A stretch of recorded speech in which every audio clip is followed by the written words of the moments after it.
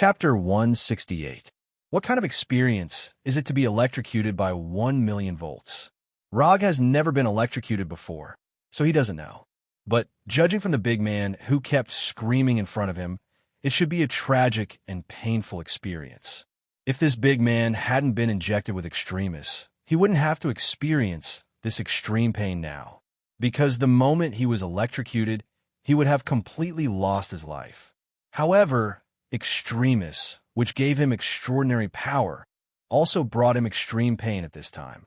Under the extremely high temperature generated by the electric current, the big man's body began to rapidly scorch.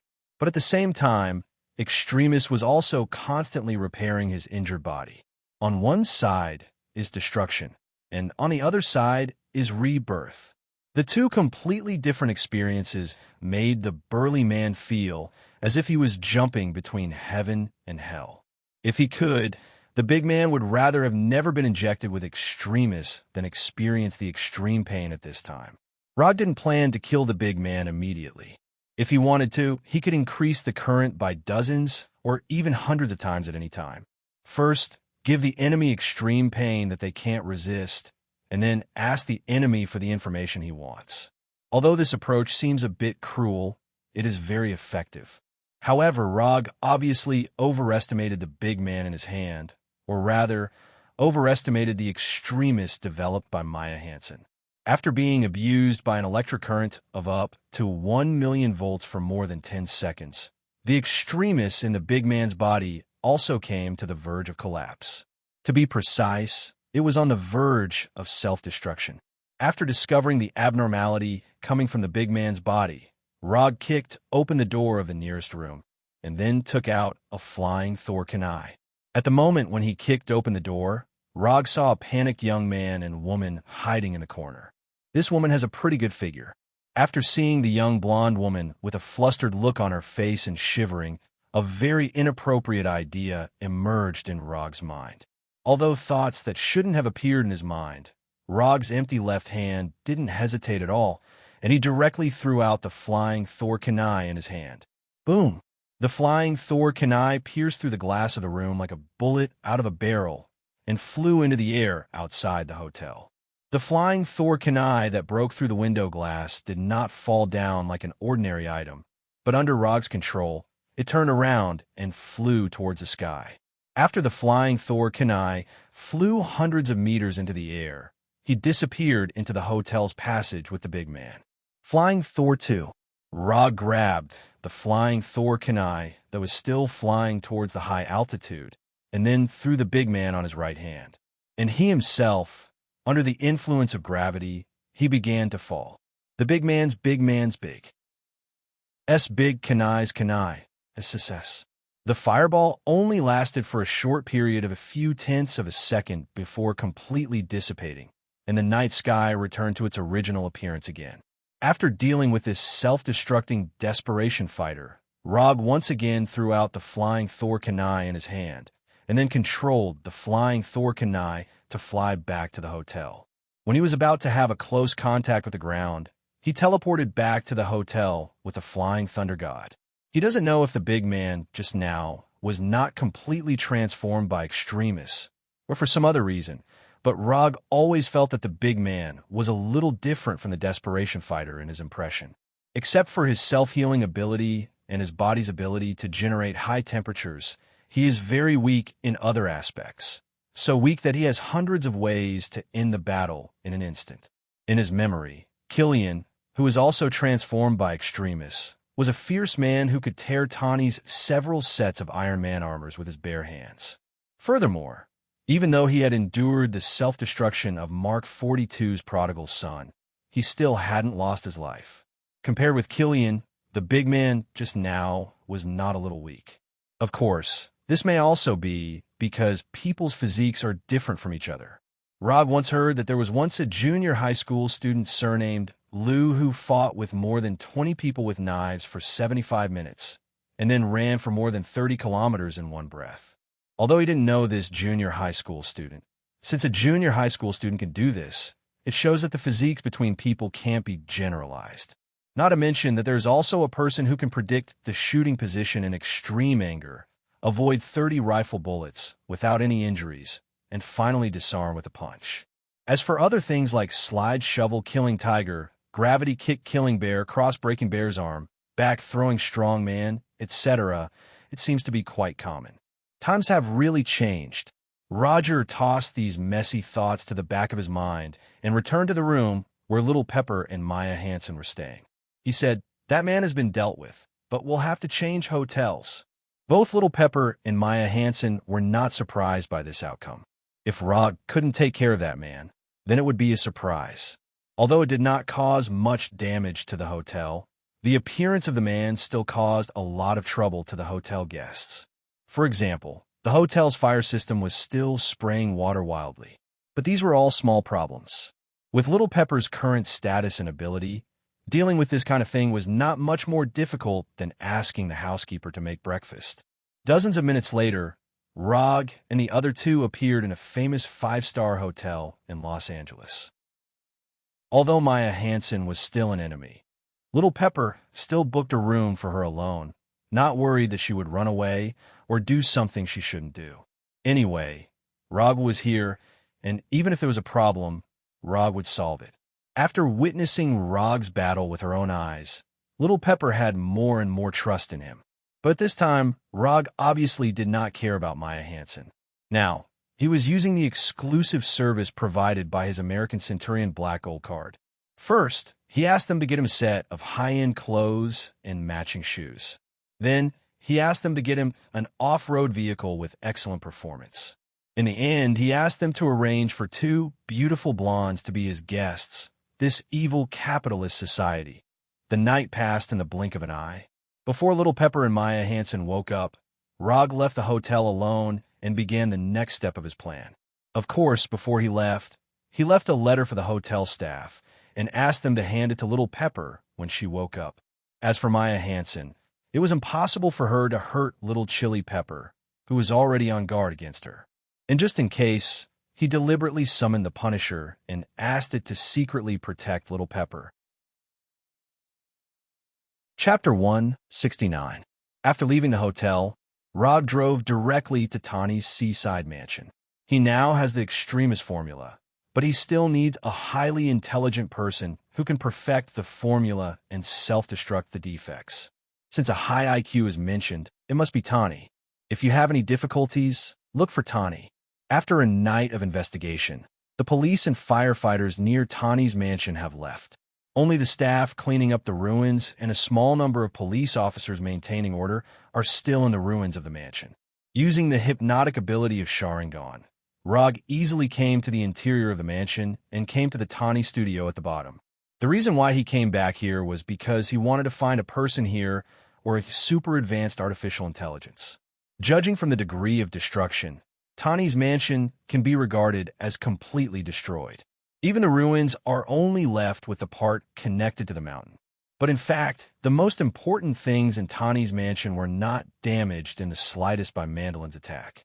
For example, the Iron Man armor hanger hidden under the studio. For example, artificial intelligence JARVIS.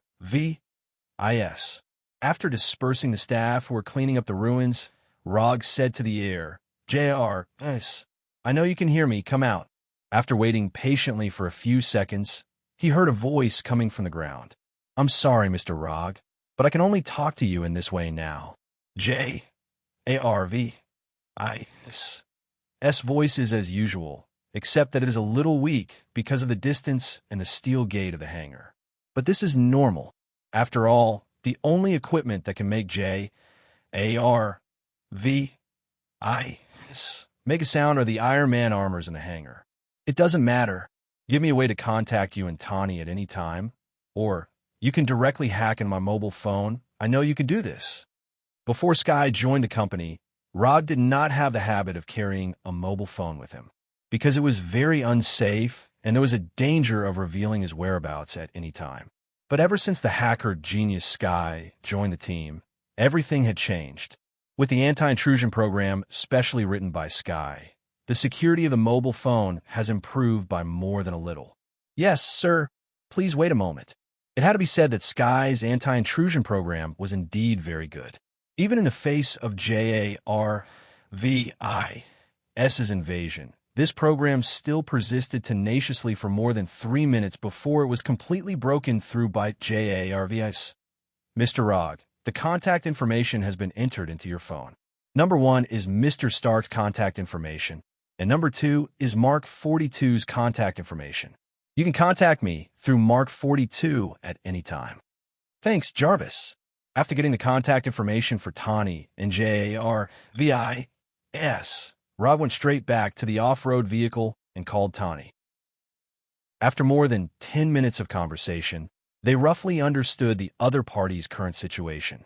Tawny was now in a small town called Rose Hill in Tennessee.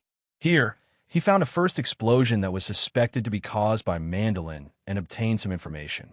He knew that all of this was related to AIM Pioneer technology. Of course, Tawny didn't forget to tell Rog that he was attacked by 2 extremist fighters and met a pretty good little boy. Rog also briefly told Tawny about what happened last night, including the fact that he arranged the Punishers to secretly protect Little Pepper. Finally, he also told Tawny about perfecting the extremist equation. Tawny didn't refuse Rog's request, but he didn't agree immediately, but said that he would think about it. Rog didn't care too much about this. As long as he didn't refuse directly, with his understanding of Tawny, Tawny will eventually help him perfect the extremist equation. Before hanging up the phone, Tawny also told Rog a piece of news. He is now asking JARVIS to analyze the satellite reception equipment of AIM Pioneer technology, and he will soon be able to locate the specific location where Mandolin released the video last night. Although Rog knew which video Tawny was talking about, unfortunately, he didn't see the video last night, because at that time, he was studying the meaning of life with 2 blondes in the presidential suite. The address where the video was released should be in Miami, Florida. If you are free, you can go there now. After directly telling Tawny where Mandolin is now, Rog took the initiative to hang up the phone and booked a first-class ticket to Miami for himself. It takes more than 5 hours to fly from Los Angeles to Miami, which is not much different from flying from New York to Los Angeles. But this time, Rog hopes that he won't miss anything.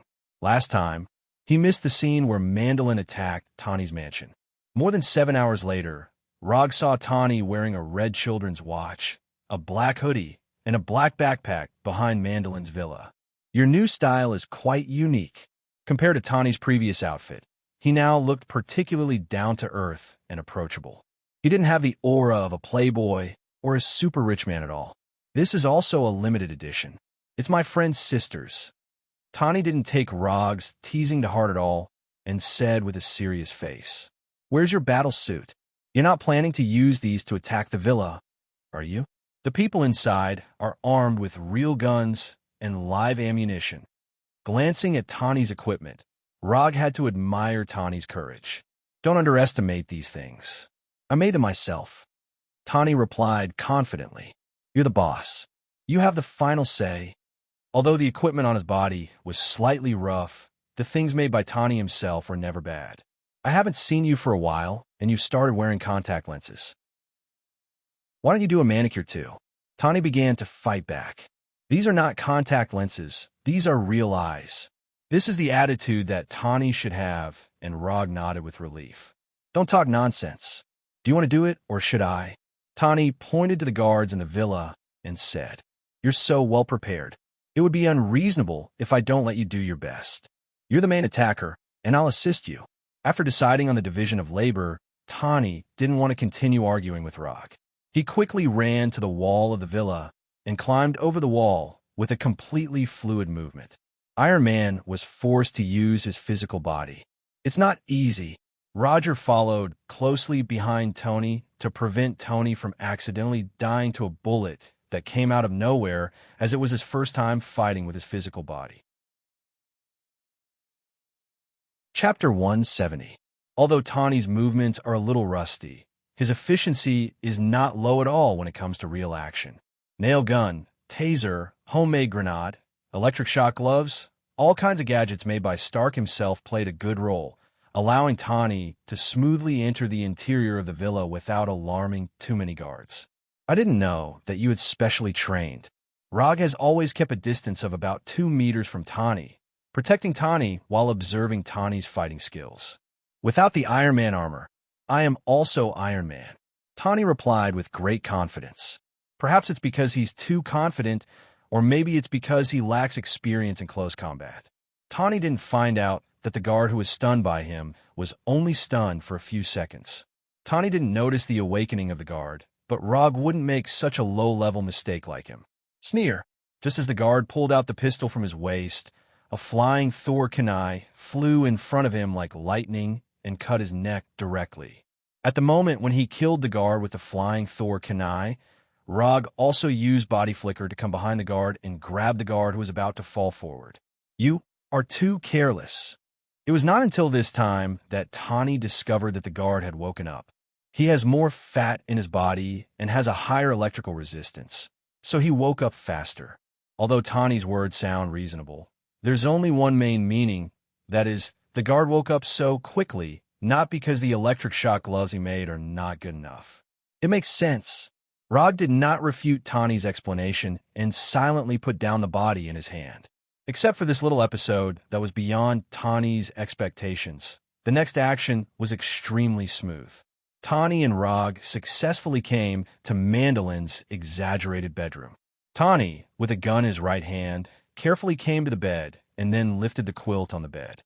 There were indeed 2 people on the bed, but it was not Mandolin as Tani imagined, but 2 girls in sexy underwear. It seems that Rog was not the only one who had a night of sex last night. Looking carefully at the 2 girls who woke up on the bed, Rog felt that the 2 blondes he had last night were more interesting. At this moment, not only were the 2 girls on the bed panicking, but also Tony, who was holding a pistol, was panicking. What's going on? What about the bearded Mandolin? Just when Tani began to wonder if he had come to the wrong room, the sound of water suddenly came from the toilet next to him. Without any hesitation, Tani made a silent gesture to the 2 girls on the bed, then immediately retreated to a corner by the bed. Which one of you is Vanessa? Mandolin, who had just come out of the toilet, did not notice that there were 2 more men in the room. He walked to the table by the bed and asked the 2 girls on the bed. It's me, a girl replied immediately. You know what? Actually, the fortune cookie is not. God, who are you? Mandolin wanted to show his humor or talent. As soon as he turned around, he saw Rog standing at the door. It doesn't matter who I am. I think you should pay more attention to him now. After saying that, Rog pointed to Tani, who walked out of the corner. Looking in the direction Rog pointed, Mandolin saw Tani, who was pointing a pistol at him with a puzzled look on his face. Don't move. I won't move. Mandolin raised his hands for the first time. Take whatever you want. These guns are fake because those bastards didn't dare to give me real guns. Mandolin suggested with a sincere face. What? At this time, Tani's intelligent brain was immediately filled with doubts. Then why don't you take these 2 girls away? Mandolin continued to suggest.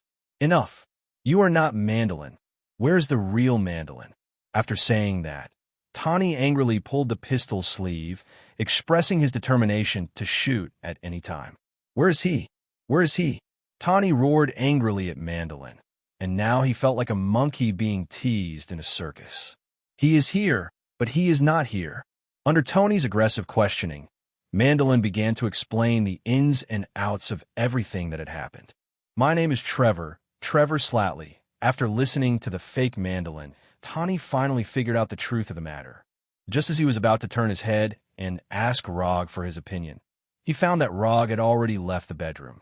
When Tani began to ask about the fake Mandolin, Rog quietly left the bedroom and began to look for the real Mandolin in the villa. An imposter was not worth a trip to Miami in person. From the beginning to the end, his goal was only Killian. While waiting for Tani's arrival, he used chakra to investigate the situation in the villa. As he expected, there was a strong high-energy reaction in the villa, and it was a high-energy reaction from the human body. However, he couldn't tell whether this high-energy reaction came from the Desperation Warrior or Killian. The target with the high-energy reaction showed no signs of leaving the villa, and he also wanted to see if Tani would personally perform a self-taught infiltration operation as he remembered, so he patiently waited for Tani's arrival. Although the development of things was a little different from what he remembered, he still appreciated Tawny's only infiltration operation in his life. Regarding this, he was very satisfied, very satisfied. However, he soon experienced the taste of disappointment. When he came to the room with a high-energy reaction, he didn't see Killian as he expected, only a big man he didn't know at all. The big man in a tight camouflage vest and camouflage trousers obviously didn't expect a stranger to come inside the villa. "You continue. Don't worry about me. I'm just a passerby." The big man was originally beating a black man who wasn't very strong, but after seeing Rog's arrival, he stopped his violent beating. Before the big man in the tight vest spoke, the black man spoke first. "Rog? You're Rog. You know me?" Rog was very sure that he had never seen this black man before. "I'm Colonel Rhodes, Tawny's friend, the one who fought for the machine." Colonel Rhodes quickly explained. "Oh, it's you." No wonder he felt that Colonel Rhodes was a little familiar from the beginning. It turned out that he was one of Tawny's only friends.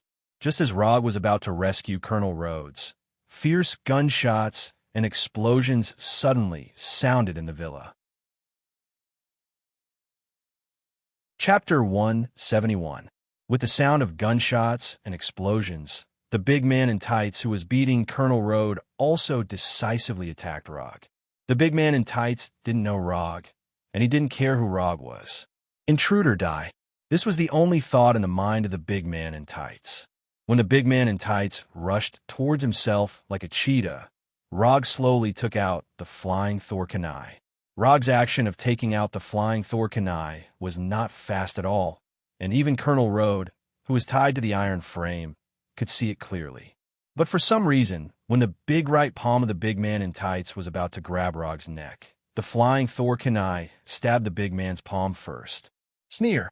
The flying Thor kunai pierced the big man's right palm without any suspense. How'd he do it? His right palm was pierced through, but the first thing that appeared in the big man's mind was not that he was injured. But how did Rog do it? How could I be hit by that kind of slow movement? This is not scientific. It is not scientific at all. Although it was a little unbelievable, the big man in tights had to admit the fact that he was injured. Under normal circumstances, the injured big man in tights should choose to retreat immediately and then prepare for the second wave of attacks. However, the big man in tights not only did not have any intention of retreating, but he directly raised his left leg and kicked towards Rog fiercely. As long as he is kicked, this guy who came out of nowhere will be seriously injured even if he does not die.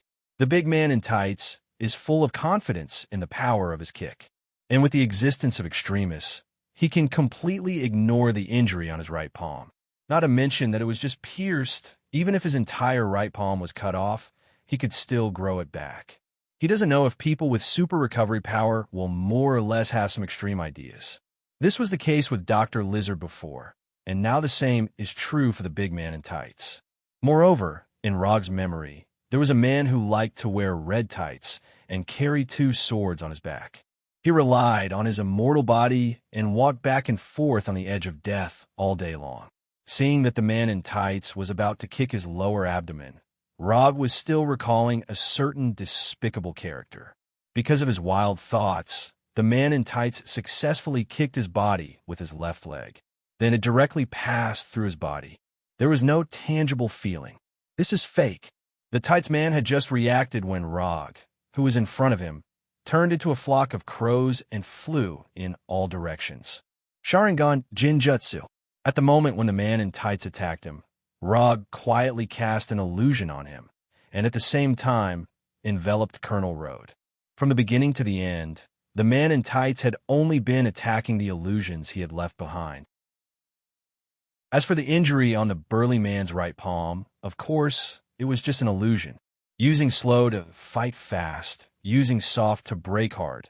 This is something that can only be done by Tai Chi in the martial arts world. Where he is now is not a martial arts world, but the Marvel world, which still follows the scientific principles most of the time. Here, speed, accuracy, and ruthlessness are the true essence of close combat. I hate men who wear tight vests, so see you in the future. Rog's voice sounded on the right side of the man in tights. Subsequently, The man in tights found that the scene in front of his eyes became upside down and spinning, as if he had been on a roller coaster in his childhood. Before the man in tights understood, he saw his own body, his body without a head, and the light blue sword in Rog's hand that was completely composed of thunder and lightning. Lightning release, thunderbolt, sword slash, using the thunder tachi to instantly cut off the enemy's head. Decapitation in one strike, full marks. When the head of the man in tights fell heavily to the ground, he heard the last words of Rog. This time it's true. As soon as this thought appeared in the mind of the man in tights, he completely lost his life. From the moment the man in tights launched his attack to the moment he completely died, only 2 or 3 seconds passed in total. If the man in tights had been a little more cautious, instead of relying on his extremists to launch an attack recklessly, then he would have been able to live for at least a few more seconds. Although the final outcome will not change in any way, at least his death will look a little better.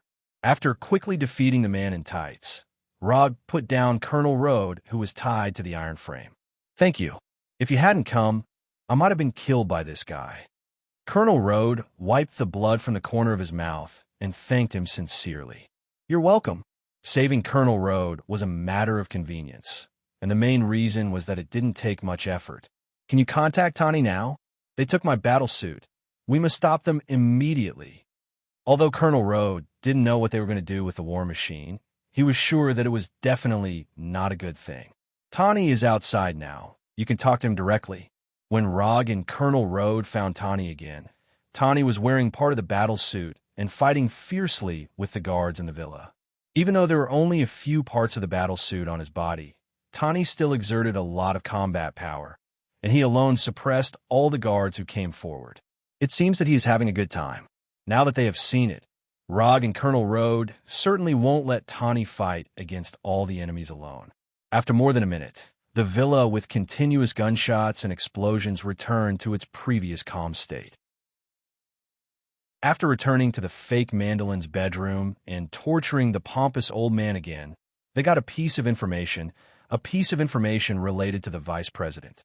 Driving the luxury yacht generously gifted by the fake Mandolin, Rog and the other two left the villa, and Tani also called the vice president at this time. This is what it means to have a high profile.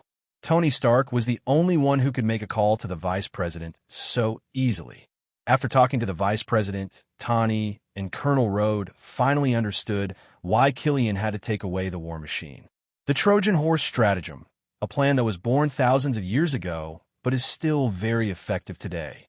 The war machine on Air Force One is that Trojan horse. I'm sorry to interrupt you. I'm not biased against politicians, but if I remember correctly, the vice president's daughter lost her right leg when she was a child. It just so happens that Killian's extremis has the ability to regenerate broken limbs. As soon as Rog finished speaking, the faces of Tani and Colonel Road became a little ugly, and as time passed, it became more and more ugly. Chapter 172. Tani and Colonel Road are not political idiots. If they still can't connect the dots, Rog will seriously doubt their IQ. The vice president and Killian have good reasons to cooperate, and this also explains why Mandolin can launch so many terrorist attacks in the United States. According to the current situation, there are only 3 of us left to save the president. Even the vice president is Killian's partner, which means that they can't get any official help. The president of the United States has been reduced to the point where only 3 people can save him. He doesn't know if this is the misfortune of President Ellis or the honor of Rog and the other 2. Let's not worry about that for now. I'll let Mark 42 go to Air Force One and take a look. After that, Tony controlled the Mark 42 Prodigal to fly toward Air Force One. When Mark 42 set off, Tani and Colonel Road turned to look at Rog at the same time. "Why are you looking at me? I can't fly. I'm a ninja, not Superman." "Are you kidding me? I don't want to go to Air Force One. I'm not an American." The rescue operation of Mark 42 was similar to what Rog expected. Tani didn't find any trace of President Ellis on Air Force One, nor could he prevent the explosion of Air Force One. However, under his control, The Mark 42 Prodigal successfully rescued the 13 government personnel from the crash. Then, Mark 42 was hit by a passing truck and fell apart. Although it was only remotely controlled, the sudden impact still made Tawny in the cabin involuntarily close his eyes. Fortunately, it was only remotely controlled. Otherwise, he would be the one who was hit now. Tawny just sighed. Colonel Road opened the cabin door and said, "Brother, I want to hear some good news. They're all safe, but I didn't save the president." Tawny reported his results honestly. "You can't save the president with a combat suit. Then Rog and I have no chance without a combat suit." Colonel Road couldn't help but grumble, and then he sighed. After hearing Colonel Road's words, Rog, who was lying on the sofa with his eyes closed, opened his eyes. "Wait, what does this have to do with me? I don't have to wear a combat suit. It's just you who is weak. Don't drag me in." However, Rog didn't say these words in the end, but turned to look at Tawny. "Your remote control system is pretty good. How about installing a set for my Mark III? Mark III doesn't have the corresponding receiving and operating equipment. What do you think?" Tawny answered without looking back. "Then you can upgrade the Mark III in my hands.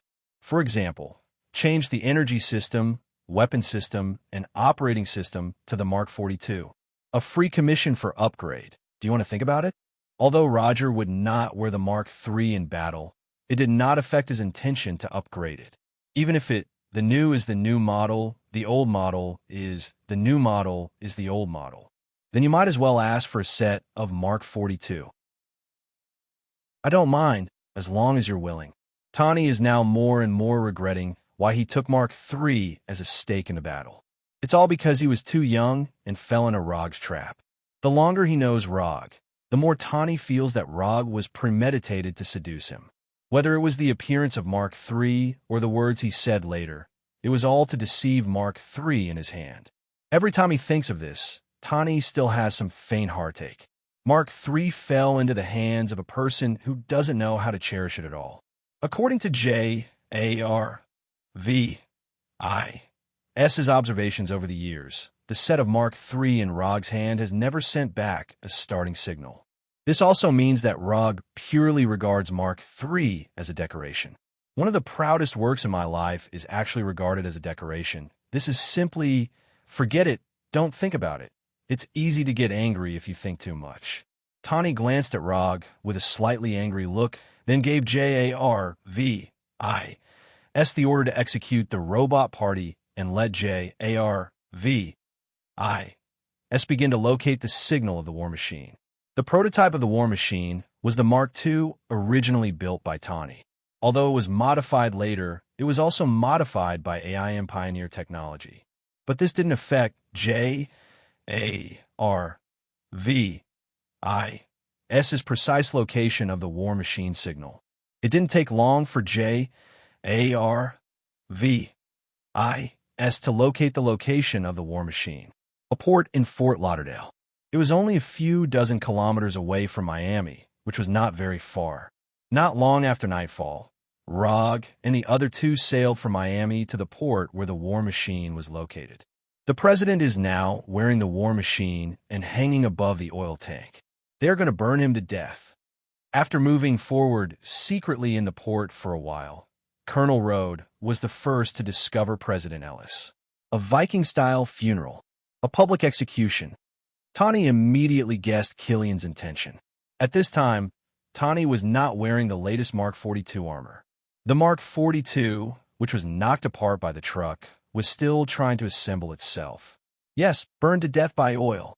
They're surrounded by their guards, and we can't sneak in quietly.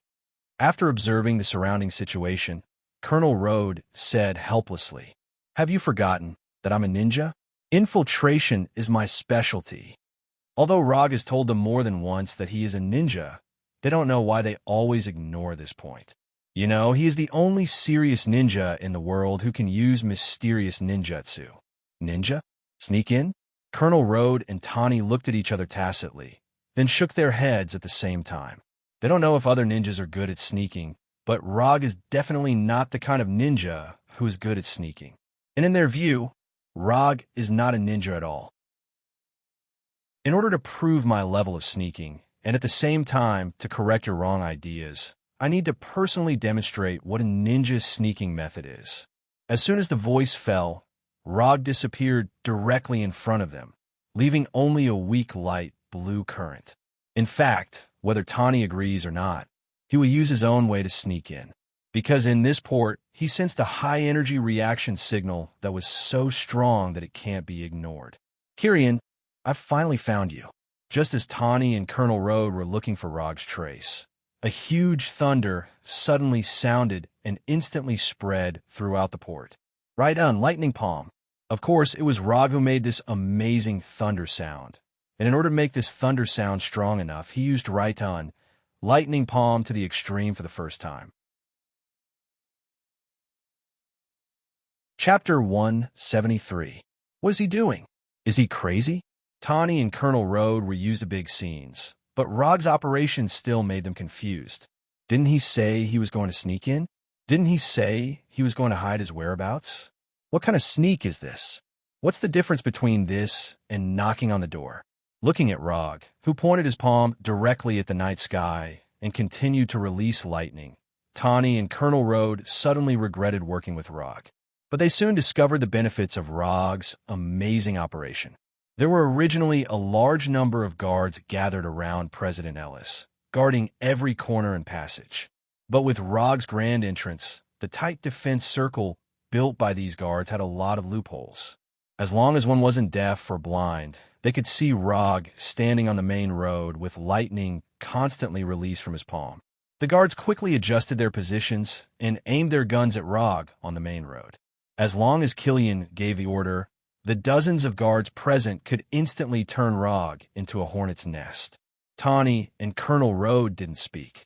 They silently looked at each other, then carefully walked toward President Ellis. Killian, don't hide. I know you're here. Come out and play. If you want to control everything behind the scenes, you can't be the real boss. Rog said as he walked, not caring about the guards at all, as if he didn't see the muzzles aimed at him at all. Although his voice wasn't very loud, he was sure that Killian could hear him. Just as he guessed, Killian was watching him through a surveillance screen in a room on the fishing platform. Looking at the completely unfamiliar face on the screen, Killian showed a puzzled expression. Who is this guy? Where did he come from? How did he know my plan? Although Killian didn't know Rog, he knew that Rog wasn't the kind of existence that could be dismissed at will.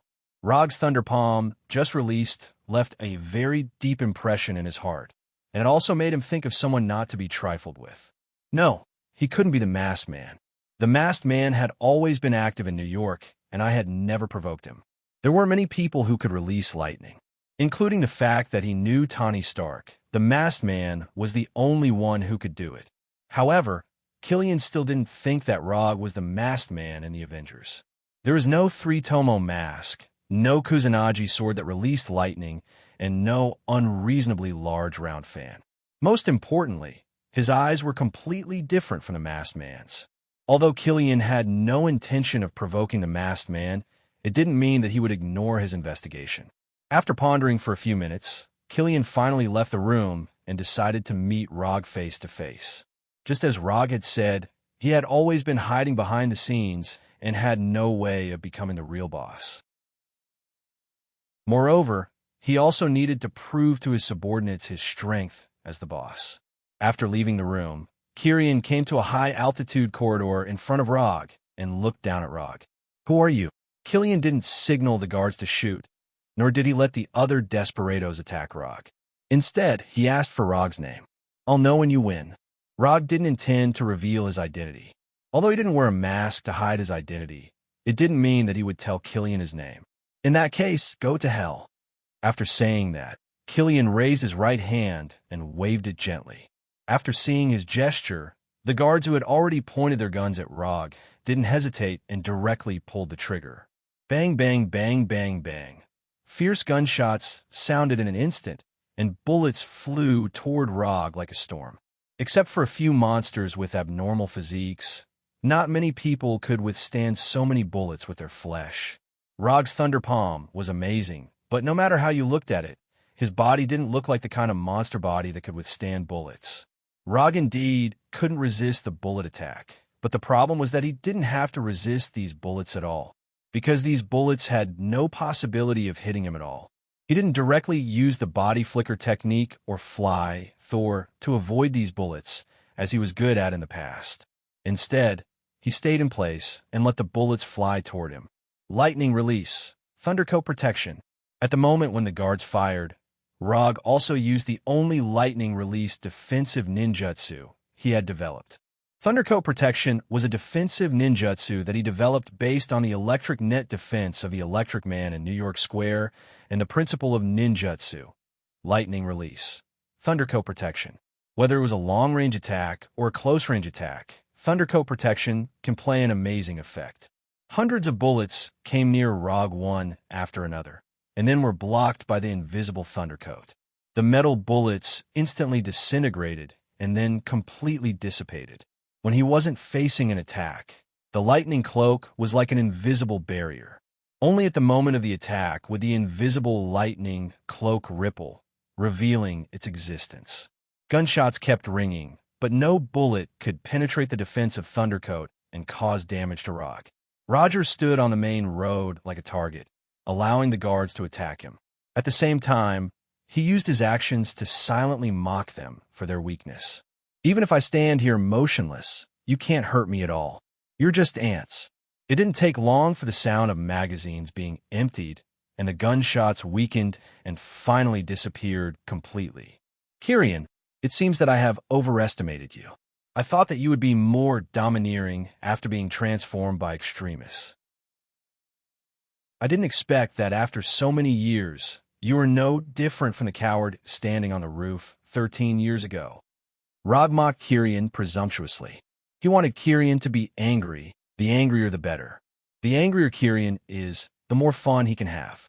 After hearing Rog mention the roof 13 years ago, Kyrian's face finally changed, became gloomy, and his skin began to turn slightly red.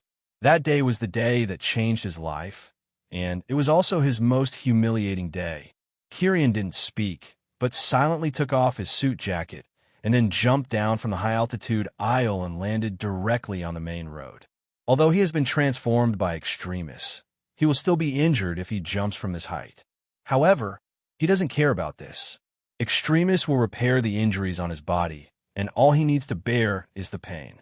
And he has long been accustomed to pain. Chapter 174. Killian, whose body seemed to be flowing with magma, walked step by step to Rog. Then, he stopped about 5 meters away from him. Killian didn't say anything harsh.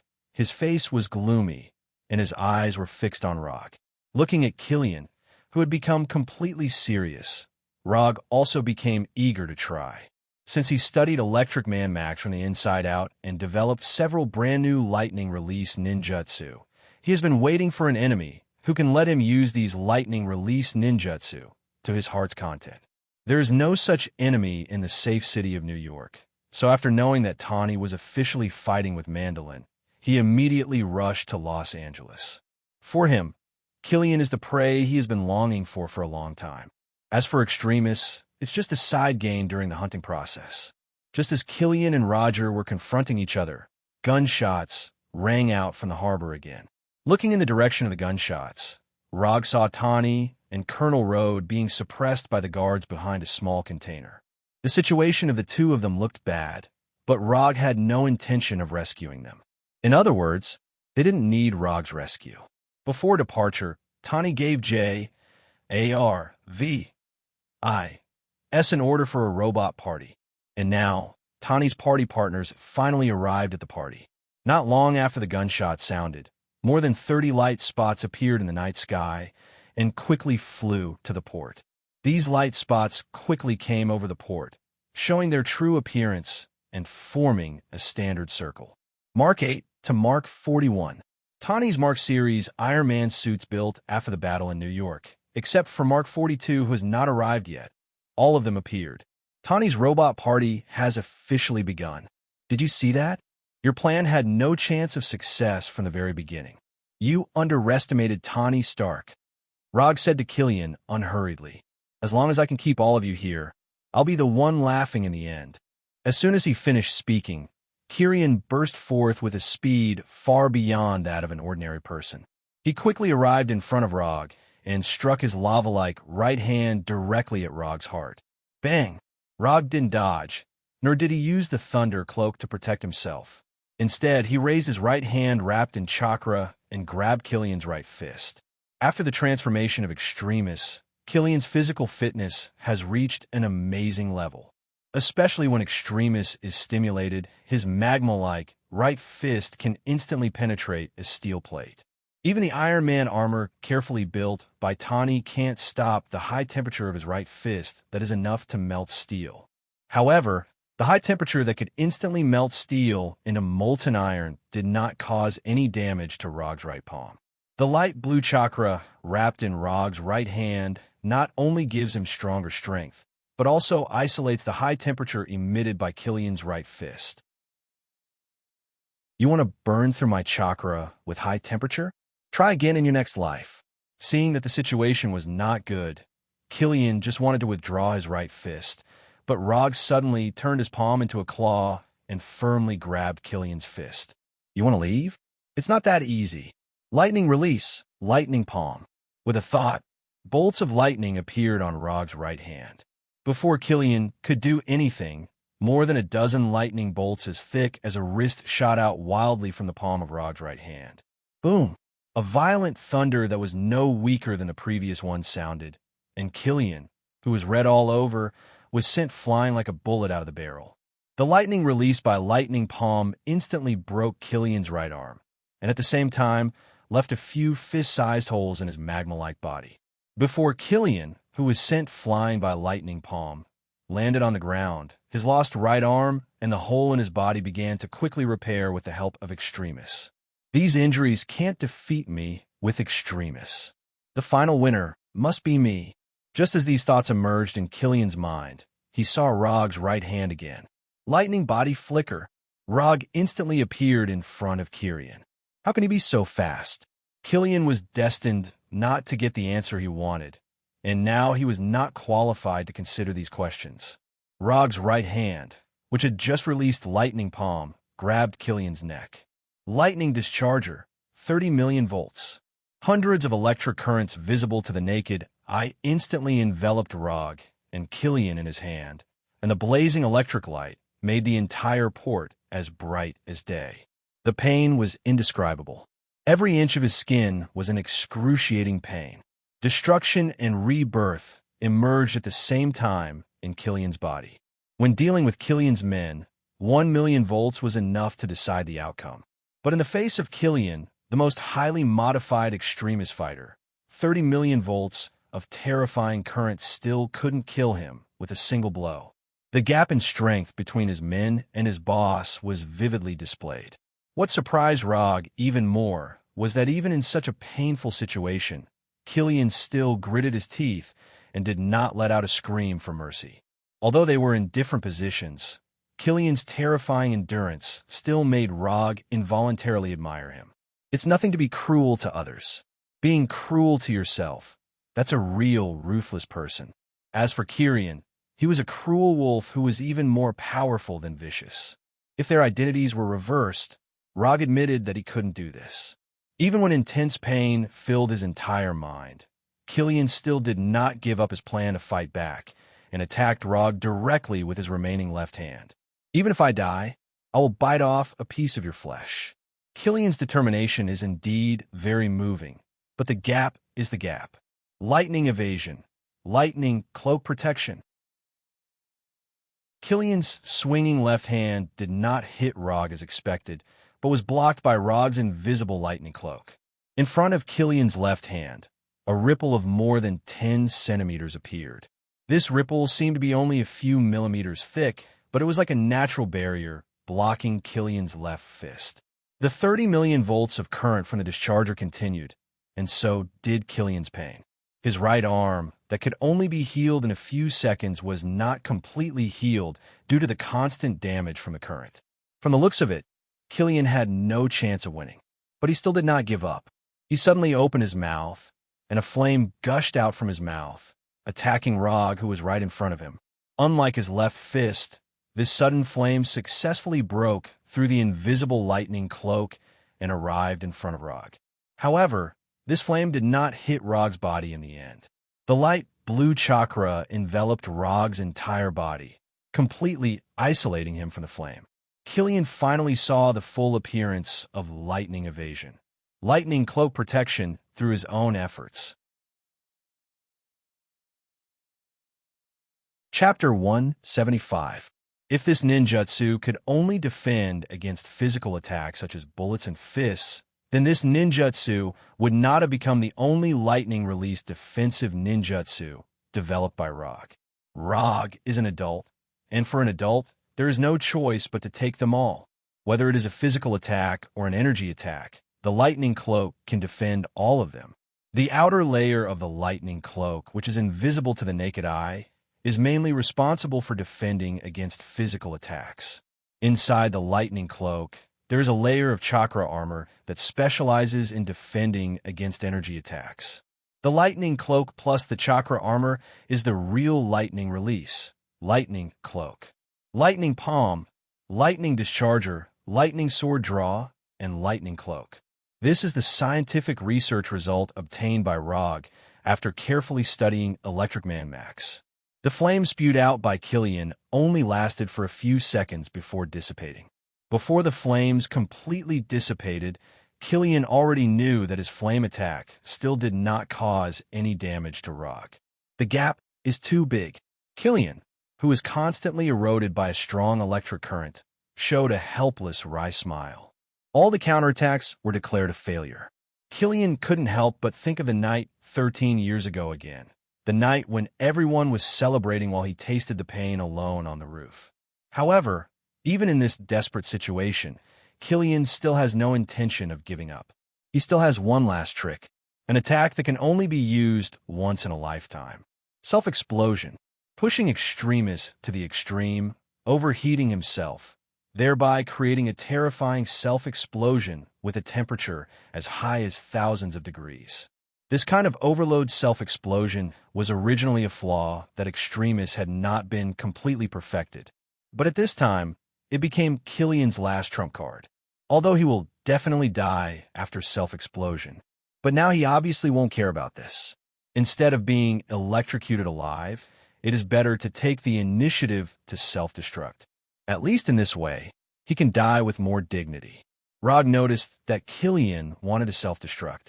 Just when he was considering whether to continue to increase the power of Lightning Discharger or use Lightning Sword Draw with his left hand to directly cut off Killian's head, Killian, who was grabbed by the neck by him, was suddenly bounced out by a powerful force.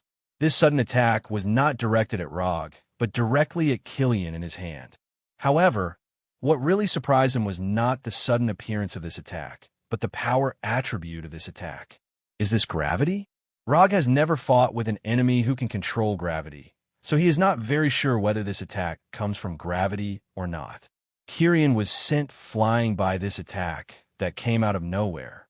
The terrifying impact made his already battered body even worse. Although this method of saving him is a bit speechless, he had to admit that this attack allowed him to escape, as he had a chance to do it again as well. After Killian was sent flying, Rog didn't choose to pursue him immediately. Instead, he began to search around. If he guessed correctly, he might be able to find a delicate gadget here. Sure enough, just 3 or 4 meters away from him, there is a circular instrument made of metal, with the overall shape of 2 movable rings intertwined together. In the middle of this instrument, which is only 2 or 3 centimeters in diameter, there's a small piece of black substance that looks like oil. At first sight of this instrument, Rog recognized its origin. The small gravitational proton instrument was built by Ian Queen's Queen Group. The black substance inside is the gravitational proton that can control gravity. 9-headed Hydra, interesting, since the last time he mentioned that he wanted the first item of 084, the obelisk, Hydra has never contacted him or appeared in front of him again. As a result, after disappearing for several months, Hydra emerged and stood on the opposite side of him. The ambitious Hydra will not let go of any opportunity to strengthen themselves, and Killian's Extremis perfectly meets their requirements. While Rog was looking for the small gravitational proton instrument, Killian did not waste this rare opportunity. He dragged his body, which had not fully recovered, and walked towards the laboratory on the fishing platform without looking back. Killian didn't know who saved him, but he didn't have time to think about it now.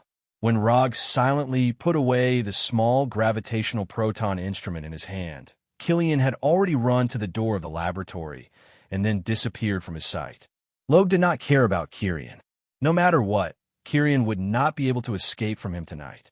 He has firmly remembered the energy characteristics of Killian's body. Unless Killian can cast a portal like Kamartaj Sorcerer, he won't have any chance to leave. Although Hydra's people hid well enough and were careful enough when launching attacks, their caution was destined to be meaningless. Chakra perception.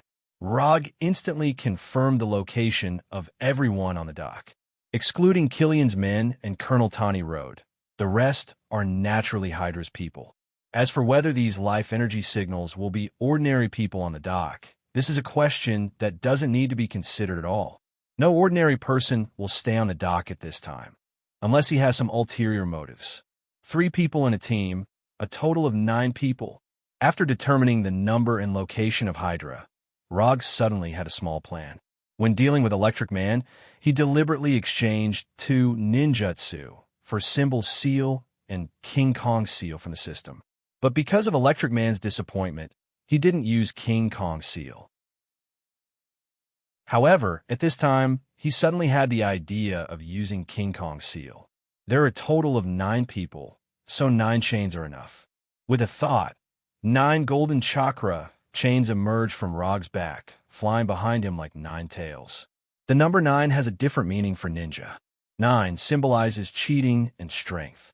When 9 thick chakra chains emerged from Rog's back, the 9 Hydra warriors hiding in the dark couldn't help but feel shocked, and a sense of danger immediately surged in their hearts. Before they set off, they knew that the people they were going to face this time were extremely dangerous and extremely ferocious. Once they were found, their chances of survival were infinitely close to 0. But even so, they still took the mission and came here without hesitation. Chapter 176. When it comes to brainwashing their subordinates, Hydra is definitely one of the best in the world. Even S.H.I.E.L.D., which has the name of a justice organization, is far inferior to Hydra in this regard. The last time Rog encountered such a loyal enemy was when his hand was still alive. Unfortunately, his hand was still gone in the end, and it was because of him. He didn't know which one was more thorough in brainwashing, the ninja of the hand or the Hydra agents. An idea suddenly popped up in Rog's mind as he manipulated the 9 tail-like chakra chains behind him.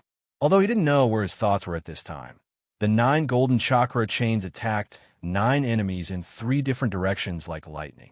Judging from the strength of the 9 Hydra agents, using the King Kong blockade to deal with them would be a waste of chakra. However, Rog didn't care about this at all.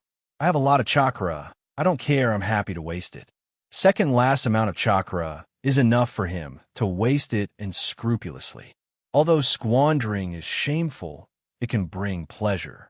In the face of the lightning-fast chakra chains, the 9 Hydra agents did not have any intention of retreating. At the moment they accepted the task, they already knew their fate very clearly. Once they are discovered, they will die. They may not be able to change their fate of death, but they can make their deaths more meaningful. Since they have already been exposed, there is naturally no need to hide. The 9 Hydra agents picked up the weapons in their hands at the same time and then decisively pulled the trigger. 6 automatic rifles took the lead in firing bullets, and the metal bullets flew towards the incoming chakra chains. Then, 3 rocket launchers that looked like rocket launchers but were more technologically advanced than rocket launchers also launched an attack towards Roger. 3 small gravitational proton instruments, driven by the silver-white barrels, flew towards Rog at a speed faster than the speed of sound. These Hydra agents witnessed the scene of Rog using Raijin to block the bullets and Killian's attack. But this time, they still aimed their most powerful weapons at Rog himself, not the incoming chakra chains. The golden chakra chains are not easy to deal with at first glance. and attacking these chakra chains will not change the outcome of their death. Therefore, instead of attacking the chakra chains, it is better to put hope on the small gravitational proton instruments and hope that these small but powerful gadgets can injure or directly kill Rog. As long as Rog is injured or killed, these chakra chains will naturally disappear. The way these Hydra agents responded was not wrong, but they underestimated Rog and overestimated the power of the small gravitational proton instruments. It took less than a second for these small gravitational proton instruments to fly in front of Rog, and then they were blocked by the invisible Raijin. The strong electric current quickly disintegrated the shape of the instrument, and three gorgeous ripples visible to the naked eye appeared on the left and right sides of Rog. While the Raijin disintegrated and blocked these gravitational proton instruments, these instruments also released a powerful impact force that was enough to knock out a heavy truck. With Rog's location as the center, the ground within 10 meters in diameter cracked instantly. Spiderweb-like cracks spread around, and the shattered stones were further crushed under the influence of chaotic gravity. The gravitational proton not only strengthens the gravity in Rog's location, but also forms a chaotic and dangerous, terrifying gravitational field. If it was an ordinary person, they would have been crushed into a disgusting mass of meat at the moment the gravitational field was formed. Then, under the influence of chaotic gravity, it changed from a solid mass of meat to a torn and flying strip of meat. In terms of the nature of energy, gravity is definitely a high-end energy attribute. But high-end does not mean absolute strength. Quality is important, but quality without quantity is weak. With the three groups of gravitational proton that are not even as big as Rog's little finger, they want to break through his carefully developed Raijin. Don't be kidding. If the Raijin was so easy to break through, Rog would jump from the port now and swim back to New York. The terrifying and dangerous gravitational field only lasted for less than 10 seconds before dissipating on its own, leaving nothing but gravel on the ground. Although Roger didn't move from his spot, the 9 chakra chains were still carrying out his orders faithfully. The 9 Hydra agents didn't even wait for the gravitational field to disappear before their chests or necks were broken by the chakra chains. Hydra didn't expect the 9 agents to cause much damage to Rog at first. The only reason for their presence here may be to provide some help to Killian at the right time.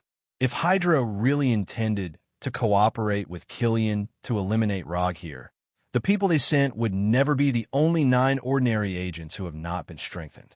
These 9 agents can bully ordinary people, but in front of Rog, they are still too weak, so weak that Rog is not even willing to take out his kunai. But anyway, they still paid the price of their lives so that Killian was qualified to live a little longer. Tawny and Colonel Rhodes are still fighting against Killian's men. Although there are only 2 of them, they are now the ones who have the upper hand. Tawny is even fighting 1 against 3 by constantly changing his Iron Man armor. He is fighting against 3 desperados at the same time, and he is also fighting very well.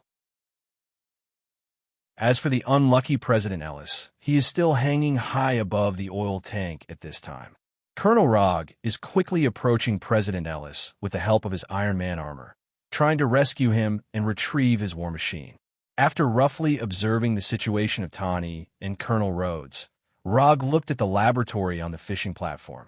After dealing with Killian, he can go home. It will be a good Christmas Eve. Just as Rog was about to take out the flying Thor and fly directly to the laboratory, Killian, who had disappeared for a while, took the initiative to come out of the laboratory. It's still the same appearance as before. Except for the fact that his shirt has completely disappeared, Killian looks no different from before. If the change in size doesn't count. Killian's body was originally about the same size as Rog, but now he is half a meter taller than Rog. In addition to the skyrocketing height, his body has also become a lot thicker, and his muscular right arm is even thicker than Rog's thigh. If his skin could turn green, then he would look like a small Hulk injected with extremis. Chapter 177. Second Enhancement? That's interesting. Although Rog didn't witness what Killian did in the laboratory, it wasn't difficult to guess from his current appearance. The brief fight just now, or rather, the one-sided abuse, made Killian fully aware of the strength gap between the two. If he wants to defeat Rog, he must use some extraordinary means. As one of the co-developers of Extremis, Killian knows very well what the consequences of injecting an overdose of Extremis will be. But now he obviously doesn't care about this. I'm not even afraid of self-destruction. What else can I be afraid of? And things have developed to the present, and he has nothing to lose. Either he defeats Rog and leaves here alive, or he loses and says goodbye to the world. Although our positions are different, I have to say that you are a respectable opponent. The injection of Extremis is definitely not an easy thing to do. Looking at the people who self-destructed because they couldn't bear Extremis, you can know that injecting this thing is not easy at all. When the body has reached its limit, he continued to perform a second injection and resisted it. Kieran's willpower alone was enough for Rog to respect him. Respecting the opponent is respecting yourself. If we could have met earlier, maybe we could have become friends. There's a piercing pain in his body all the time, but Killian still said to Rog as if nothing had happened. Yeah, but unfortunately, there are not so many ifs in this world.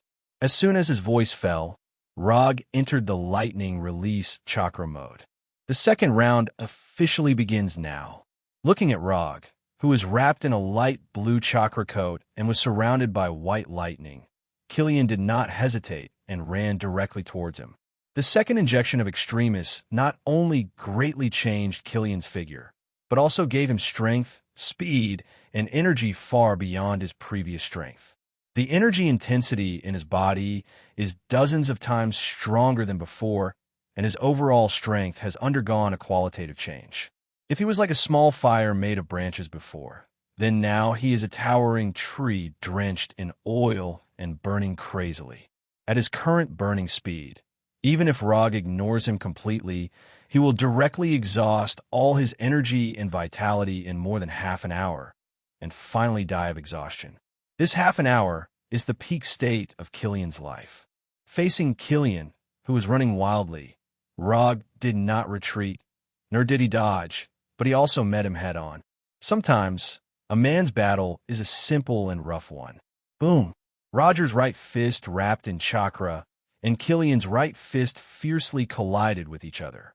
A strong sonic boom burst out, and a terrifying impact force spread out in all directions like a hurricane. At the same time of the sonic boom, the ground where Rog and Killian stood also instantly cracked, and the ground within 10 meters in diameter was instantly covered by spiderweb-like cracks. After the two fists collided, Rog and Killian withdrew their fists almost at the same time. Then, they launched a second wave of attacks towards each other. On the surface, Killian is a cultured person, and he has not experienced any decent battles. But his close combat ability is not weak at all, and his first move is a pure American boxing. Jab, swing hook, heavy punch, 1-2 combo. Killian is like a boxing champion in the ring, crazily attacking Rog, and the strength and speed of his punches are dozens or even hundreds of times stronger than those boxing champions. Compared to Killian's pure boxing attacks, Rog's attacks are more unconstrained. Rog does not specialize in a particular school of fighting techniques. In other words, he knows a little bit of the moves of any school of fighting. His 3-Tomo Sharingan is not only able to release illusions. The punches hit the flesh, the dull and intense hitting sounds, and the sonic booms are like a symphony. The momentum caused by the battle between Rog and Killian made Tawny and others, who were originally fighting fiercely, involuntarily stop fighting, and one by one, they all focused their attention on them. There are no mysterious ninjutsu, no fancy energy attacks. There are only pure extreme fist and foot attacks here, and only simple and crude male fighting. Neither Rog nor Killian paid attention to the uninvited spectators, and all their attention was now focused on the enemy in front of them, who was only less than a meter away from them. If you give me a hook, I will give you an elbow. If you give me a burst punch, I will give you a heavy punch. Killian has a twice-strengthened Extremis and a taller and sturdier body, and Rog also has a Sage body and lightning release chakra mode. They are like the gladiators in the Colosseum of ancient Rome, staging bloody and primitive wild battles. Looking at Killian and Rog's attacks that produce sonic booms every time Tawny and the others present swallowed unconsciously. Are these two guys really still human? Although in terms of appearance, they all have typical Earthling characteristics. But what they're doing now is not like Earthlings in general. Have you ever seen an Earthling who can make a sonic boom with a punch? Have you ever seen an Earthling whose punch is so fast that the radar of the Iron Man armor can't catch it? The two below were the ones. Although he has entered the lightning release chakra mode, Rog has to admit that Killian's fists are still quite painful. However, compared with Rog, who has the chakra coat and lightning protection, Killian, who has an advantage in size, is the one who is more miserable. Extremis has greatly strengthened his body, but no matter how it is strengthened, his body is still an ordinary body, not a monster-like body like Hulk's. Every punch that Rog makes will leave a lot of injuries on his body. Either his bones are broken, or his body is directly sunken. If it weren't for the amazing resilience of Extremis, Killian would have been beaten into a pulp by Rog. Although he didn't take any advantage in the melee fighting, Killian still had no intention of retreating. Once he pulls away, he, who lacks long-range attacks, will only be more miserable than he is now. Killian knows this very well, and so does Rog. So at this time, Rog is enjoying the pleasure of fighting brought by Killian to the fullest. Sure enough, men sometimes still need to release their passion on other men. This can let men find the wild passion of another male creature. Under Rog's frenzied attacks, Killian's form changed once again. Chapter 178. Previously, Killian only looked like he had lava flowing in his body, but now he looked like he had lava flowing in his body. Now, Killian was like the legendary lava giant. His skin had turned dark red like lava. Killian's form changed once again, and he emitted a shockingly high temperature. The surrounding temperature also increased by more than 10 degrees Celsius, and it showed signs of continuing to rise. Killian was now using his actions to prove what it meant to burn one's life. Rog also showed his respect for Killian's willingness to risk his life. Monstrous Strength Fist. Ever since he obtained the Monstrous Strength Fist ability, he hadn't used it in a real battle. The enemies he had encountered before either didn't really want to play this kind of close combat with his fists, or were too weak to be worth him using this move. Bang! Rog's right fist was like a heavy artillery shell fired from a main battle tank, and it fiercely hit Killian's chest. In an instant, a fist-sized dent appeared in Killian's chest, which looked like it was made of magma. His ribs also broke without any suspense. This monstrous strength fist, which could shatter a boulder, didn't send Killian flying, but it made him silently retreat a few steps. Your punch isn't strong enough. After taking Rog's monstrous strength fist head-on, Killian's face showed a crazy smile, and he said to Rog with a ferocious expression. As soon as his voice fell, Killian rushed in front of Rog, and his lava-like right fist directly hit Rog's head. Even if he was in lightning chakra mode, even if he had the body of an immortal. If Killian's fist hit his head, even if Rog wasn't seriously injured, he would have a severe concussion. Of course, the premise was that Killian's right fist could hit Rog's head. Rog didn't prepare to block Killian's fist, nor did he intend to retreat. Just as Killian's fist, which was no weaker than the monstrous strength fist, was about to hit his head, he tilted his head to the left at this critical moment. Killian's right fist brushed his right ear with a distance of less than a centimeter, and then Killian heard his sudden question. Do you know what 1,000 minus 7 equals? Of course, Killian knew what 1,000 minus 7 equals. However, he didn't intend to answer Rog at all, but took this as a provocation from Rog. Just as Killian was about to cut off Rog's head with his right hand, he suddenly found that his right hand was firmly grasped by Rog. Rog's hands grabbed Killian's right forearm and upper arm respectively, and then his hands suddenly bent. Gotcha! The crisp sound of an elbow joint fracture sounded. To an ordinary person, having his right arm broken was probably an unbearable pain. But to Killian, This pain was nothing. What's more, extremists can repair. However, Killian still misjudged Rog's idea. Breaking Killian's arm was not Rog's real purpose. Just as Extremis was trying to repair the broken right arm, Rog's right hand that grabbed Killian's forearm suddenly exerted force and directly removed Killian's forearm. What is 1,000 minus 7 equals? Rog pulled out Killian's forearm, directly like pulling out the weeds in the garden, and continued to ask. Killian now has no idea what Rog is going to do. With Killian's silence, Rog's left hand that grabbed his upper arm suddenly exerted force and pulled his upper arm directly off. 1,000 minus 7. What the hell is this guy going to do? This kind of injury is nothing to me. Even if his right forearm and upper arm were torn off one after another, Killian still didn't take it to heart. However, after seeing Rog's gaze like a wolf looking at a rabbit, Killian suddenly remembered something. Is he going to impossible? This is not his fighting style. Feeling that something was wrong, Killian instinctively wanted to retreat, but it was too late. Rog grabbed his left hand at some point. This guy is really going to do this. Killian didn't have time to withdraw his left hand, and the forearm of his left hand was pulled off by Rog violently. 1,000 minus 7. Killian still didn't answer, so the upper arm of his left hand was also torn off. He's going to tear Killian apart. After seeing Rog tear off Killian's hands with great decisiveness, Tawny and Colonel Road had this amazing idea in their minds at the same time.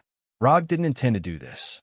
However, when Killian waved his magma right fist towards him, he suddenly thought of an anime character. His left hand was also torn off, and Killian finally confirmed Rog's idea. Although it was a pity to lose his left hand, it also gave Killian a chance to retreat. Without any hesitation, Killian's legs suddenly exerted force, and his whole body directly jumped back. If possible, Killian didn't want to distance himself from Rog. But now, he could only do this. The lost hands could indeed grow back, but it took time, even if it was only a short time of 2 or 3 seconds. If he continued to stay in front of Rog, he would be a sandbag without any power to fight back. Rog didn't seem to see Killian's retreat, letting him run for dozens of meters. Just as Killian breathed a sigh of relief, for shining golden chakra chains hit his shoulders and legs, firmly nailing him to the ground. King Kong blockade. Since he planned to imitate Kinmu, he might as well imitate more. Rog is not a ghoul like Kinmu, nor does he have Kinmu's scales, but this does not prevent him from imitating Kinmu. 4 King Kong blockade wrapped in golden light, and then covered with a layer of chakra coat, can also create tail-like scales. Controlling chakra chains to pull himself behind Killian, Rog once again asked the question that gave Killian a headache. 1,000 minus 7. This guy is too much. Killian's hands have been completely restored, but he was nailed to the ground by chakra chains and had no possibility of attacking Rog. Self-destruct. I would rather self-destruct than answer your idiotic question. Killian quickly made a decision. Then his heart suddenly sank. Can't self-destruct? Having reached this point, Rog certainly won't let Killian self-destruct so easily. At the moment when chakra chains hit Killian, he forced his chakra into Killian's body and used chakra to forcibly suppress Extremis. 1,000 minus 7. 993. 986. 979. 972. Chapter 179. Training is a skill. No matter how strong a person's will is, as long as you find the method, you could train them to become what you want. Of course, Killian's willpower is needless to say. He is a ruthless person of the new generation. Originally, Rog had planned to use the valuable training experience he had gained from the Abomination and the Electric Man in front of Killian. Unexpectedly, Killian decisively chose to obey after discovering that his last trump card had self-destructed and disappeared. Although he wasn't sure if Killian really had a mental breakdown or chose to obey strategically, it didn't affect Rog's good mood at this time. After a round of intense hand-to-hand combat, they completed a rather satisfactory reenactment of the famous scene. What's there to be dissatisfied with on this Christmas Eve? As for President Ellis, who is hanging above the oil tank, what does that have to do with me? I'm not an American. 923, 916, 909, 902. Killian was still playing the 1000-7 game. At the same time, his face was tightly pressed against the ground, and he closed his eyes as if he had accepted his fate. Speaking of which, Killian was a rather unlucky guy. If he didn't appear on New Year's Eve, when Tani wanted to do something with Maya Hansen, he might not have become like this. Even so, Rog didn't feel sorry for Killian. You made the choice yourself, and of course, you have to bear the consequences yourself. The world of adults was just that simple. Lightning release. Thunderbolt's sword draw without any hesitation. A tachi made of lightning appeared in Rog's right hand. Then, lightning flashed across Killian's neck. This time, it's really over. Killian's head rolled forward a few times, and magma-like blood flowed out. Not long after, Killian's body completely cooled down. Putting away the thunder tachi in his hand and the chakra chain on his back, Rog summoned more than a dozen shadow clones. Without any instructions, these shadow clones quickly rushed to the laboratory on the fishing platform and began to pack the equipment and materials in the laboratory. These equipment and materials were used by Dr. Lizard when transforming the abomination. He didn't know if it was his own illusion, but Rog felt that Dr. Lizard was becoming more and more like Orochimaru. No, if Dr. Lizard is Orochimaru, then he, who provided him with experimental materials, is Konoha's Pot King Danzo. Using the Flying Thor, the shadow clones quickly emptied Killian's laboratory and then removed their existence one by one. After dealing with Killian, Rog did not intervene in other battles. Instead, he gave the stage to Tani and Colonel Road. 10 minutes later, the harbor finally calmed down. After paying more than a dozen sets of Iron Man armors, Tani successfully eliminated all the desperados and most of the guards in the port. Colonel Road also successfully rescued President Ellis, retrieved his war machine, and sent the president to a safe place. After the battle, Tani didn't leave the port immediately. Instead, he flew in front of Rog wearing a suit that he couldn't recognize. Didn't you want me to help you perfect the formula for extremists? I can help you. But you have to promise that you won't build a super soldier like Killian. After witnessing the battle between Rog and Killian, Tani helplessly found that if Rog hadn't come this time, he really wouldn't have been able to do anything to Killian. He doesn't like to owe others anything, so he plans to pay back Rog's favor immediately. I can't guarantee this. You also know very well that the biggest role of extremists is to build super soldiers, and the powerful self-repair ability is just a collateral product. All I can guarantee is that I won't abuse extremists. Rog wants extremists, of course, to build a super soldier. Otherwise, what does he want this for? He has even decided on the candidate for the transformation. At this time, Abomination, who was far away in New York, suddenly sneezed and then looked around suspiciously. Forget it. Give me the formula, and I'll ask J.A.R.V.I.S. to send it to you after I perfect it. After thinking about it seriously for a few minutes, Tani chose to believe in Rog. If Rog really wants to build a super soldier, he will build it with or without extremists. What are you going to do next? Glancing at the paper handed over by Rog, Tani hesitated for a few seconds before reaching out and taking it. Then, like Rog, he sat on the top beam of the fishing platform and looked down at the distant sea. Continue to work, continue to practice, and then wait for the final battle of fate. Tani rolled his eyes at Rog's strange statement and then looked into the distance without saying a word. Deal with the shrapnel in your chest. You can't sleep well if you keep thinking about the past. Okay, I'll go first. Remember to send me the formula after you perfect it. After that, Rog left the fishing platform with the Flying Thunder God and returned directly to New York. J.R.V.I.S. Remember to clean up the battlefield. I don't want to face a second Obadiah. After instructing J.A.R.V.I.S., Tani put on the helmet of his battle suit and flew directly to Los Angeles. How can I spend Christmas Eve alone? Time flew by, and another week passed unknowingly, and it was a new year. The Mandolin terrorist attack finally came to an end with the arrest of Mandolin and the vice president. AI pioneer technology was also directly incorporated by the U.S. government in the name of threatening national security. However, what the U.S. government incorporated was just an empty shell, and all the assets and research results of AI pioneer technology were mysteriously missing, and their whereabouts were unknown.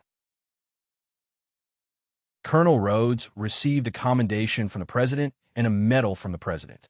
The U.S. military originally wanted to take this opportunity to repair the cold relationship with Stark Industries, but there was no doubt that it was directly rejected by Tani.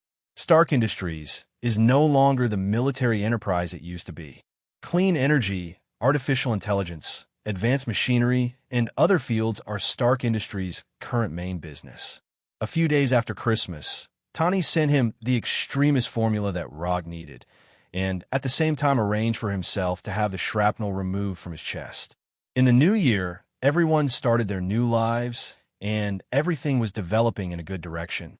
Of course, this does not include Abomination, who has been transformed by extremists.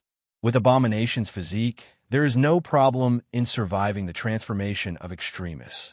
What's more, this is the formula that Tani has perfected, and even if it fails, there will be no self-destruction.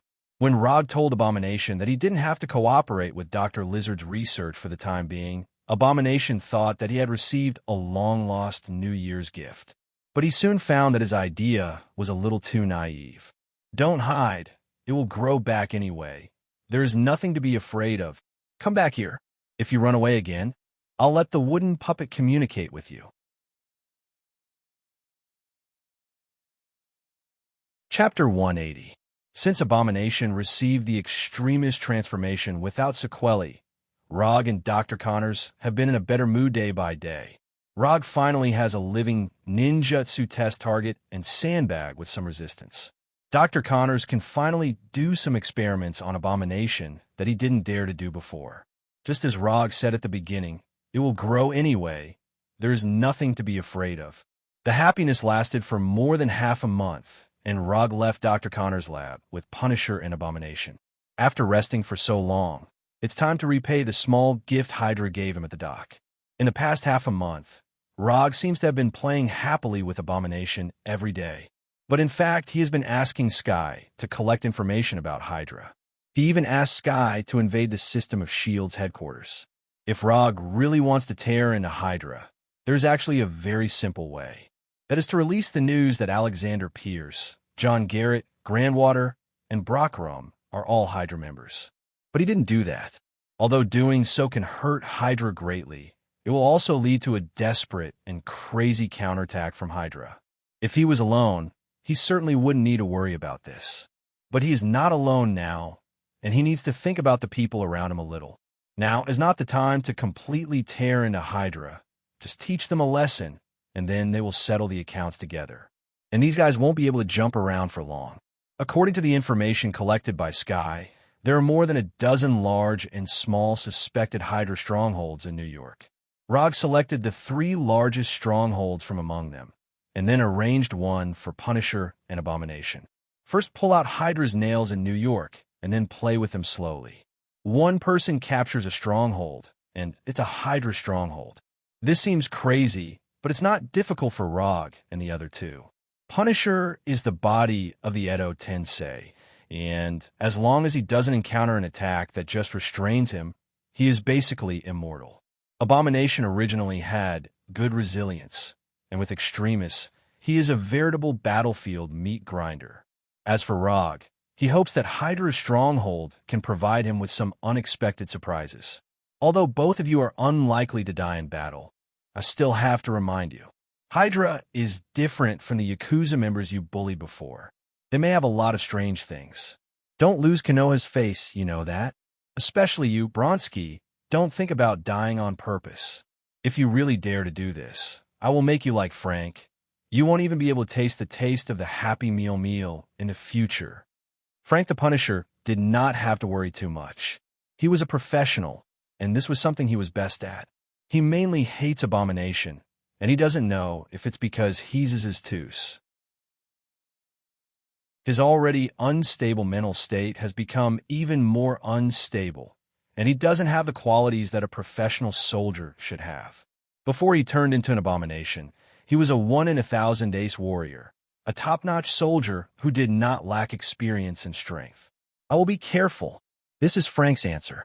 I want double the meal in the future. This is Abomination Bronsky. After explaining to the two Punishers, Rog took the lead and left with the Flying Thunder God. The stronghold he was going to was in Queens, and he happened to have a flying Thor jutsu near that stronghold. When Rog's figure disappeared, Punisher and Abomination also rushed to their respective targets. Hydra, Konoha's revenge team, is here. Tremble. After arriving at the location marked by Sky, Rog did not launch an attack immediately, but first used chakra perception to sense the surrounding situation. There was no special energy, and all energy indicators were within the normal range. The number of people seems to be more than expected, but it doesn't matter.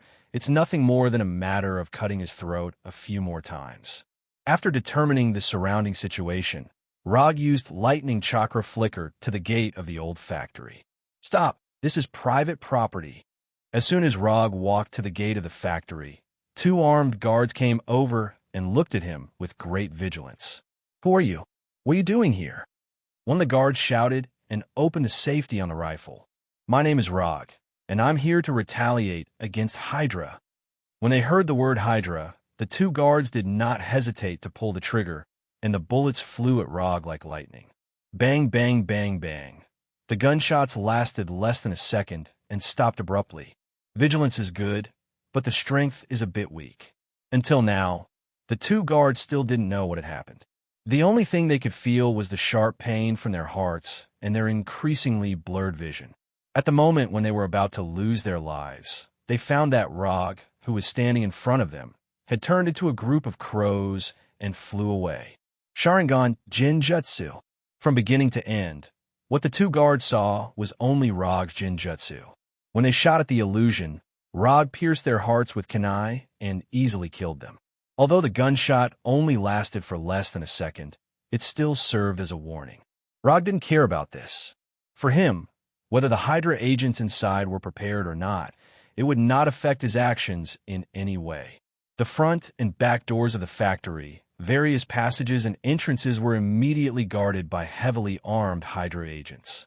At the same time, 3 modified soldiers with mechanical prosthetics came out of the innermost laboratory of the warehouse. Left arm, both arms, left arm, and right leg.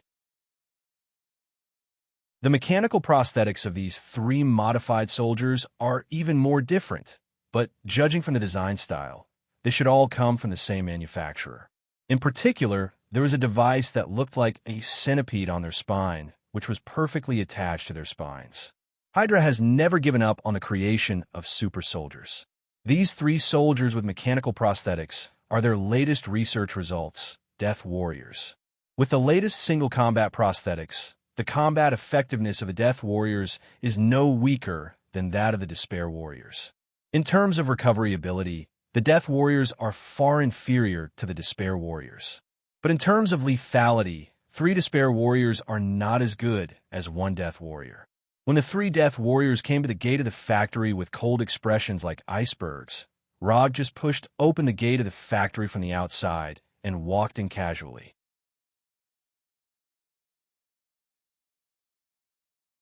Chapter 181. The costumes of these 3 people look a bit familiar. At the first sight of the 3 Death Warriors, Rog remembered a guy named Michael Peterson. Death Warrior Michael Peterson. If he hadn't crossed over, Sky would have joined Coulson's SHIELD team, and then he would have met Michael Peterson in his first mission. But unfortunately, because of him, the line of fate between Sky and Coulson was completely cut off, not even leaving the end of the line.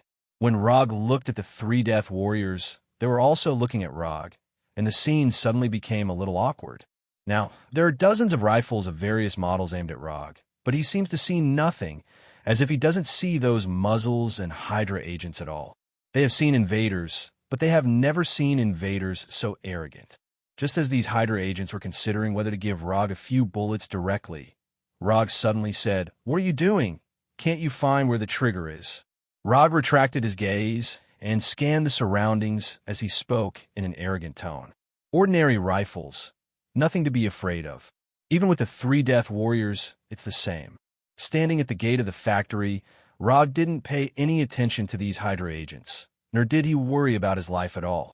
After all, he's just a shadow clone. Yes, he's not Rog himself. After Rog solved the 2 guards at the door, he summoned the shadow clone and handed over the task of frontal assault to the shadow clone. As for himself, he is now in a passage behind the factory. Have Hydra's people been reduced to the point where they don't even have the courage to shoot? Shoot, you waste. If Red Skull knew that his organization had raised waste like you, he would regret setting up Hydra. Although the Shadow Clone's task is to attack head-on, the Shadow Clone has the same thinking as Rog, so the Shadow Clone knows what the so-called frontal assault is all about. Frontal assault is just a euphemism for going to the front to attract firepower.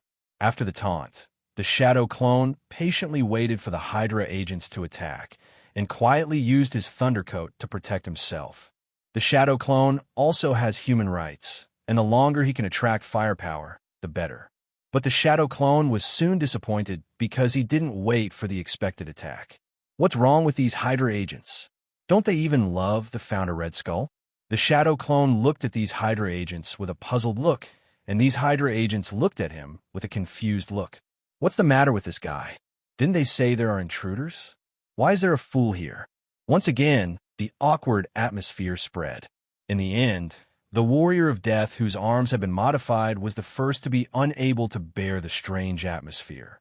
He directly raised his right arm and shot a small missile at the Shadow Clone. The flying speed of the small missiles could not be said to be slow, but the speed of the Shadow Clone was even faster. Even though he had already used his lightning cloak to protect himself, the Shadow Clone had no intention of taking the missile head-on. Boom! The small missile blasted a container next to the Shadow Clone into a fireball, and the Shadow Clone used lightning body flicker to leave the place before the small missile hit him. This small missile, like a match thrown into an oil can, triggered a series of chain reactions. When the Death Warrior took the lead, the other Hydra warriors no longer hesitated and turned their guns and kept shooting at the Shadow Clone that was flashing around. The battle between the Shadow Clone and the Hydra agents finally opened. Gunshots and explosions from the gate resounded throughout the factory. Rog ignored the battle at the gate and sneaked quickly through the factory. What he is doing now is the true meaning of stealth, not the so-called ninja stealth he used before. The fierce battle that broke out at the gate of the factory attracted the Hydra agents who had been guarding the various passages. As for the rest, they were solved one by Rog in the most silent way. They could use illusions or assassinations. After solving all the enemies he encountered on the road, Rog finally came to the core area of the factory, where Hydra's real base is located.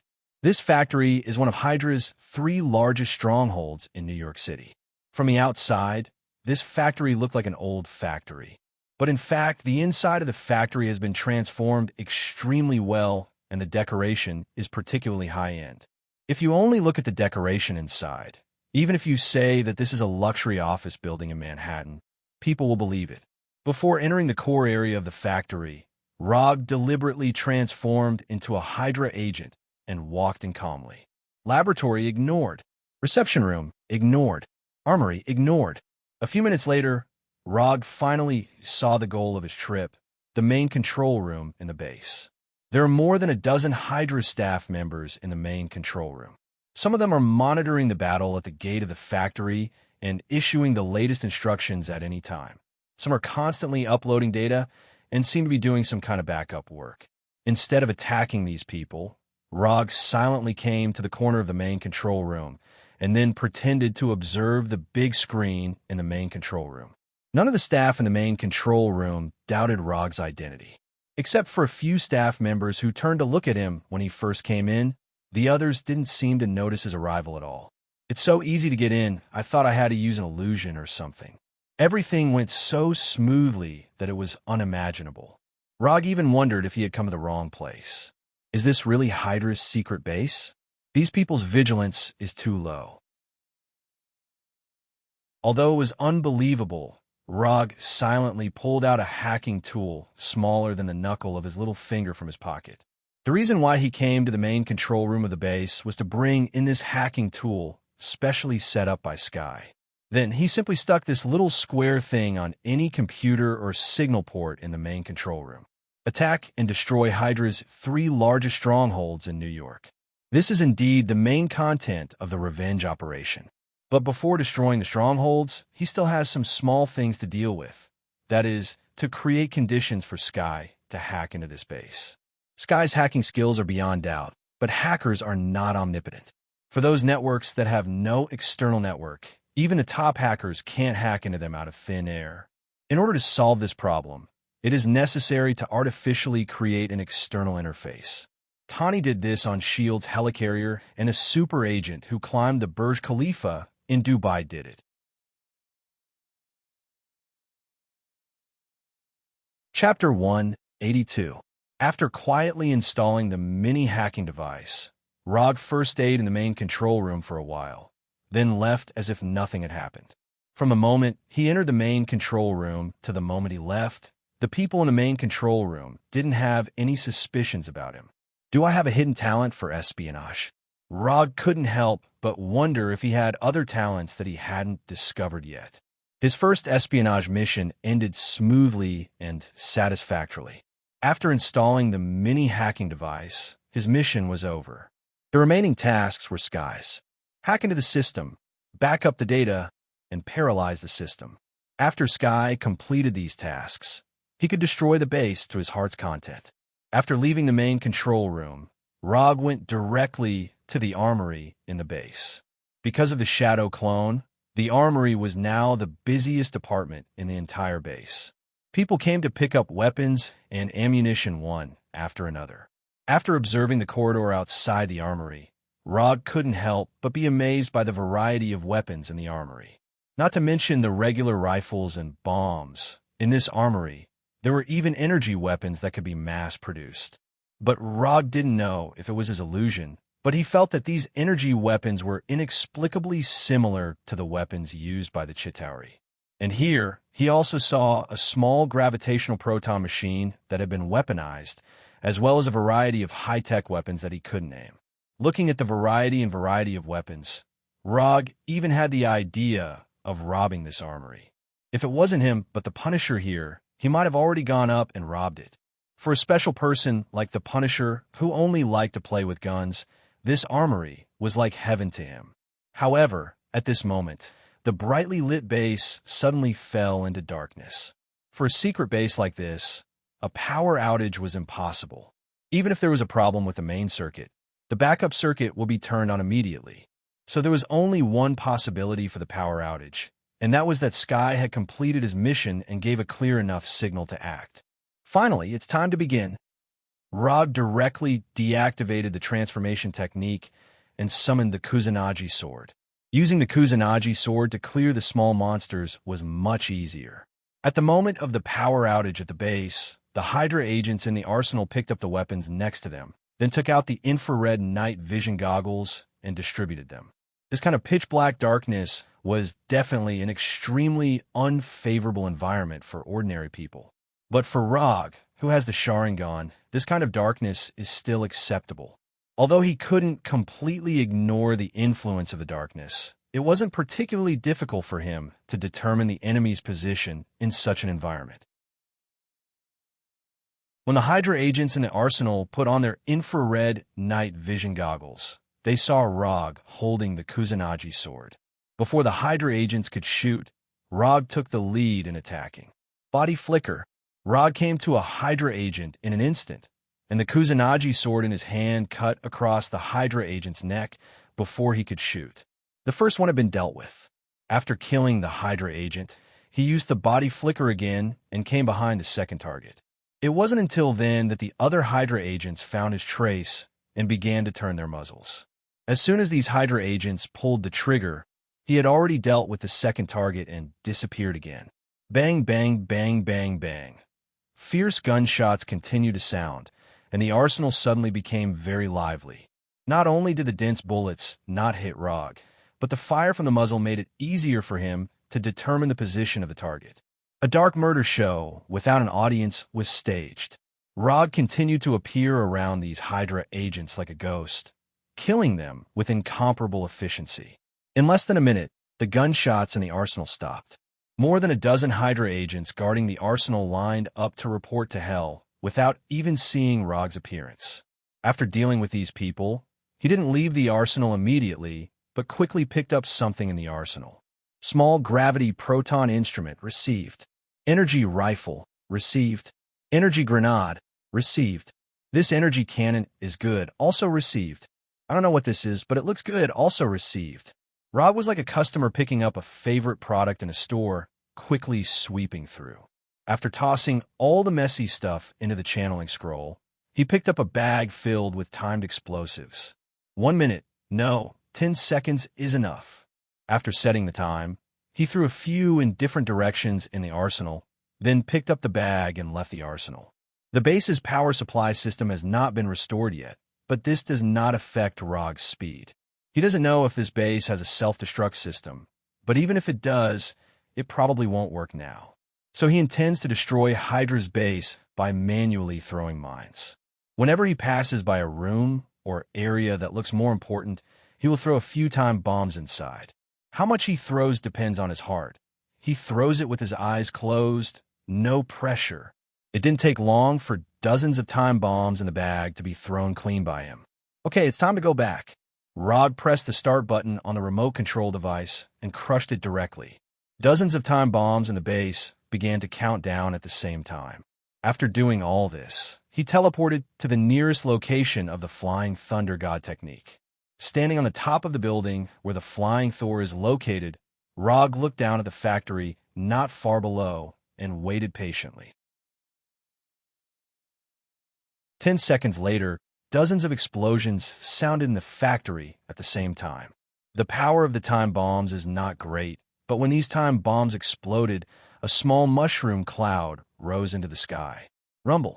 The strong shock wave directly destroyed the entire factory, and the buildings around the factory were also hit by the shock wave, with large and small cracks appearing. It is absolutely impossible to cause this effect with the power of the time bombs themselves. The reason for the mushroom cloud should be that the other bombs in the arsenal helped a lot. When the blast of the explosion began to dissipate and the flying dust began to calm down, Rob once again came near the gate of the factory. There are still 3 relatively tenacious elite monsters here that need to be dealt with.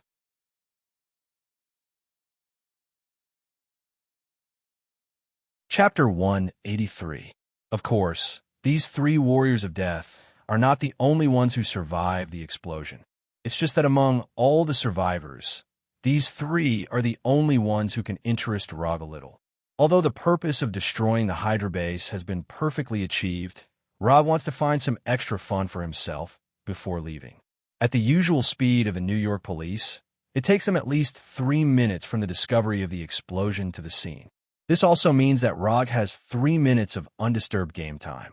When he used the lightning body flicker to the gate of the factory, which had been completely seen, the 3 warriors of death also discovered his arrival for the first time. The 3 warriors of death did not find out that Rog was not a shadow clone, but a shadow clone.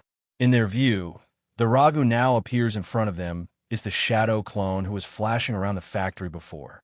Perhaps he has inherited Rog's original laziness, or it may be that the shadow clone feels that the shadow clone will be more interested in these 3 warriors of death. Therefore, in the previous battle, the shadow clone did not launch any attacks on the 3 warriors of death. You have 3 minutes. If you can hold on for 3 minutes, I will let you go. As soon as the voice fell, Rog disappeared in front of the 3 warriors of death. The game time is limited and every second is extremely important. At the moment when Rog disappeared, the 3 warriors of death tacitly formed a circle back-to-back, not giving Rog any chance to backstab them. Having seen the shadow clone backstab Hydra agents, they certainly won't make the same mistake. However, the 3 warriors of death still ignored one point. Their defensive formation can indeed stop Rog's backstab, but Rog's attack direction is always limited to the same plane. Odama Rasengan. The 3 warriors of death did not expect that Rog's attack would come from the air. When they noticed this, The Otama Rasengan, with a diameter of more than 1 meter in diameter in Rog's hand, had fallen into the middle of their formation. Boom! The three warriors of death immediately scattered, but their movements were still one step too slow. The Otama Rasengan hit the backs of the three of them at the same time. Under the irresistible force of the terrifying distortion and impact, the three of them flew out like a baseball hit by a bat. The Otama Rasengan, which was enough to cause fatal damage to ordinary people, didn't cause too much damage to the three Death Warriors. Their strengthened bodies saved them. Even so, the three Death Warriors still felt pain that they hadn't felt for a long time. After sending the three Death Warriors flying, Rog did not hesitate and once again attacked one of them. Only the left arm of the Death Warrior has been mechanically transformed. He intends to deal with it at the end, because this guy is similar to Hydra's chief male model. They both have only one metal arm, although one is left and the other is right. As for the one whose arms have been modified, he was ranked second. His first target was the Warrior of Death, whose left arm and right leg had been modified. Before the Warrior of Death, whose left arm and right leg had been modified, could land on the ground, Rog appeared behind him like a ghost. Lightning release, thunderbolt sword draw, a dazzling and sharp lightning blade flashed across the body of this Death Warrior, instantly chopping off his metal left arm and right leg. Dong, dong, dong. Three sounds of different sizes landing on the ground were heard. The Warrior of Death, who had lost his left arm and right leg, just struggled to sit up, and Rog's thunderbolt tachi cut across his neck, completely ending his life. After dealing with the Warrior of Death, Rog finally waited for the other two Death Warriors to attack. Small missiles and rifle bullets flew towards him at the same time. He doesn't know if it's because these Death Warriors haven't completed the final weapon loading, but Rog always feels that they have too few weapons on them. Except for the metal arm that can launch small missiles, they don't seem to have any other long-range attack means. Otherwise, the Death Warrior with both hands modified wouldn't have picked up the rifle on the ground to attack him. Just as the small missile and rifle bullets were about to hit him, he used lightning body flicker again and disappeared. After avoiding the attack of the small missile and rifle, Rog didn't stop and attacked the Warrior of Death with both metal arms. As if realizing that he was being targeted, the Warrior of Death immediately threw away the rifle in his hand. The two metal arms formed fists, and the shape of the arms changed in an instant. Structural components popped out one by one, and then quickly reassembled.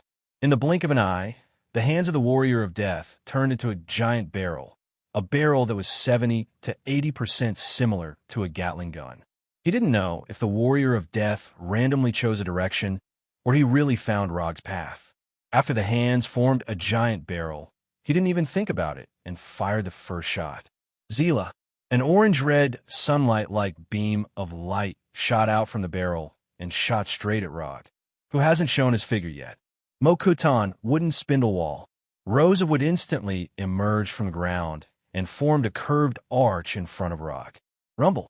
The orange-red beam of light hit the wooden arch without any suspense, and a strong explosion was born, and the orange-red flames swept around like a hurricane. The power of this attack is very good.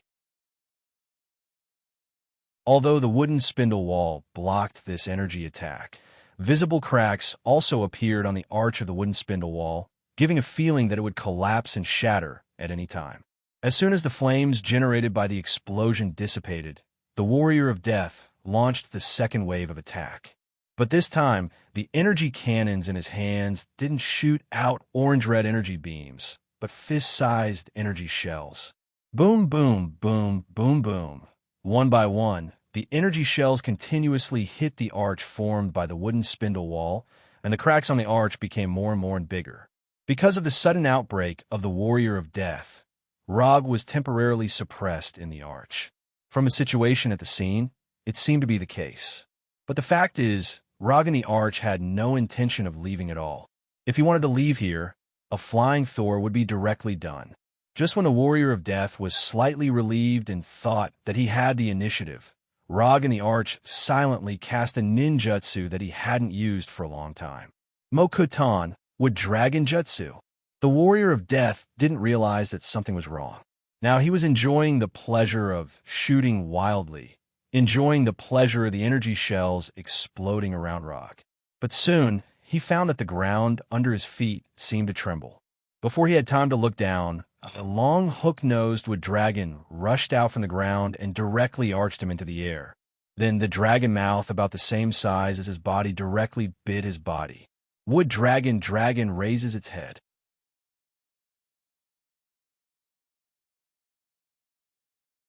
Chapter 184. The wood dragon, tens of meters long, rose into the air, and its huge mouth, covered with sharp dragon teeth, bit the death warrior who was also in the air. The moment he was sent flying by the wood dragon, the death warrior turned the muzzle of the metal cannon and tried to directly kill the huge wood dragon like an ancient beast with intensive energy shells. But before he could fire a few shots, he was bitten by the wood dragon, and the sharp wooden fangs pierced his body directly.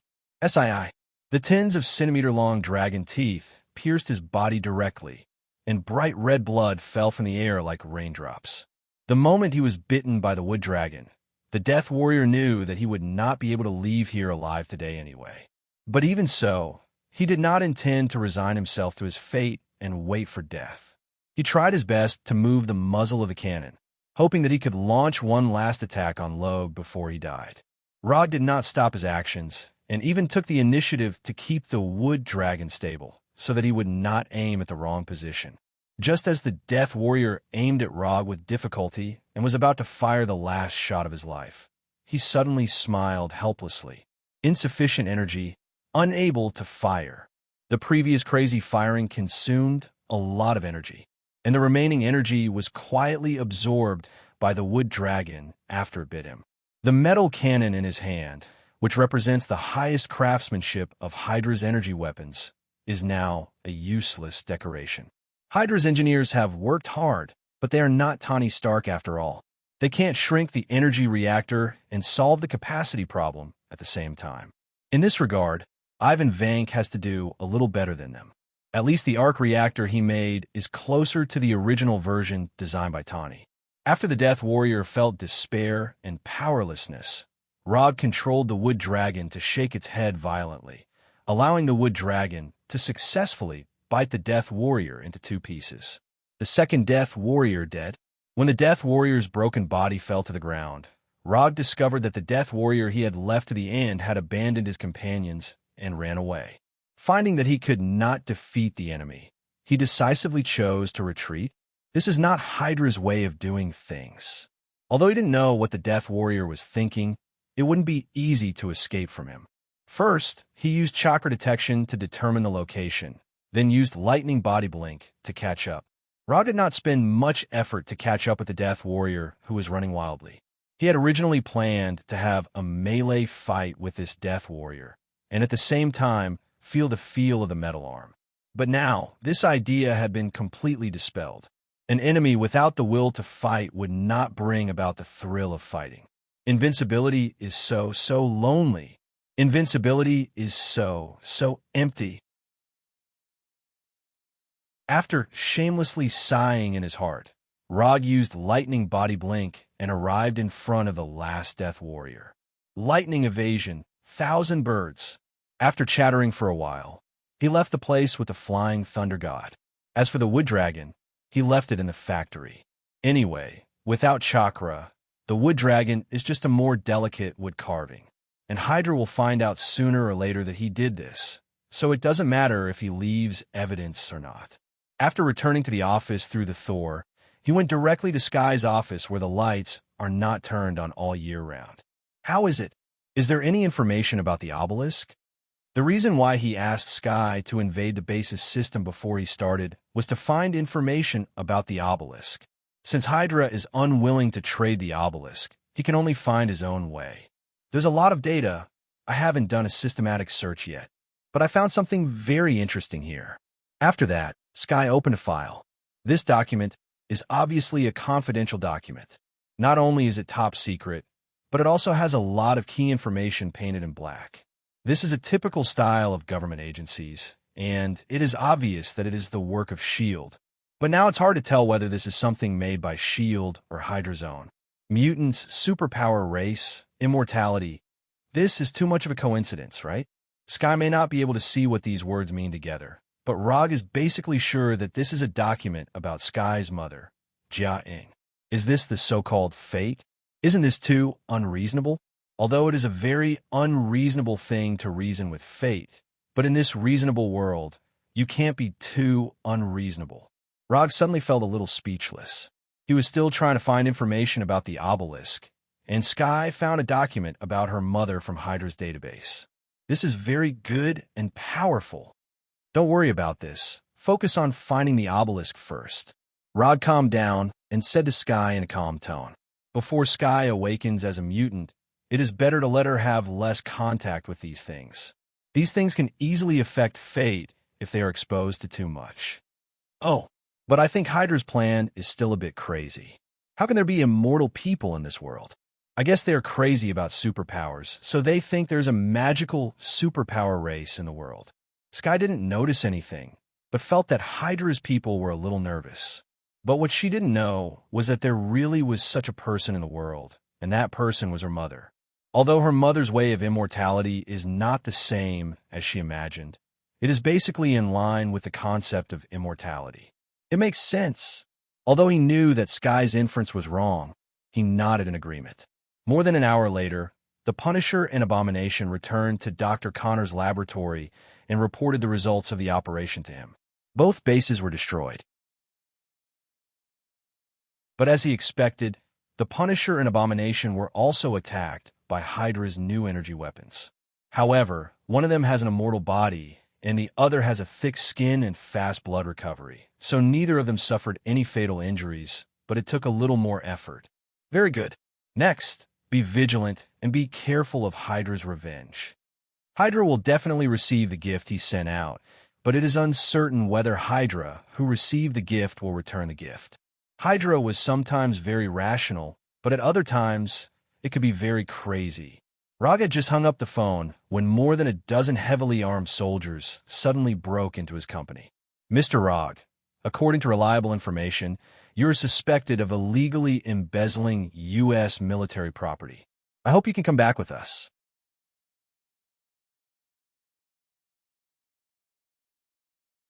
Chapter 185. No way, sir. If you want to find an excuse, you should find a better one. What do you mean by illegally embezzling U.S. military property? When did I embezzle U.S. military property? How can you accuse me out of thin air? Although this was what he thought in his heart, Rog said something else. "If I don't cooperate, are you going to take me away by force?" More than a dozen heavily armed soldiers didn't look like they would politely invite him. "Sir, I hope you can cooperate with our investigation." The leading officer didn't care about the dissatisfaction in Rog's tone and said with a righteous face, "You are not qualified enough for me to cooperate with you. Do you understand, Lieutenant? Let your immediate superior do it. You are not qualified." After saying that, he returned to the office without looking back. They came to his door inexplicably and then asked him to cooperate with the investigation. Rog didn't know who sent these soldiers, but he could guarantee that these soldiers would never dare to do anything here. For ordinary people who don't know the truth, he is at most an entrepreneur with a little money. But for those who have a certain status and channels, it is no secret that he is the masked man. Rog's behavior of ignoring them made more than a dozen soldiers present feel uncomfortable. Several soldiers even silently turned on the safety of their rifles. However, their actions were quickly stopped by the first lieutenant. "Don't cause trouble for me. Pack up. Let's go." The lieutenant was also very upset, but he also didn't dare to do anything here. The order he received was to ask Rog to go back for investigation, not to arrest Rog for investigation. These soldiers eventually left the company with gloomy faces and in a bad mood. More than 10 minutes later, an unfamiliar number called directly to the landline in Rog's office. "Rog, this is Thaddeus Ross. We met at Culver University." The caller was none other than General Ross. After Banner became a member of the Avengers, General Ross' plan to capture Hulk came to an end. In addition, he hated the bad influence that Bronski had caused in New York, so he was directly transferred from his original position and became an idle general. Although he spent most of his life in the army, when he began to develop the role of a politician, he showed shocking skills. After a series of political transactions and operations, not only did he successfully return, but he also jumped from a big shot in the military to the Secretary of State. I remember you, General Ross. Your daughter, Betty, once came to me for a mission. Long story short, I have a plan now, and I'm sure you'll be interested. If it's convenient for you, I hope you can come to Washington and we can talk in person. Even though he had become a politician, General Ross still maintained the fierce style of a soldier and did not speak nonsense. General Ross personally invited me, so I have to give him face. Although he didn't know what General Ross was going to do, Rog didn't mind talking to him face to face. I've already retired from the military. I'm now the Secretary of State. After that, Secretary Ross hung up the phone. He was actually promoted. What a lucky old man. More than 2 hours later, Rog arrived at Washington by military transport plane and then came to Secretary of State Ross' private manor under the protection of a team of U.S. Army Special Forces. In the garden of the manor, Rog saw Secretary of State Ross in a casual suit. Sit anywhere. After throwing the frisbee in his hand, Secretary of State Ross came to Rog and sat down casually. Before the frisbee in the distance landed, it was bitten by a golden retriever in good condition, and then it trotted all the way back to Secretary of State Ross, wagging its tail, waiting for its owner's reward. After retiring from the Army, this is the only fun left. Cigars from Miami. Would you like one? Secretary of State Ross took out a cigar from the cigar box and said, "No need.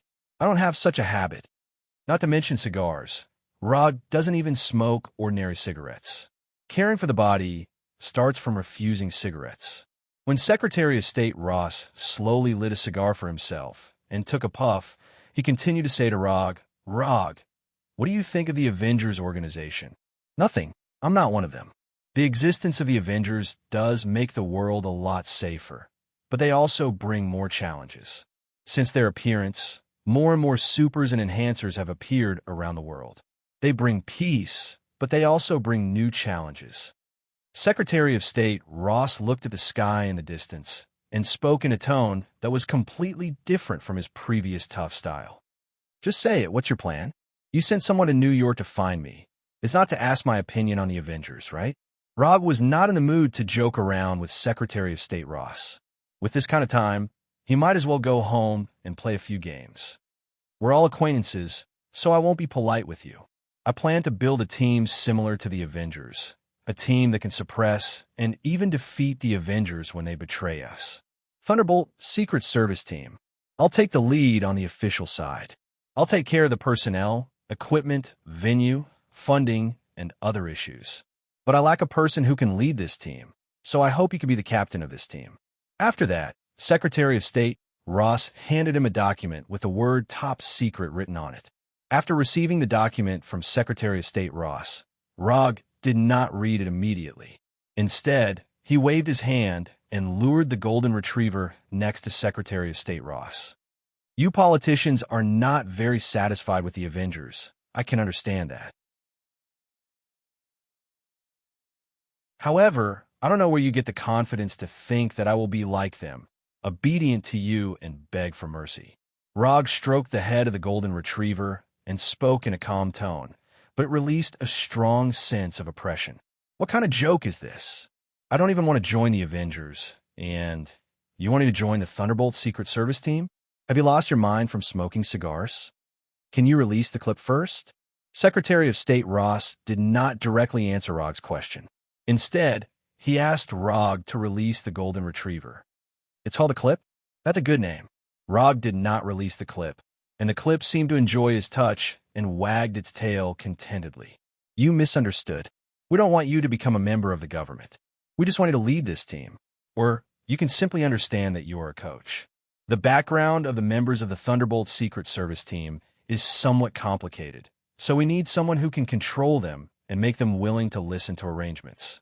We won't order you to do any tasks, and you don't need to be responsible for us. We just want to borrow your fame and strength."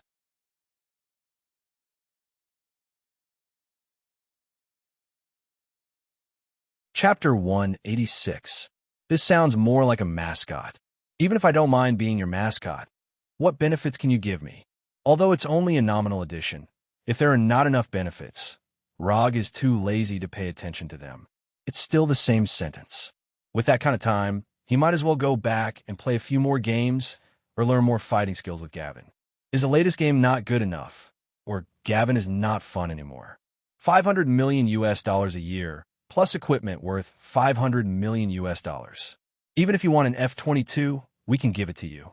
In addition, you can freely mobilize resources belonging to Thunder agents, such as scientific research teams, intelligence networks, special equipment, etc. It has to be said that the people behind Ross are really sincere. With this kind of condition, even the well-informed Rog can't help but be slightly moved. Up until now, the largest commission reward he had ever received was only 500 million US dollars. And as soon as Ross made a move, he directly doubled this record.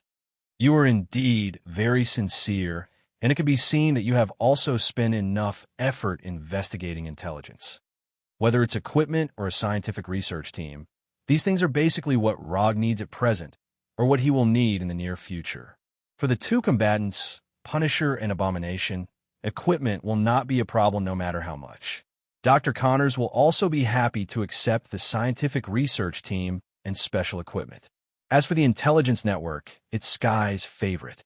Since the Avengers appeared in the Battle of New York, S.H.I.E.L.D.'s hand has been stretched longer and longer, and some people are very dissatisfied with their practices.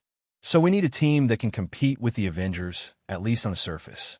Ross took a puff of his cigar and said faintly, "The appearance of the Avengers has made S.H.I.E.L.D.'s reputation and power reach the highest point in history. Some people are glorious, and naturally, some people are lonely. For example, those military bigwigs. What was originally the Army's job is now done by S.H.I.E.L.D. The power that originally belonged to the Army has now become S.H.I.E.L.D.'s power. People who are used to power absolutely can't stand their power being nibbled away little by little. Since S.H.I.E.L.D. has formed the Avengers, the military can naturally form its own Avengers. Thunder Agents is the military's Avengers." Rob wasn't dissatisfied with Ross's offer. The only flaw was that he couldn't turn this into a commission. The remuneration could be paid in advance, but this kind of long-term commission would take up his only commission slot. Unless he didn't plan to accept any commissions for the next year, he really couldn't turn this into a commission. Forget it. One shouldn't be too greedy. Ninja coins can be earned from other places, but Ross's invitation won't last forever. If he refused today, Ross might turn around and find someone else. He was the most suitable candidate, but not the only one. Prepare for the press conference. Also, remember to help me settle the tax issue. I want 500 million US dollars. The IRS was a very special existence. Whether you were a superhero or a supervillain, these guys would dare to come to your door and collect taxes, and they would not miss a single cent. However, Ross and the people behind him could definitely help him settle the tax issue. It was only now that Roger picked up the document on the table and began to read it carefully. Just as he had guessed, the members of the Thunder Secret Service team were all from prison. Luke Cage, Singing Bird, Moonstone, Ghost, Red Tank. There were only 5 people on the list. If Rog was included, then it was just like the Avengers, a 6-person team. However, compared with the Avengers, the members of the Thunder Secret Service team were not as impressive just by looking at their titles. If Rog didn't join, it was estimated that few people would think that this team could compete with the Avengers. Luke Cage, no title, black male, has received experimental transformation of a super soldier, invulnerable, and has extraordinary strength. Singing Bird, Melissa Gold, white female, has the ability to control sound waves. Moonstone, Carla Soulfin, white female, has a magical gem called the Moonstone in her body, which has special abilities such as flying, emitting strong light, and being invisible. Ghost, John Morley, white male, genius engineer, no superpower, invented the Ghost invisibility suit, which can make things invisible or make things invisible when touched. The abilities of the first 4 members were somewhat normal. They weren't strong, but they weren't weak either. The only thing that could pique Rog's interest was the red tank. Red Tank, real name came Mark, white male. According to him, he touched the evil god Ceterak's ruby, so he gained magic power. His power came from the evil god, so it was inexhaustible. Rog chose to ignore his statement. It was just an evil god. Even the father of gods, Odin, didn't dare to say that his power was inexhaustible, let alone an evil god. They had outstanding endurance, strong bodies, and, after accumulating potential, they had a terrifying impact that could destroy everything. Other than Red Tank, who was slightly better, the other four members could only be said to be barely passable. Rog thought that Ross and the others would carefully select a very good team, but now it seemed that it was just so. Where are they now? I plan to meet them first and see how capable they are. After all, information was just information. As the nominal captain of the Thunder Secret Service team, Rog felt that he needed to personally test the strength of his team members. In the training base in the suburbs, you can check it at any time. Ross had obviously taken this into consideration as well, and had already made all the necessary arrangements in advance. More than an hour later, under the protection of the Marines, Rog came to the training base mentioned by Ross. Although it has been renovated, it was obvious that the former training base was a military camp. However, considering the background of Ross and the others, this is not surprising. When Rog came to an indoor training room the size of a football field, he saw the 5 members of the Thunder Secret Service team. In the spacious training room, Crimson Tank and the others were scattered in different areas. No one spoke and no one trained. Let me introduce myself first. My name is Rog, and I am a ninja. After opening the door and walking in, Rog didn't care about the attitude of the 5 people and directly introduced himself. You may be more familiar with my other name, Masked Man.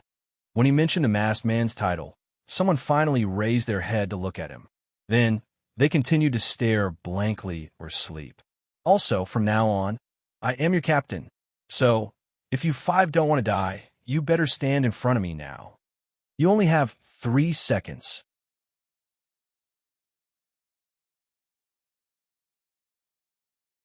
Chapter 187. For Rog's warning, Red Tank and the others certainly didn't pay attention to it. Nominally, they are now a member of the Thunderbolt Agents. But in fact, they are still criminals, a group of criminals with special abilities. And the typical characteristic of criminals is that they don't obey the rules. What's more, in their view, Rog is far from the rules. Rog wasn't surprised by their reaction, and he didn't expect Red Tank and the others to obey his orders. Or rather, if they really came over obediently, he would be surprised. There's only one reason why he said those words just now, and that is he needs a slightly better reason to make a move. What if the team members don't obey the command? Just beat them up. If one beating isn't enough, then beat them a few more times. In this regard, Rog has rich experience in physical education. They're all guys with character, not bad. I like it. Because of this, it will be more enjoyable when fighting. As soon as his voice fell, Rog's figure disappeared, leaving only a faint silver-white current in the place where he stood. Lightning body flicker. In just a moment, Rog came in front of Luke Cage, and the Rasengan in his right hand directly hit Luke Cage's chest. Invulnerable. This father is invulnerable. Luke Cage didn't react at all. When the Rasengan hit his chest, his consciousness returned from his small world to reality. Boom! Luke Cage felt as if he had been hit by a tank moving at full speed. His entire body was sent flying like a spinning cannonball. Then he slammed into the wall of the training room dozens of meters away, directly smashing a big round hole in the wall. Puff! At the moment when he collided with the wall, Luke Cage finally couldn't bear the severe pain in his body and suddenly spat out a mouthful of blood. No one thought that Rog would actually make a move. Although they don't know how strong the Rasengan is, from Luke Cage's appearance at this time, the Rasengan attack is definitely not weak. After hitting Luke Cage, Rog didn't pay attention to him anymore and began to choose the next target. Moonlight Stone and Crying Bird are both women, so I will teach them later. Red Tank has rough skin and thick flesh, so it may take a little longer. Then, The only one left was John Morley the Spectre. Among all the team members, Spectre was the only one without superpowers. He could only rely on the Spectre combat suit that he had developed himself. When Rog's gaze fell on him, John Morley unconsciously gulped and immediately activated the Ghost Battle Suit stealth mode. This guy was very dangerous. As soon as this thought appeared in John Morley's mind, Rog appeared in front of him. Don't be afraid, he can't see me. Don't be afraid, he can't find me. Don't be afraid. While Ghost John Morley was still hinting at himself, Rog directly raised his right leg and kicked forward. In the eyes of others, Rog's kick was like kicking air. But in the next second, they understood the reason. Bang! A dull thud suddenly sounded, and John Morley, who was invisible, was sent flying by a kick. John Morley was sent flying for more than 10 meters before he landed heavily on the ground. You want to play stealth mode in front of me? Who gave you the confidence? If John Morley did not enter stealth mode and directly entered invisibility mode, Rog might have to spend more effort. But he was too confident that Rog would not be able to see through the Spectre combat suit stealth mode. The second one was taken care of. At this point, other than Red Tank, no one would think that Rog was joking. Moonlight Stone and Crying Bird Melissa looked at each other and took the initiative to attack. Rather than passively defending, it was better to take the initiative to attack. That way, they might be able to take the initiative. Crying Bird Melissa opened her beak slightly and emitted ultrasonic waves that could not be heard by the human ear. Crying Bird's ultrasonic attack was invisible. Not only was it difficult to detect, it was also very difficult to defend against. There were many ways to use ultrasonic waves, and if used well, it could definitely become a very powerful superpower. But unfortunately, Crying Bird's current use of ultrasonic waves was far from its limit. Although Rog did not hear the ultrasonic waves emitted by Crying Bird Melissa, he was keenly aware of the changes in himself. He started to lose his consciousness and started to hallucinate. You shouldn't have played mind attacks in front of me. But since Crying Bird wanted to play, Rog did not mind playing with her for a bit. Sharingan Illusion. Crying Bird Melissa, who was silently emitting ultrasonic waves, suddenly saw a pair of blood-red eyes. In the next second, Crying Bird Melissa found that she was the only one left in the training room, as well as an endless amount of disgusting bugs. Her colorful body was filled with needle-like holes, and each hole was densely packed with black dots. These disgusting bugs that appeared out of nowhere flew toward her like a swarm of locusts, climbing up her legs, flying her face, and then into her collar. The illusion that Rog created for Crying Bird was not very complicated. It was just bugs that most girls would not be able to tolerate.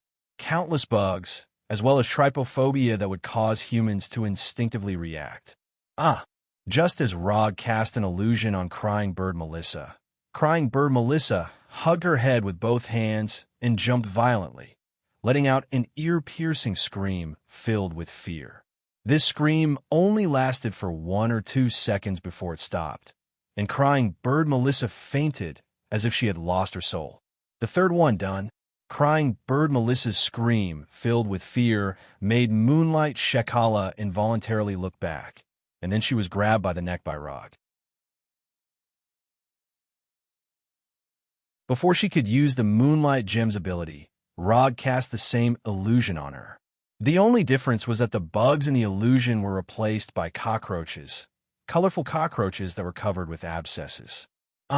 Another ear-piercing scream filled with fear, and another fainted. The fourth one done. From the time Rog sent Luke Cage flying until Moonlight Shekala fainted, only less than 10 seconds had passed. Luke Cage, who was the first to be attacked, endured the pain and stood up again. Ghost John Morley lay on the ground, moaning in pain, as if he was heavily injured by Rog's kick. Currently, apart from Rog himself, only Red Tank, who was blessed by Ceterak, was still alive and kicking. Don't say that I didn't give you a chance. I'll allow you to run 40 meters first to accumulate potential.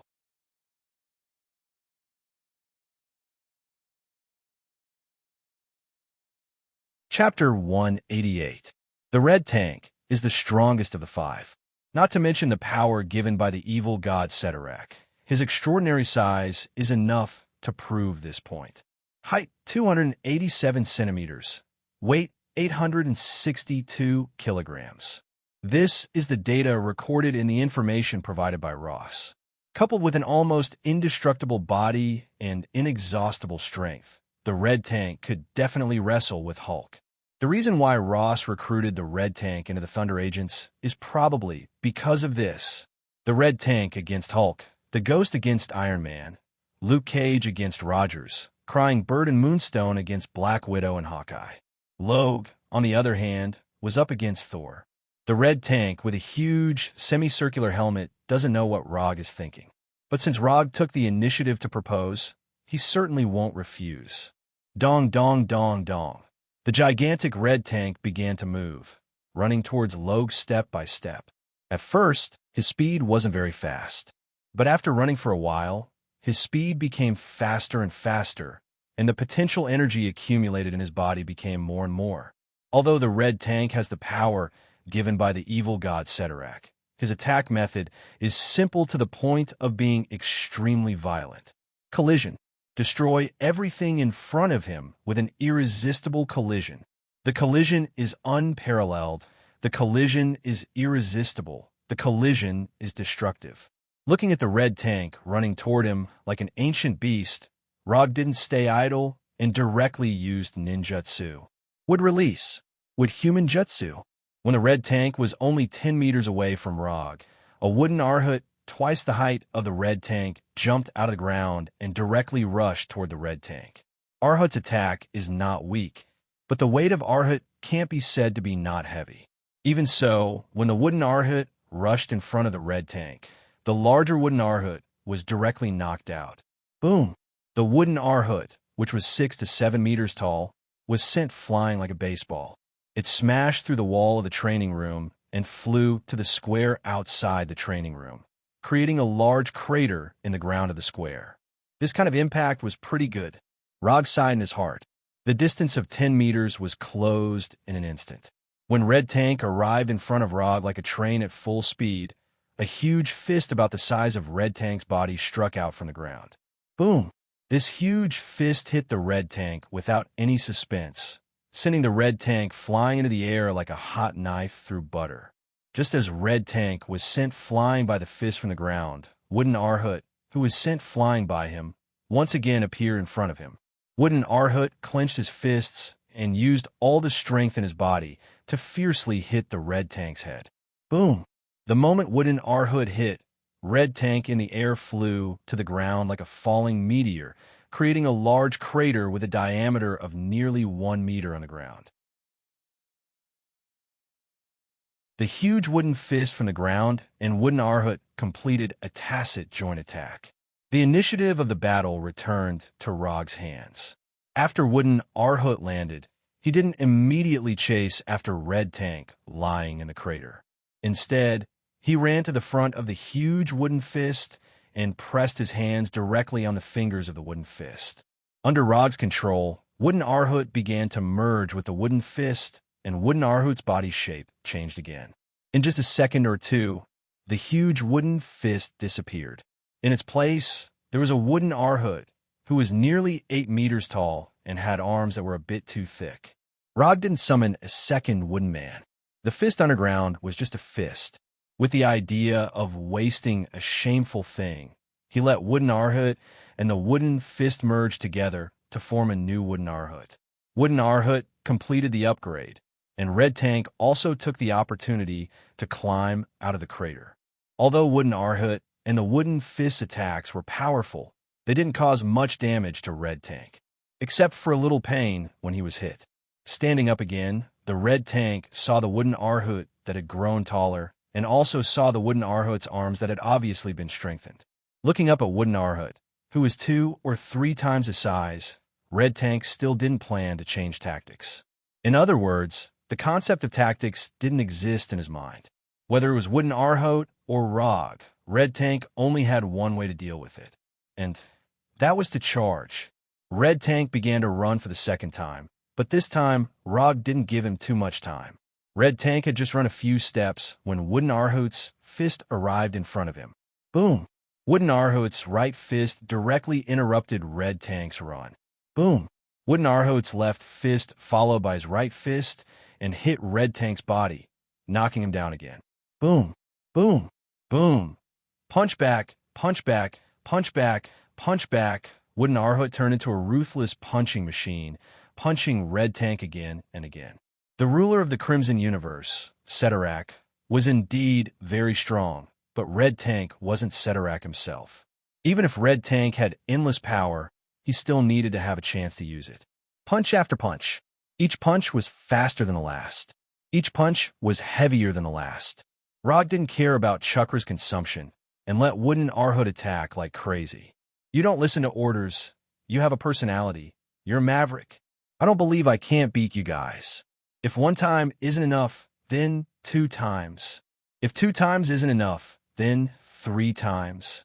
Since you've already sold yourself out, then don't even think about keeping your chastity. If Red Tank and Luke Cage really would rather die than submit, then they wouldn't have joined the Thunderbolt Special Agent team. Since they chose to join, it meant that they still had some scruples. Rog didn't know what they were scruples about, or perhaps they wanted to use this opportunity to gain something.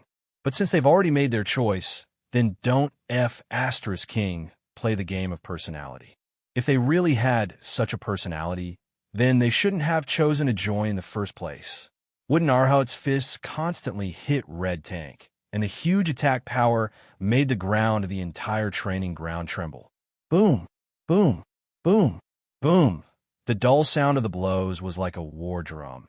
And at the same time, Luke Cage and the others understood that Rog wasn't joking with them.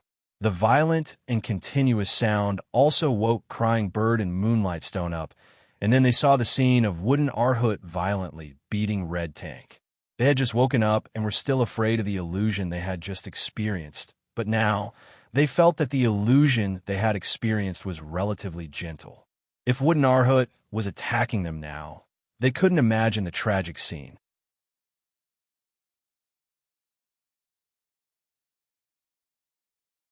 Chapter 189. 3 minutes, 10 minutes, half an hour, 1 hour. Arhot was like a perpetual motion machine, constantly waving his fists, constantly letting Red Tank understand what physical influence was. The originally clean and tidy training room had now become like a large construction site. Moreover, it was the kind of construction site where the dust index was seriously over the limit. Spiderweb-like cracks covered the entire training room, and cracks appeared on the surrounding walls due to the continuous shaking. Especially the wall that Luke Cage and Arhot had smashed through, it showed signs of collapsing. Luke Cage and the others had already left the training room more than half an hour ago. They couldn't bear to see Red Tank being crazily trained by Arhot. The emotions of a fox mourning the death of a rabbit spread in everyone's heart. As the initiator of all this, Rog, of course, didn't stay in the dust-filled training room. To be precise, he was the first to leave the training room. Sunshade, foldable recliners, frozen happy drinks. Rog wore sunglasses as he leisurely reclined on the chair, enjoying this rare afternoon. If there were 2 bikini beauties next to him, this afternoon would be even more perfect.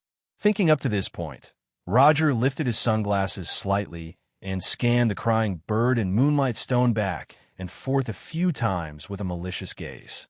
Singing Bird Melissa and Moonlight Stone immediately noticed Rog's gaze. The two involuntarily took a few steps back and then hid behind Luke Cage. Sigh, what a pity. The Wooden Arhot's training continued, and time passed by little. When the sun set and they enjoyed a barbecue that was full of military style, the training room that was constantly emitting sounds finally quieted down. That's enough.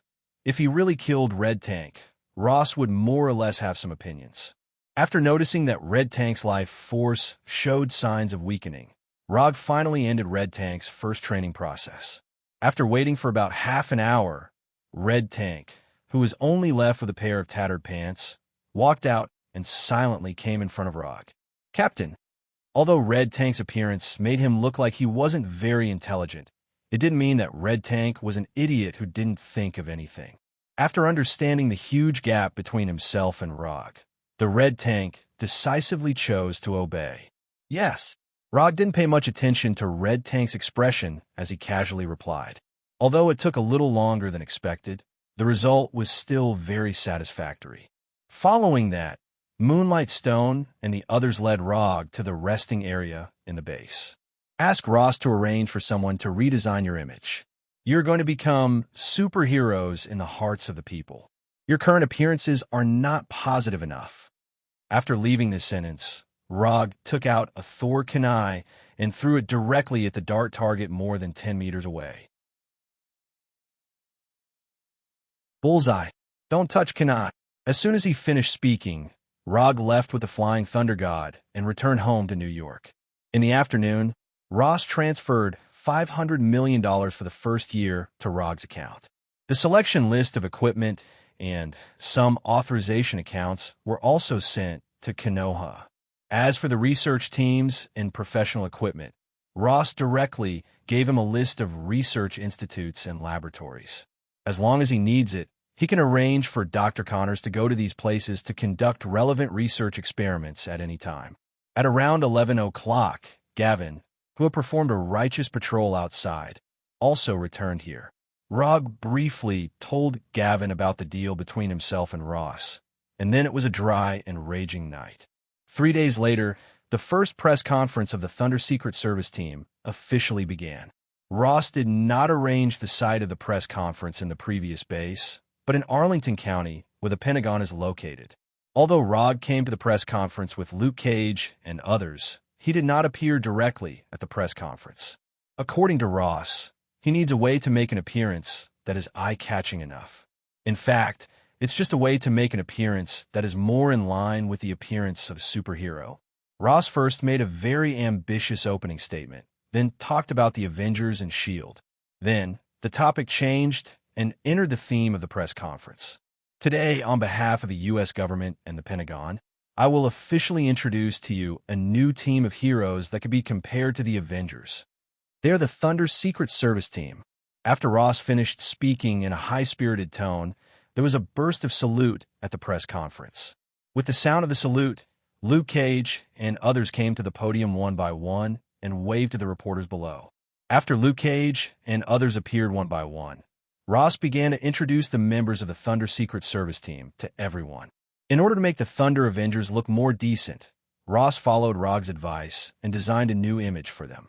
When introducing Luke Cage and others, Ross did not hide the fact that they were once criminals. And in a country like the United States, it doesn't make sense to hide this. It's just that he beautified the special recruitment into a beautiful change for Luke Cage and others, a rebirth under the influence of the liberal democratic spirit of the United States. It has to be said that since he changed his career to become a politician, Ross has mastered these elements that can ignite the emotions of the people. Former criminals have changed their ways and decided to use their own strength to protect the people. What better way to show the noble sentiments of Luke Cage and others?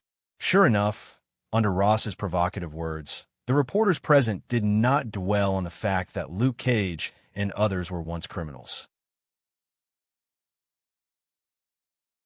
In order to lead such a team of heroes, we specially invited a superhero that everyone is familiar with to be the captain of the Thunder Secret Service team.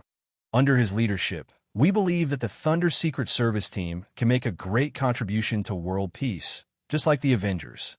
He is the Masked Man. Ross suddenly raised his right hand and pointed to the sky, pointing to Rog, who was standing on a round fan. Rog had been staying hundreds of meters in the air at the press conference, watching Ross's slightly exaggerated performance.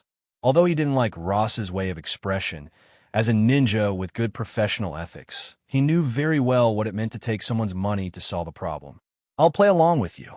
Rog jumped lightly and directly left the round fan and flew toward the podium like a meteor. Just as he was about to have a close contact with the ground, he flashed to the podium through the flying Thor kunai on the moonstone.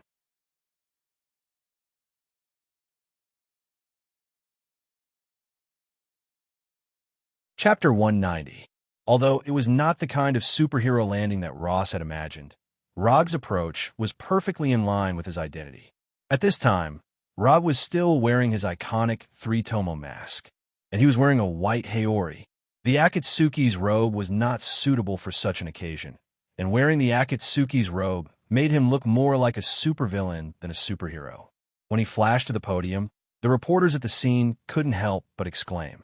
Some thought he would fall directly to the ground, while others were surprised by his appearance. "Good afternoon, everyone."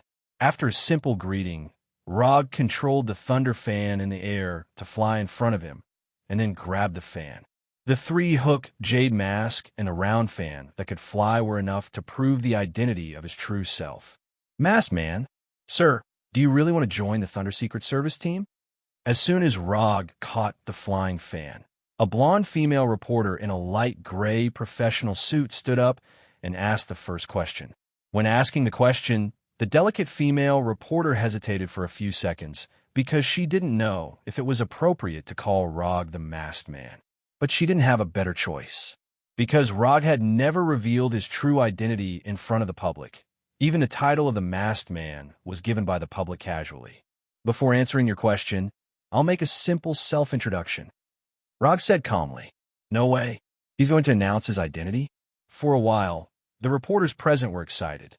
Although the New York incident had been a long time ago, people's curiosity about who the masked man was had not diminished at all. This could be seen from the website, Who is the Masked Man?, set up by Sky.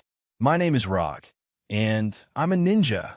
After that, Rog took off the three-tomo mask and revealed his true face.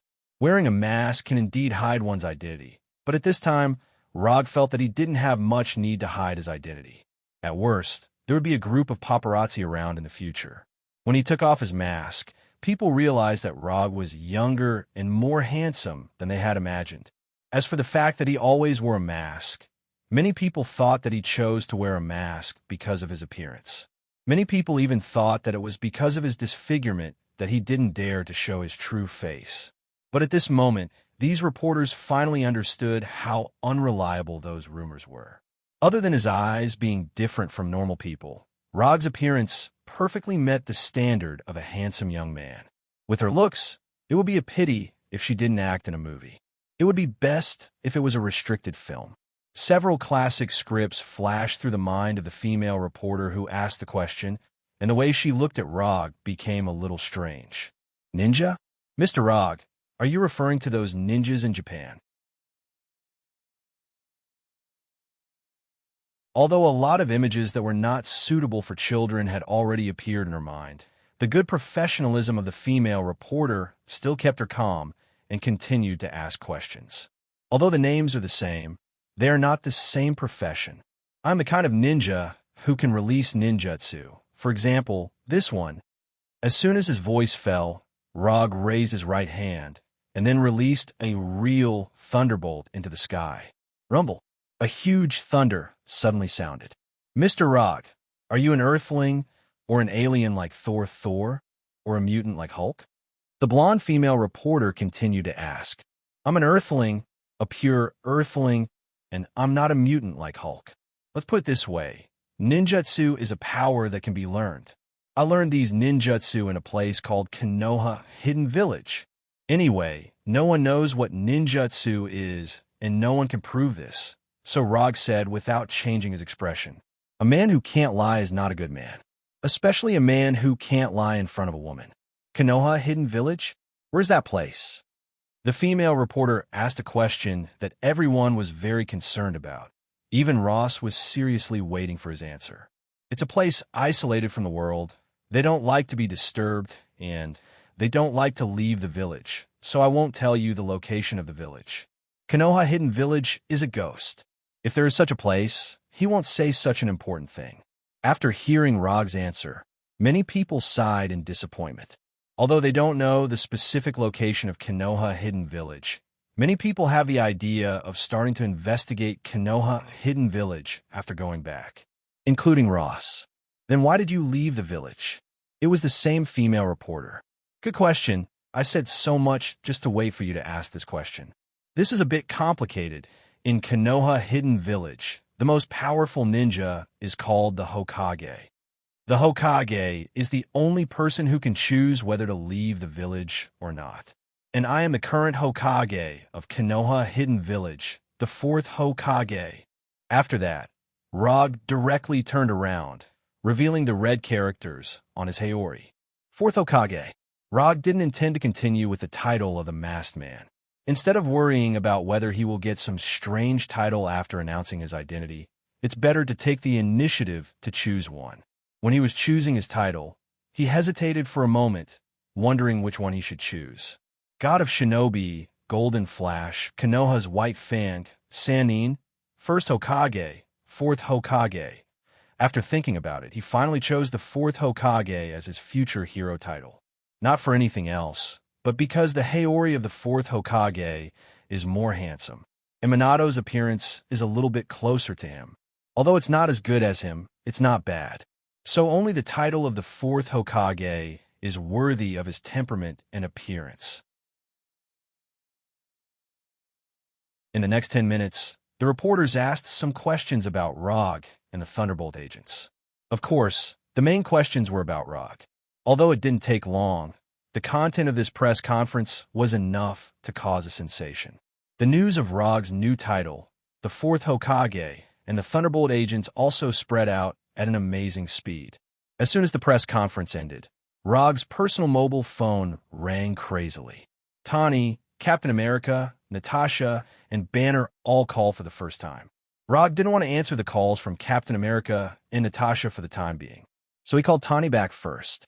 Fourth Hokage, I have to say, this title is much better than the previous Masked Man. Tawny didn't care about Rog joining the Thunderbolt agents at all, and he didn't believe that Rog would go with Ross. Deal. Everything is a deal. Tawny saw the key point in it at a glance.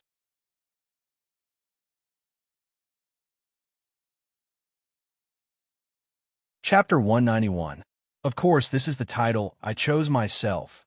If the title of Fourth Hokage is not as good as the Masked Man, then Rog would eat the Haori now. I'm a little curious. What kind of conditions did Ross give you that you're willing to cooperate with him to disclose your identity?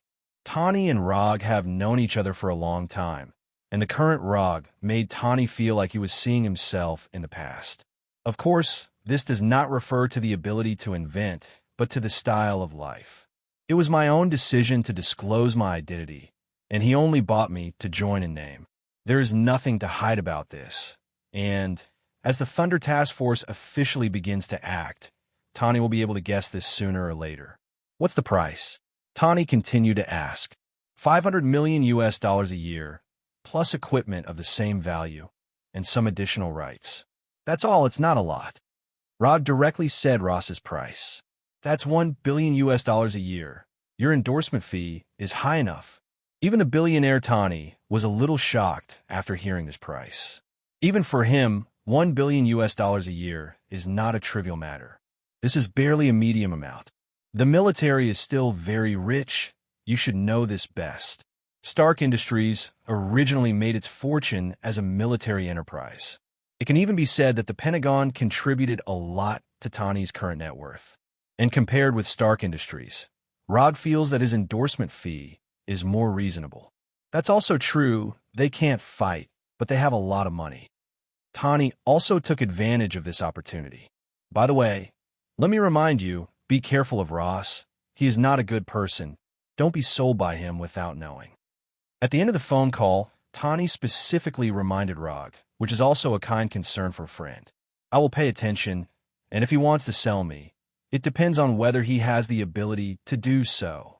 After ending the call with Tawny, Rog also called Dr. Banner back. What Banner wanted to say was similar to Tawny's. Basically, the new title was not bad, and they must be careful of Ross.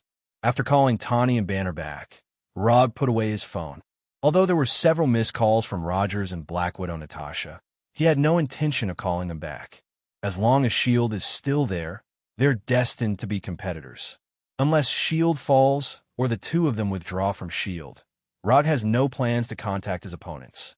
The commotion caused by the press conference was far beyond Ross's expectations. It also made him feel that inviting Rog to join them was a wise decision. Although it was only in name, the people wouldn't care if you joined in name or not. At the cost of $1 billion a year, Roger was tied to the Thunder Agent's war chariot.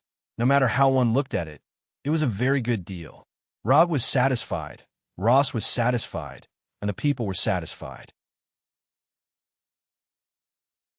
Except for Hydra, everyone else was quite satisfied after hearing the news.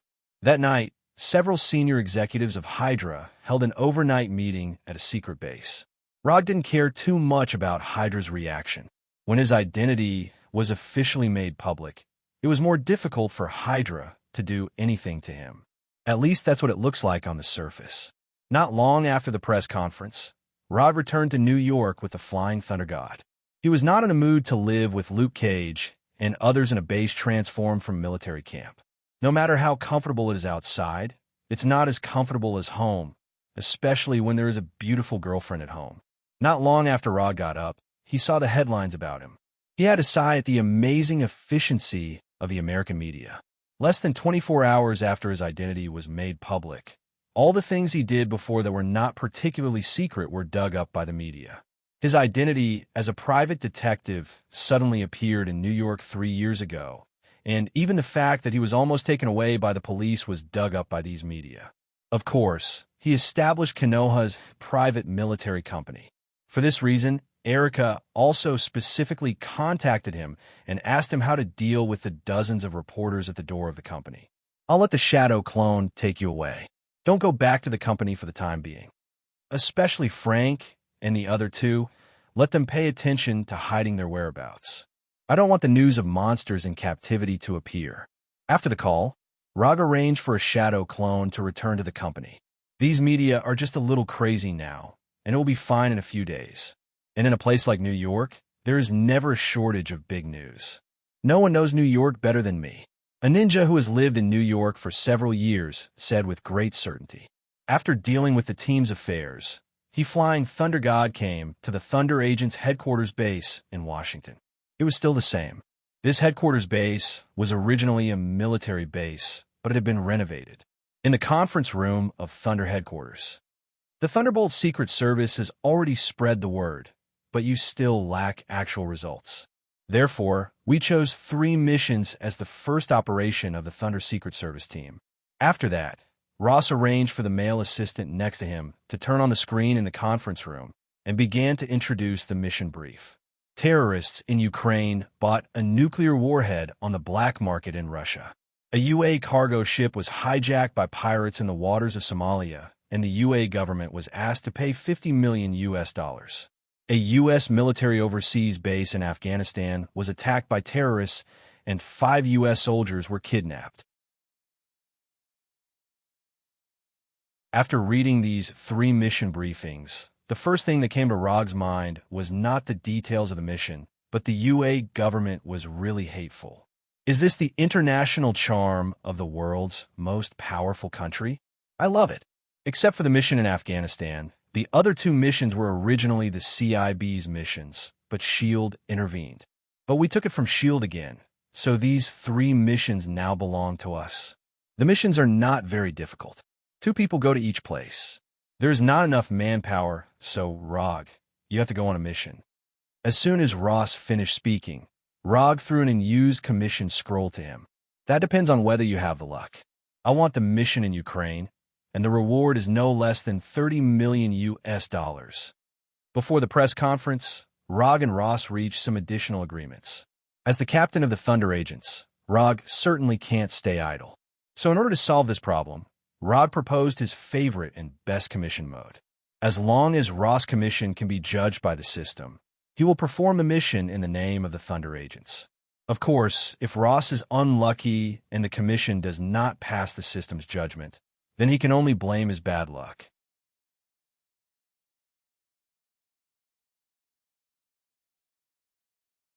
Chapter 192. Robbing a Helicarrier. This behavior is very exciting. Especially when doing this kind of thing under the eyes of S.H.I.E.L.D. and Hydra, the difficulty and excitement of the robbery has greatly increased. If Hydra hadn't suddenly kidnapped Sky and Jessica, Russell wouldn't have had the idea of robbing the helicarrier. The helicarrier is not a small fighter like the Quinjet, but a complete air fortress. Robbing this thing in front of S.H.I.E.L.D. and Hydra should be as difficult as directly attacking the secret city of Wakanda. More importantly, even if a behemoth like the helicarrier is successfully robbed, it will not be easy to hide it. Although there should also be environmental reflective panels and anti-radar search devices on it. The helicarrier is still a bit too big. And as the manufacturer of the helicarrier, SHIELD can definitely find the hidden helicarrier.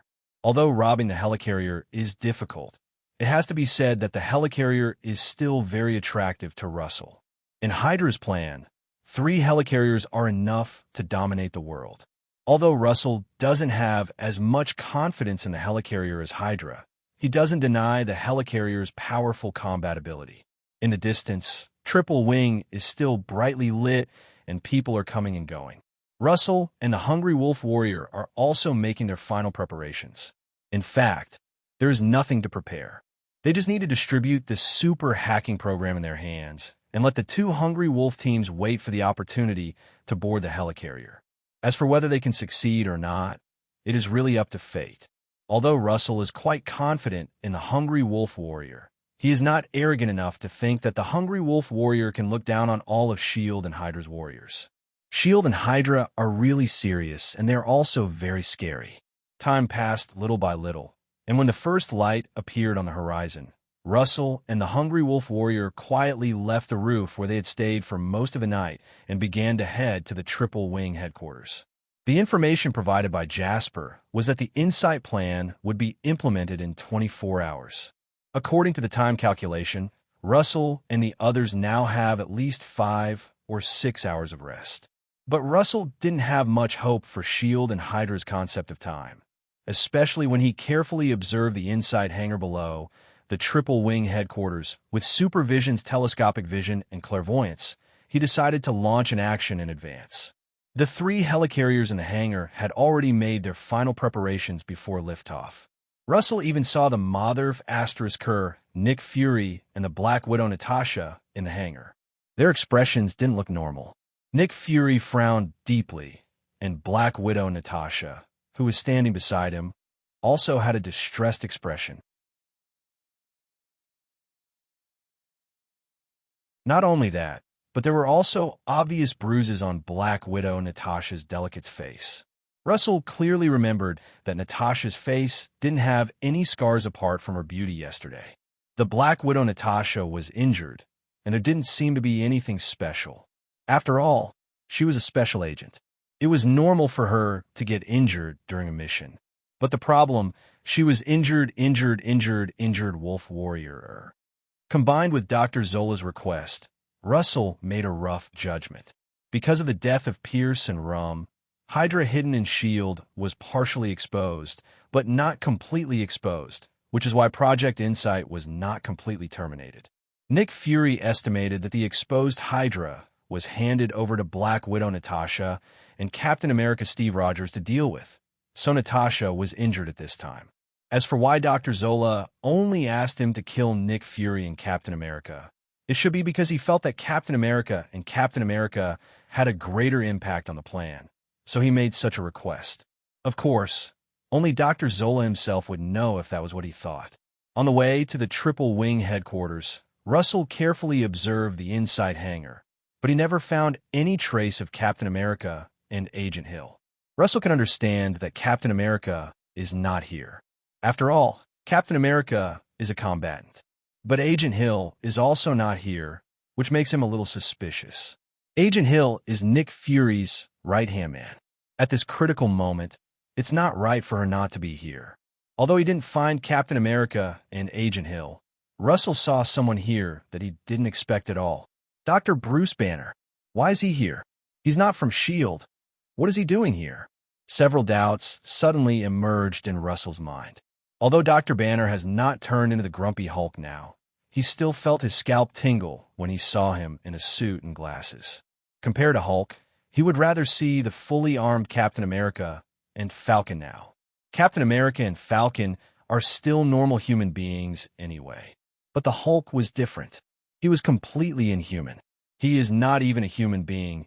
He is a pure, extraordinary creature, an extraordinary creature that has evolved to a certain limit. Captain America and Falcon didn't come, but Hulk came. Luo Su suddenly felt that he had used up all his luck in yesterday's lottery draw. Like Russell, when Dr. Bruce Banner came to the hangar and saw the three extremely oppressive helicarriers, a look of shock appeared on his face. Not only that, Russell also saw an obvious puzzled expression on his face. It seems that Dr. Banner is also here for the first time, otherwise he wouldn't look like this now. When Dr. Banner came to Nick and Natasha, they began to talk fiercely. Although Russell doesn't have super hearing, he can't read lips. But as long as he looked at Dr.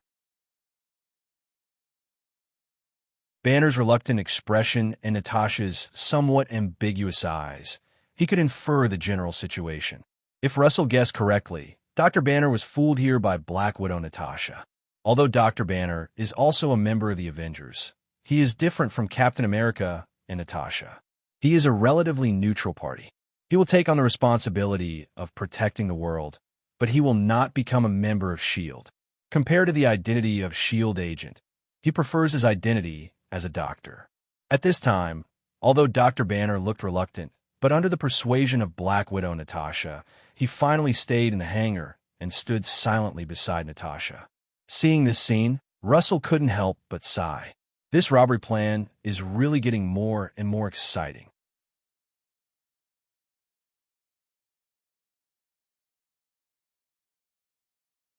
Chapter 193. This kind of mission, which requires disguise and intelligence gathering, is actually more suitable for CIB and S.H.I.E.L.D. agents. But in order to give Thunder agents more opportunities to perform, Ross will not care about this kind of thing.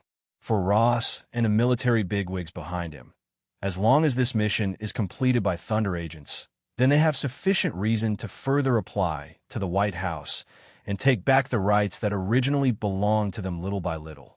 It is not impossible to go further. After all, S.H.I.E.L.D. example is in front of them. Although Rog and Kara were disguised to a certain extent, the taxi driver still looked at them from time to time when they took a taxi to the hotel where Captain Jack was staying.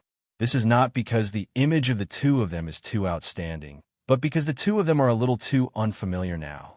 The taxi driver can see at a glance that they are not locals, but if the two of them are tourists, they are completely different from tourists.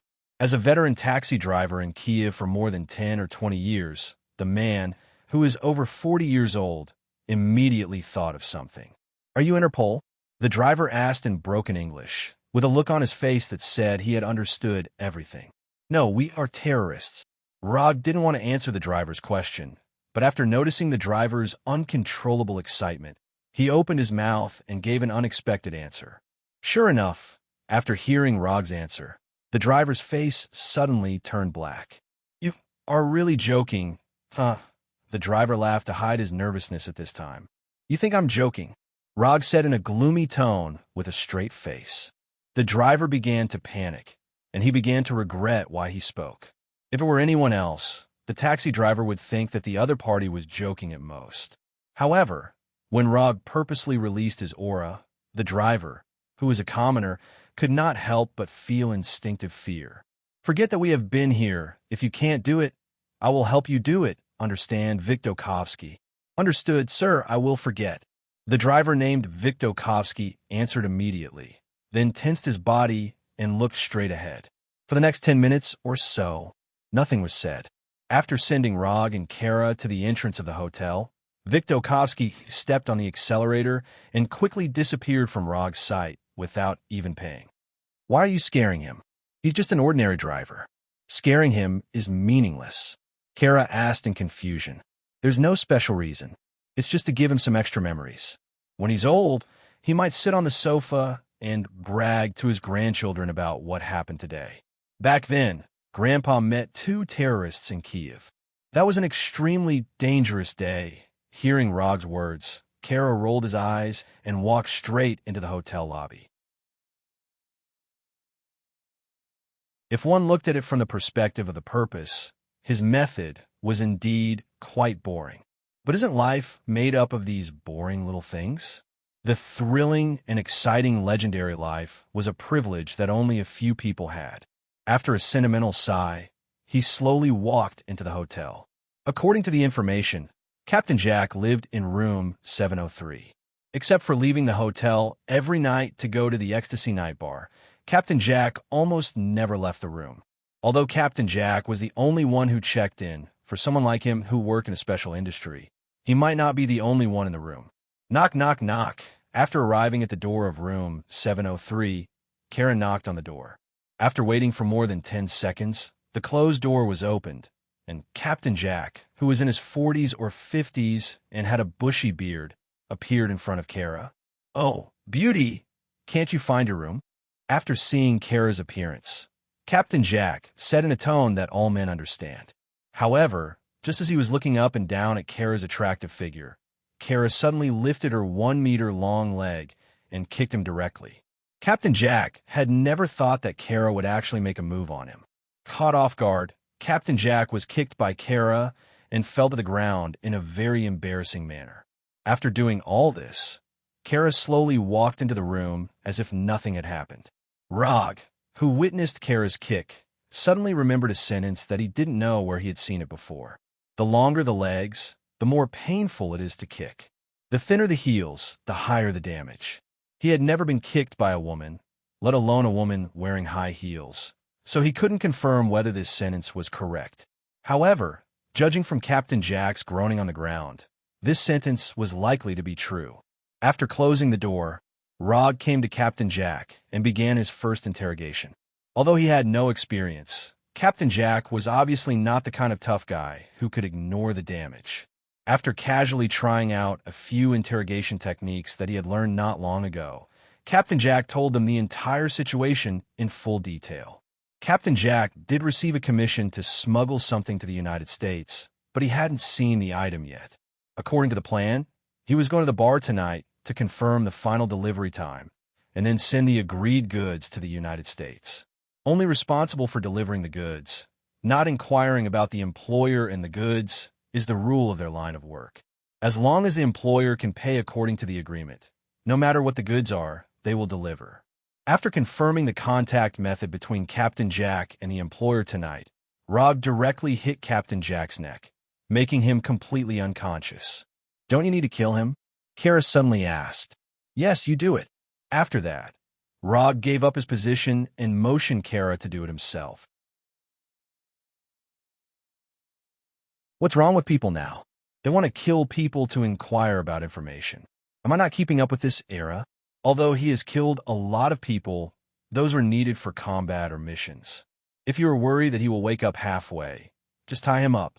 Glancing at Rog, and then at the unconscious Captain Jack, Kara finally shook his head. Rog ignored Kara and began to use the transformation technique. Boom! When the white smoke dissipated, Rog had completely disappeared and was replaced by Captain Jack, who couldn't see the difference at all. Transforming into Captain Jack and coming into contact with the terrorists was a plan he had decided on early on. But what he didn't expect was that after he transformed into Captain Jack, Kara looked at him with a shocked face. "Why are you looking at me like this? It's just a transformation technique, not a high-level ninjutsu. Don't be surprised."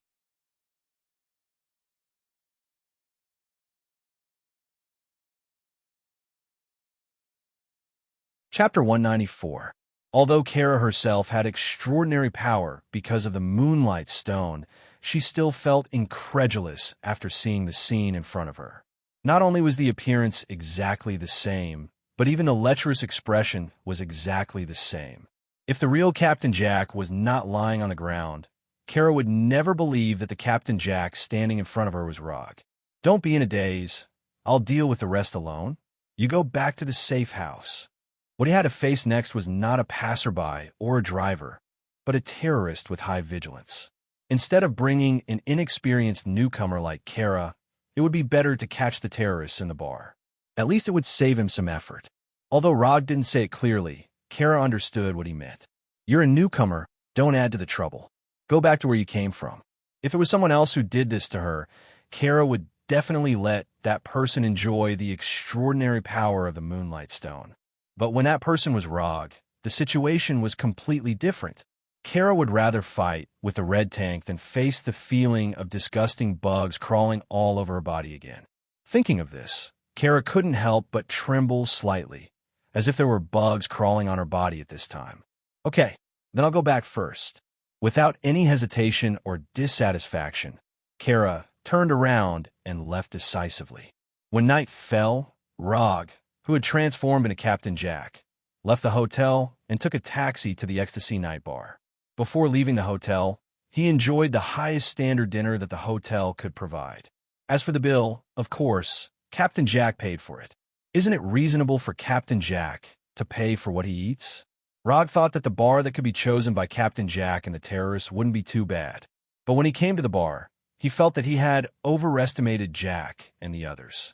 It seems that the smuggling and terrorist industries haven't made much money in the past few years. After lamenting in his heart, Roger walked into the bar that was not modern at all. Because it was still early, there weren't many guests in the bar. But with the environment of the bar, even during the night peak, it was estimated that there wouldn't be many guests. Soon, Roger saw the rumored middleman. He walked to the bar counter where the middleman was. 2 glasses of vodka, no ice. 1 for Russia and 1 for America. This secret code was really stupid, Rog said in Captain Jack's usual manner speaking. As soon as he finished speaking, the middle-aged man next to him turned to look at him. The bartender was not the terrorist contact. The customer next to the bartender was. No energy reaction, ordinary person, 0 threat level. When he turned to observe the man, Rog quickly judged the man's strength. However, before the man could answer, a voice suddenly came from behind him. Old Jack, can that little boat of yours still cross the Atlantic Ocean? Don't be blown over by the storm. Who is this guy? Looking in the direction of the voice, he saw a tall man dressed like a Viking. What's wrong? You don't recognize me? Or was your brain eaten by a shark? The man who suddenly appeared mocked loudly. As long as the brain hasn't crashed, anyone can see that he was deliberately looking for trouble. Get out of here. Rog didn't know what the relationship between Captain Jack and this man was, so he could only choose to use an answer that was suitable for any relationship. Oh, I see, old Jack. You were talking about business. After that, the man came in front of the terrorist contact and patted him on the shoulder. He said without hiding anything, "Young man, if you want to do business, you can come to me. I'm much more reliable than old Jack." Can't let this guy continue. Rog intends to use the hypnosis ability of Sharingan to solve this guy who came out of nowhere. However, just as he was about to make a move, the man said something that completely exceeded his expectations. He is not old Jack. He's a spy for the Americans. As soon as the man who deliberately dressed like a pirate finished speaking, the terrorist's face suddenly changed, and he pulled out the pistol from his waist without thinking. Damn it! Rog cursed in his heart. At this time, the situation no longer allows him to continue to disguise, and there is no need to disguise. As soon as the terrorist contact pulled out the pistol, Rog came in front of him lightning and grabbed his right hand holding the gun. Gotcha! With a little force, the contact's right hand was easily broken by Rog like a toothpick. After quickly solving the contact, he set his eyes on the pirate-like man. Who are you? The only person who knows that he disguised as Captain Jack is Gecko Ishikawa. At most, there are several logistics personnel in the safe house. Other than that, it is impossible for anyone to know that Captain Jack is his disguise. Of course, the man can't answer Rog's question. When Roger asked him, he pulled out a military knife that was almost 30 centimeters long from his back belt. Playing with a knife in front of me? Rog smiled helplessly when he saw the man's eagerness after he pulled out his military knife. Less than 10 seconds, to be precise, 3 seconds. The knife in the man's hand was in his hand. After casually waving the knife in his hand, Rog asked again, "Last chance, who are you?" The result was no different from the previous one. The man still didn't intend to answer the question. For the man's choice, Rog felt a trace of regret. Then, he returned the military knife to the man. However, the man didn't catch the knife in a different way from ordinary people. He used his forehead to catch the saber that was flying towards him at lightning speed. Thump! The sound of falling to the ground sounded. Rog ignored the man who came out of nowhere, directly grabbed the contact whose right hand was broken, and took him out of the bar. On a rooftop near the bar. Why? Why did you do this to me? Rog said helplessly, his face full of disappointment. The contact looked at the annoyed Rog with a confused face, completely unable to guess what he was going to do. I plan to be a proper ninja, collect intelligence, sneak in, eliminate the target, and complete the mission. Why can't you let me complete all the procedures? As soon as his voice faded, Rog's eyes fell on the contact. I'm in a bad mood now, so I sincerely remind you, don't have any thoughts you shouldn't have. Otherwise, I'll chop you up. After that, he took out the bone knife that he took from the roadside restaurant.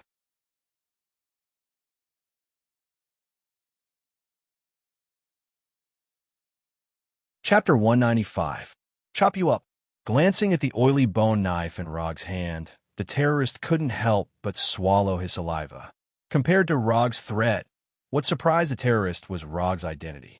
After arriving at the roof, Rog lifted the effect of the transformation technique and changed back to his original appearance. When he changed back to his original appearance, the terrorist recognized his identity. Fourth Hokage. He is the captain of the Thunder Agents. Fourth Hokage. Oh, you don't have to threaten me. You don't dare to chop me up.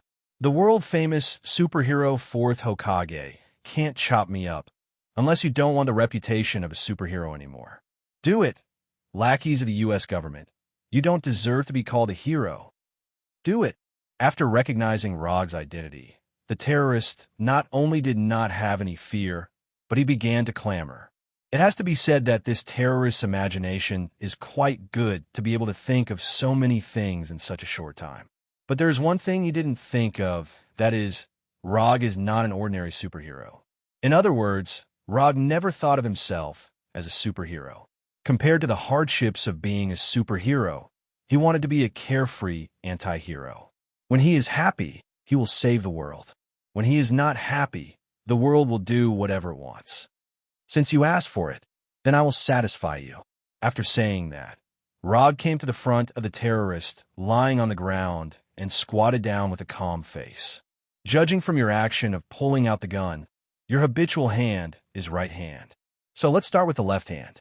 As soon as his voice fell, Rog raised the bone knife in his hand and chopped at the terrorist's left hand without hesitation. Dang! The bone-chopping knife's blade hit the ground hard, making a dull sound. When the bone knife was raised, the terrorist's left wrist rolled a few times on the ground.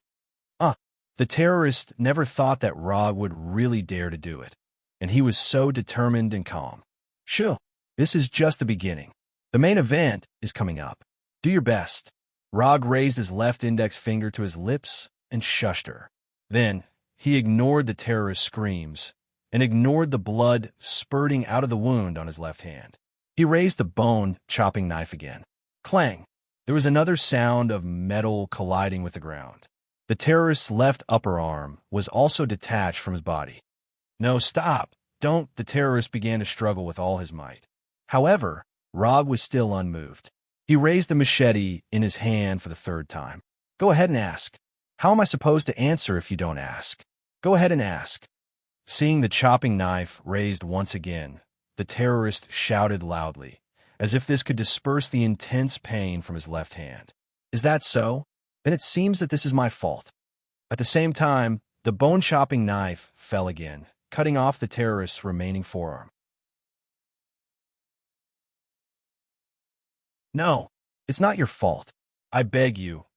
Please ask. Please. The terrorist was still screaming, but his tone had become much weaker. He didn't know if it was because the previous scream damaged his throat, or because he lost too much blood. Very good. It seems that now you know how to cooperate. After wiping the blood-stained bone-chopping knife on the terrorist's clothes, Rog said calmly. The following questioning was unusually smooth, and he soon got the information he wanted. Give me a quick death. The terrorist didn't have any intention of leaving here alive. The only thing he wanted now was to end his life happily. Actually, I have never had the habit of killing captives, but I can satisfy your last request. A finger snap suddenly sounded. Rog in front of the terrorist suddenly disappeared like a bubble. The blood on the ground and the broken arm also disappeared. Even the intense pain that made the terrorist hover between life and death disappeared in an instant. The terrorist didn't realize what had happened. He saw Rog standing a few meters away. From the beginning to the end, what he felt was the Jinjutsu of the Sharingan. Rog's left hand was holding the bone-chopping knife that made him tremble with fear, and his empty right hand was in the posture of a pistol. Water release. Water iron cannon technique. Puff. A liquid bullet pierced the terrorist's forehead, completely ending his life. This terrorist was not an important person. According to him, he was just a contact, so he didn't know where the nuclear warhead was. In the information he provided, there were only 3 points that were slightly valuable. The first was that the terrorists intended to send the goods out as soon as possible. If there was no problem, they hoped to send the goods on the ship at 3 o'clock in the morning. The second was that this time, there were not many people in charge of transporting the nuclear warhead, only about 20 or 30 people, and the nuclear warhead was now in a warehouse in the city. Although Kyiv wasn't an international metropolis, it was still the capital of Ukraine. In this city, there were at least thousands of large and small warehouses. It was not easy to find the one where the terrorists placed the nuclear warhead in these warehouses. As for the third information, it was the most useful one at present. That was the contact information provided by the contact. Although the contact didn't know where the nuclear warhead was placed in the warehouse, he knew how to contact the terrorists who were guarding it. According to the original plan, after confirming the final time with Captain Jack, he would contact the terrorists and inform them of the final result. Although there were some accidents, the terrorists may not know what happened in the bar now. As long as he could use the identity of the contact to lure the terrorists out or directly locate their location when contacting them, then everything would become simple again. Of course, the premise of all this was based on the premise that the terrorists didn't know what happened in the bar. After throwing away the bone-chopping knife in his hand, Rog teleported back to the safe house with the Flying Thunder God and roughly explained the current situation to Kara and others. When the logistics technicians in the safe house were ready, Rog asked the technician who could speak Ukrainian to make a call. Although the voice of the technician was not the same as the contact, there was no other way. Rog could transform into the appearance of the contact, but the problem was that he didn't speak Ukrainian. The contact could speak English because the person he wanted to contact was the UA Captain Jack, which may be the reason why he was chosen as the contact. More than 20 seconds later, the phone was still not connected.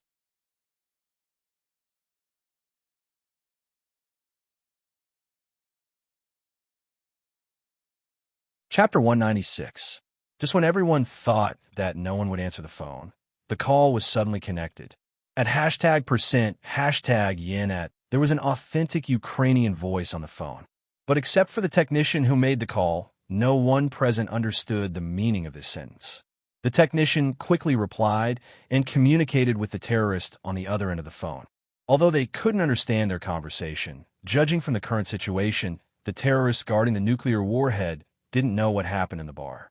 When the Ukrainian technician communicated with the terrorist, the remaining technicians quickly began to track and locate the phone.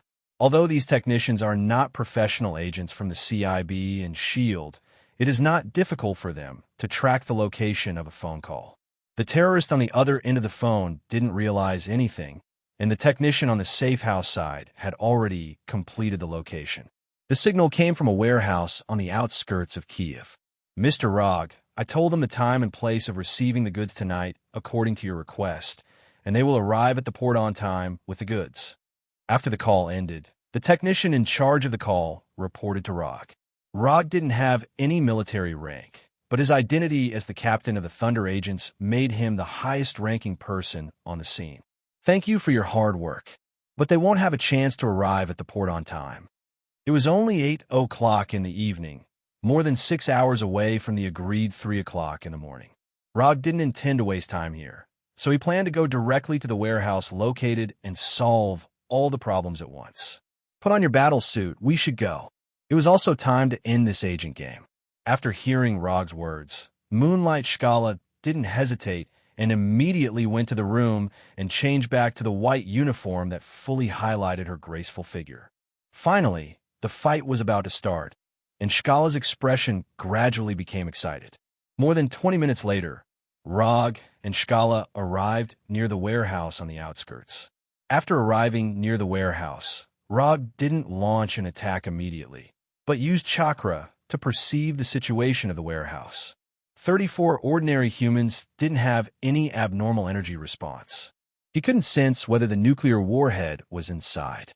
He could only sense life, energy, and energy intensity, and radioactive materials, such as nuclear materials, were not in his sensing range. Unless the nuclear warhead exploded, he would not be able to sense the location of the explosion. But at that time, it didn't matter whether he could sense it or not. There aren't many enemies inside, and their weapons are just some conventional gunpowder weapons, so it's not very difficult to deal with them.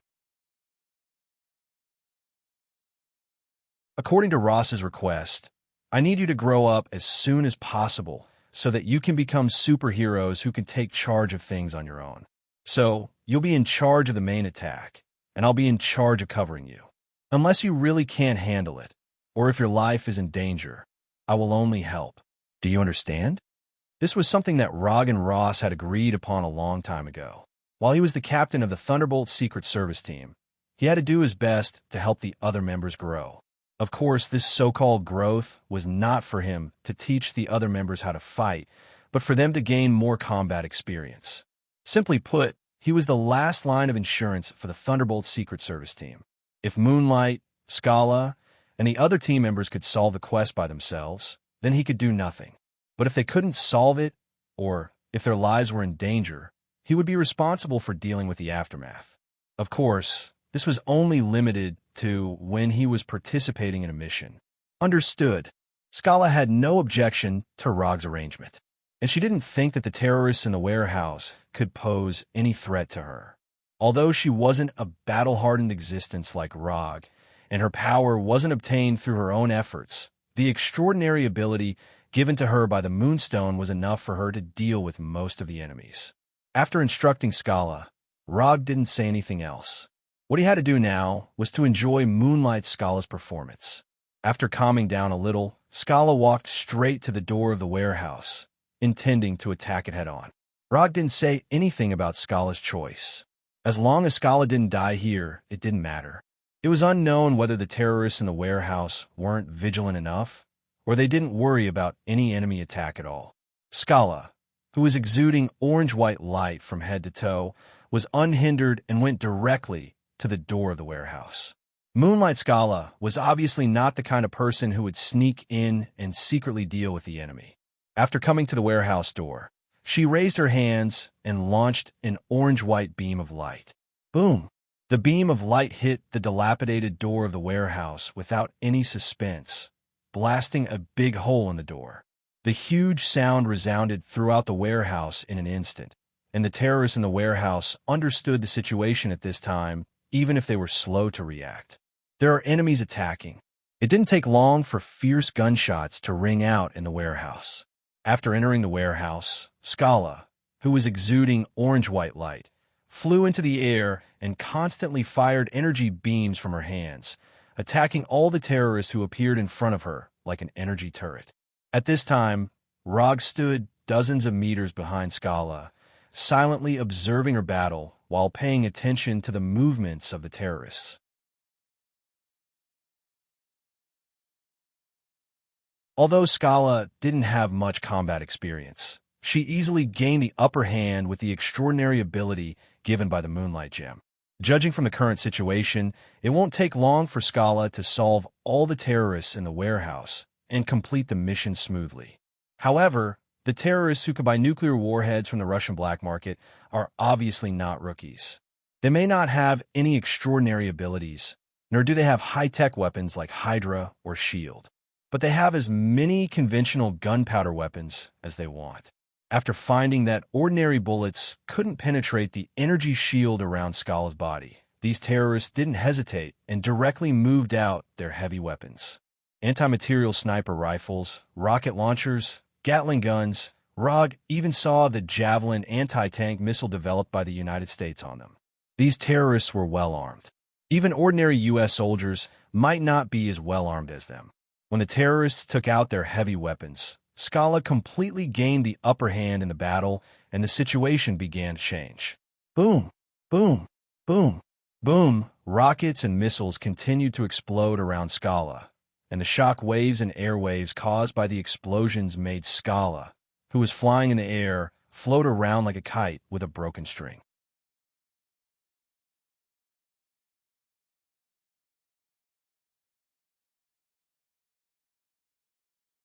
Chapter 197. Still not enough experience. If Kara had been a little more cautious, instead of relying on her extraordinary ability to go on a rampage, she would definitely not have been used as a target by the terrorists. The bullets from the Gatling gun hit Kara's energy shield like a storm, creating ripples on the energy shield. What's worse, because of the suppression of the Gatling gun, Kara couldn't care about other attacks. Rockets and anti-tank missiles exploded one after another in front of her. If it weren't for the moonlight gem, Kara would have been blown to pieces. Rog thought that he could easily watch the battle as a spectator and then smoothly end the mission. But Carla's performance directly shattered his beautiful dream. He really didn't want to do it. Although he thought so, he still summoned his new Haori, the Yondaime Hokage's white Haori. Along with the Haori, dozens of flying Thor Kunai were summoned. Although there were only 9 flying Thor Kunai enchanted by Odin. But for a ninja who regarded flying Thor as a talent, how could he not have flying Thor Kunai? In his summon scroll, there were a total of 300 flying Thor Kunai. Don't ask why he saved so many. If you ask, it's because he has too much money. After putting on the Haori, Rob began to use his ninjutsu. Wood release, wooden spindle wall. In the blink of an eye, a semicircular wall made of wood appeared in front of Kara, completely enveloping her. Lightning body flicker. What followed after the wooden spindle wall wasn't flying Thor, but lightning body flicker. Rog's figure disappeared in an instant, and a weak electric current that had yet to dissipate appeared where he had been standing. Leave the rest to me. As soon as his voice fell, Rog picked up Kara, who was half kneeling on the ground, and once again used lightning body flicker. The next second, he carried Kara to a corner of the warehouse, and then directly put Kara down. It felt good. After putting Kara down, he disappeared again. Until now, the terrorists did not know that Kara was no longer behind the wooden spindle wall. Bullets and missiles continued to bombard the wooden walls, and dazzling explosions continued to rise. Although the sudden appearance of the wooden spindle wall surprised these terrorists, they did not associate the wooden spindle wall with Rog. It was common knowledge that his superpower was the ability to control lightning. Rog had no intention of correcting these terrorist thoughts. While they were crazily attacking the wooden spindle wall, he had the shadow doppelganger throw the dozens of Thor Kunai that he had summoned to every corner of the warehouse. After the shadow doppelganger was done, he walked into the terrorists' line of sight. Seeing Rog walking out from the shadows, these terrorists first revealed a trace of doubt. Then their complexion suddenly changed, and they immediately turned the muzzle. When they first saw Kara, they felt that Kara was very similar to the superhero Moonlight Stone from the Thunder Secret Service.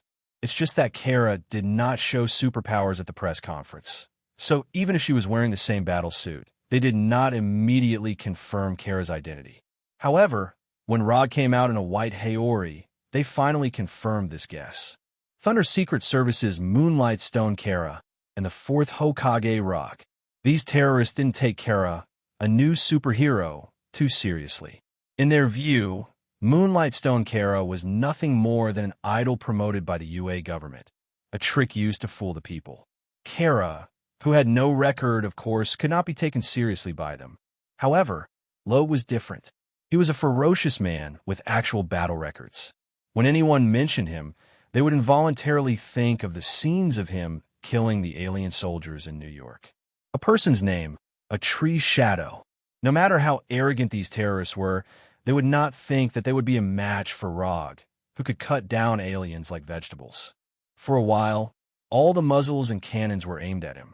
Looking at these terrorists who seemed to be facing a great enemy, Roger suddenly sighed. He didn't know when he would be able to get the same treatment as Minato. If I encounter a golden flash, I can give up the mission without any punishment. I have to continue to work hard. and Rog hoped that his future treatment would be a little higher than Minato's. Minato's treatment was only limited to the ninja world, and he hoped that his treatment would be universal. But this kind of thing can only be thought in his mind for the time being. He has not received this kind of treatment on Earth, let alone the whole universe. Although this goal is a bit far away, it is also a direction worth working towards.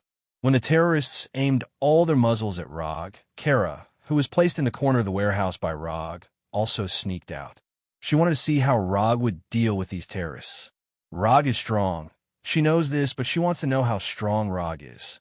Kara, who personally experienced the bombardment of modern gunpowder weapons, wanted to see how big the gap between herself and Rog is. Cheer up.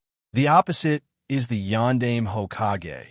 As long as we kill him, the entire United States government will be afraid of us. He is only one person. Don't be afraid. These terrorists shouted loudly one after another in Ukrainian. Rog couldn't understand what they were saying, but this didn't affect what he was going to do next. They saw him suddenly take out a flying Thor kunai and play with it in his right hand. Just when everyone thought that he was going to use the flying Thor kunai to launch an attack, he suddenly threw the kunai up. At the moment when he threw the kunai, the terrorists who were already prepared didn't hesitate and immediately pulled the trigger. However, their attack was destined to have no effect. The moment the flying Thor kunai left his hand, Rog disappeared with the flying Thunder God. The bullets and missiles flew directly over his original position, hitting the wall behind him, the ground, and the container. These gunshots almost stopped abruptly, and a sudden, strange silence quickly enveloped the entire warehouse. At the same time when the gunshots stopped, Rog's figure reappeared in the original position, and his right hand easily caught the flying Thor kunai that had not yet fallen to the ground. Done. When he put away the flying Thor kunai in his hand, there was a burst of falling sounds in other parts of the warehouse. It's over? Kara thought that she would be able to see a wonderful battle, but the reality was completely different from what she had imagined. The only thing she saw was that Rog suddenly disappeared, and then suddenly reappeared, and then there was no more. How is this possible? What did he do? Is he really human?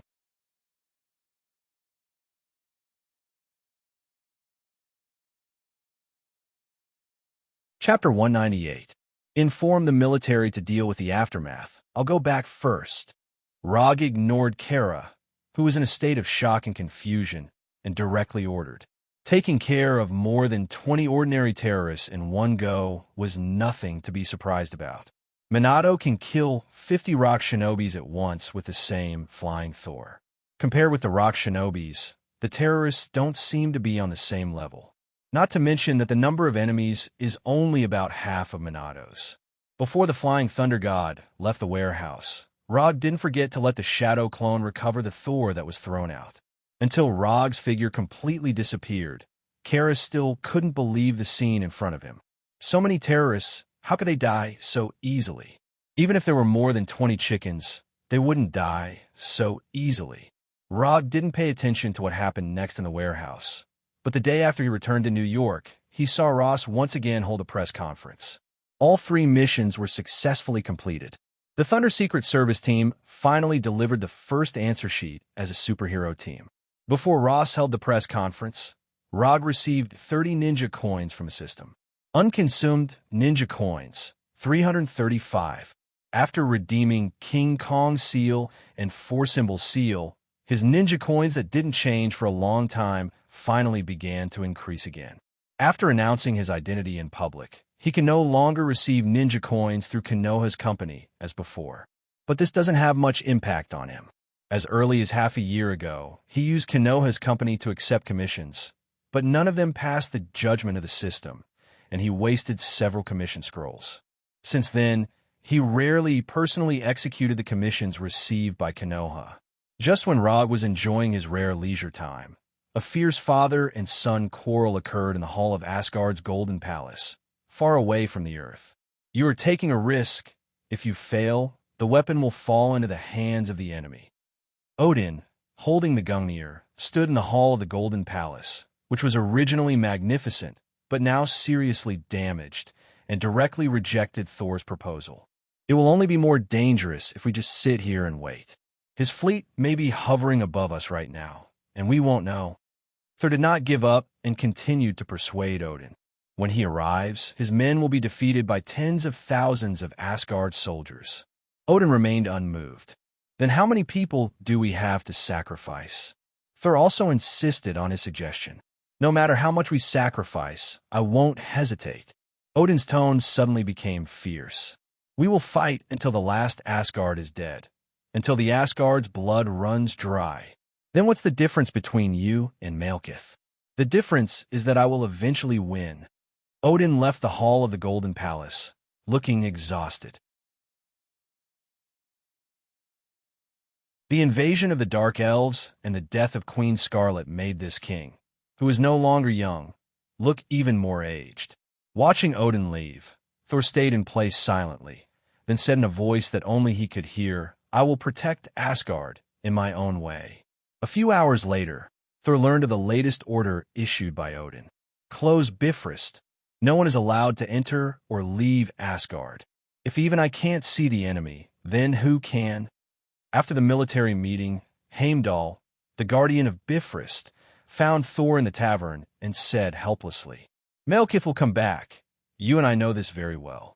We need the help of others, a reinforcement from another planet." After drinking the beer in the cup, Thor said meaningfully, "We can't contact him, and even if we can, he can't come to Asgard." Heimdall immediately understood what Thor meant. "No, I can get in touch with him." When night fell, Thor gathered Sif, Fandral, and Volstagg and went to a secret room in the Golden Palace with Heimdall. "What I want you to do is the most serious crime of treason. Even if we succeed, we will be exiled, and if we fail, we will die. Malekith knows that the ether particle is here. He can sense its energy.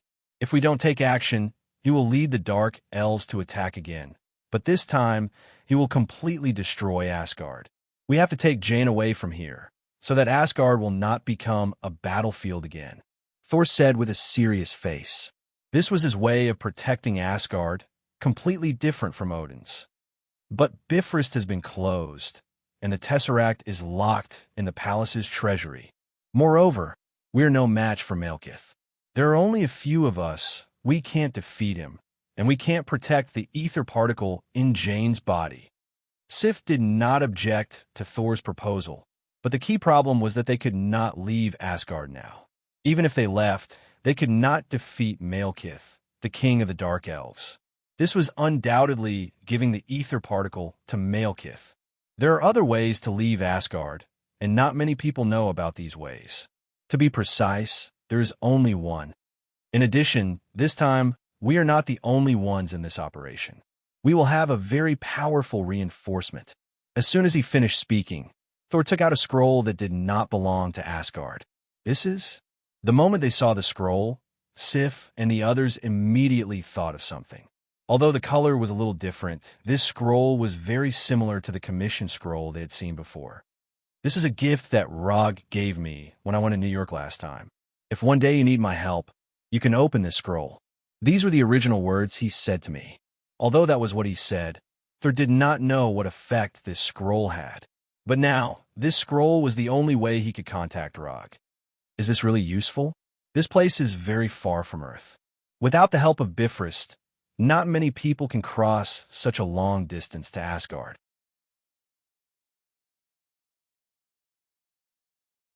As someone who had witnessed Rog's battle with her own eyes, Sif did not doubt Rog's strength. However, this kind of ultra-long distance transmission across interstellar space was not something that anyone could do. Even Asgard, without Bifrost, could only obediently build ultra-long distance transmission magic arrays. And as far as she knew, Rog did not know magic, so it was impossible for him to build any transmission magic arrays. "I don't know, but I'm willing to try." After saying that, Thor directly opened the unknown scroll that Rog gave him.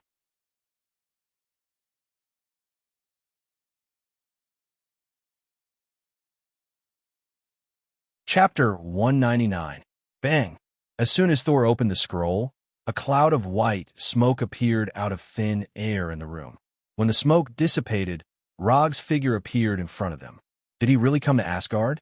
Thor and the others looked at Rog in disbelief and couldn't react for a while.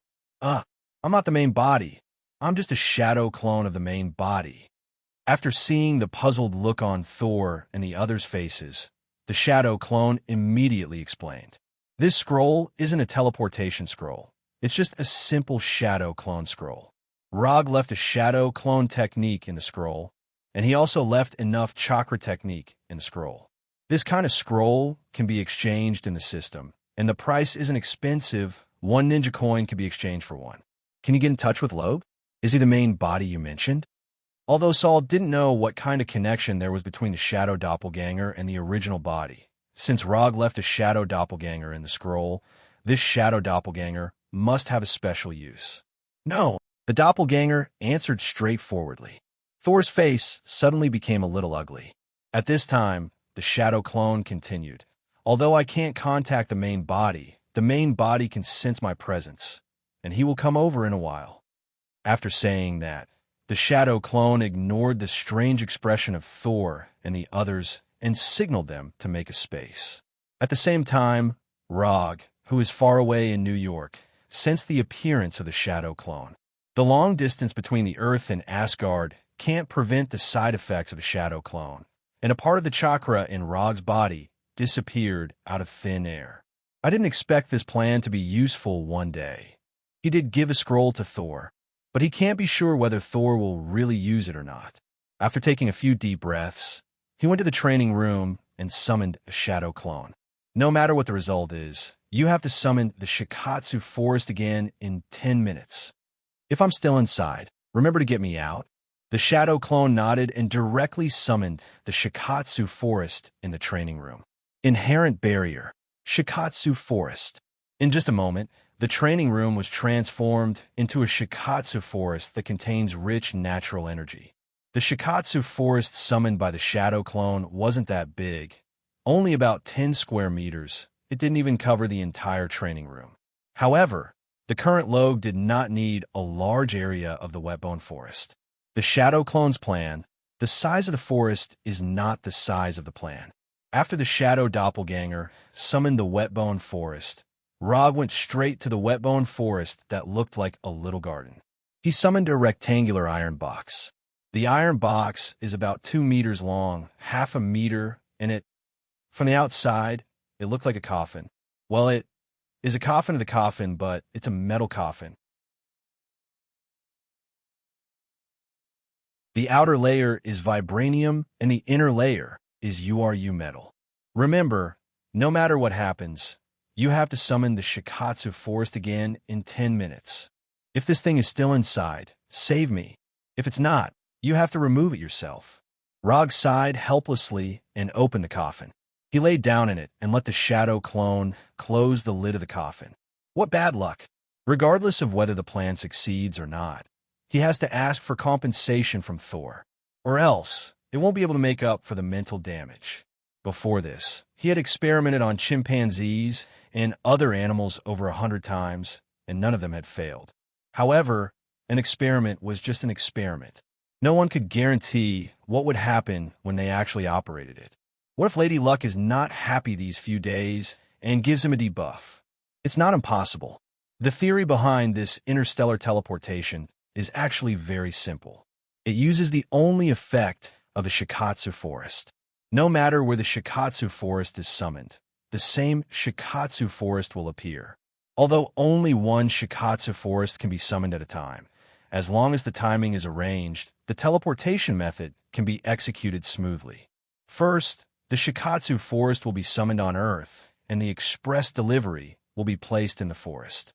Then, the Shikatsu forest will be removed from Earth.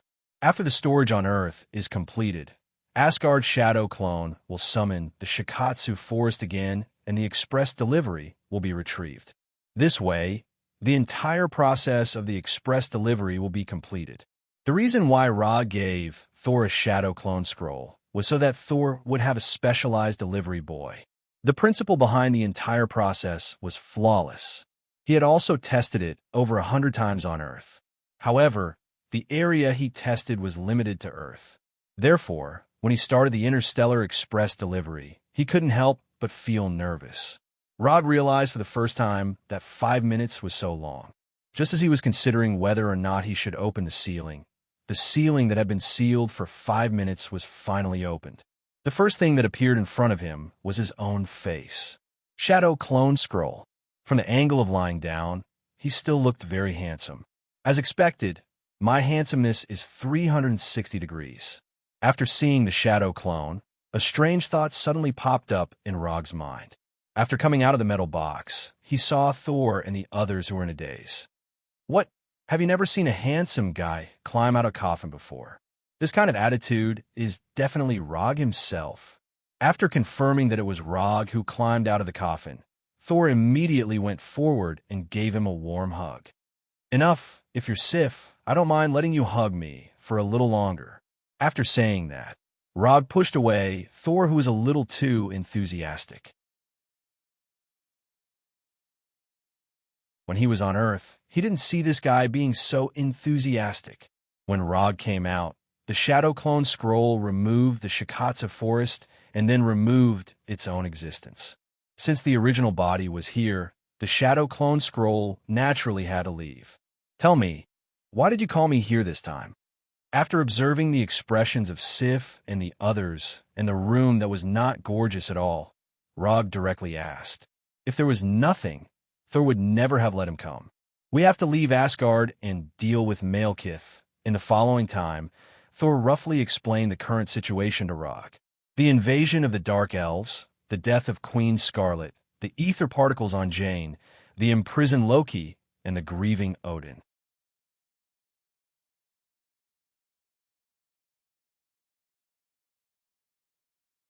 Chapter 200. Thor's plan was as simple and crude as ever. The only thing that had improved was that he no longer underestimated any enemy.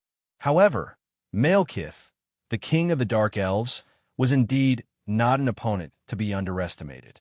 Not to mention the results of Malekith's attack on Asgard this time. A long time ago, Malekith's enemy was Thor's grandfather, the previous king of Asgard, King Bauer. Although he lost the battle and his ether was taken away, Malekith still lived to this day. Generally speaking, the king of the Dark Elves, Malekith, was an opponent who was not lacking in both martial strength and strategy.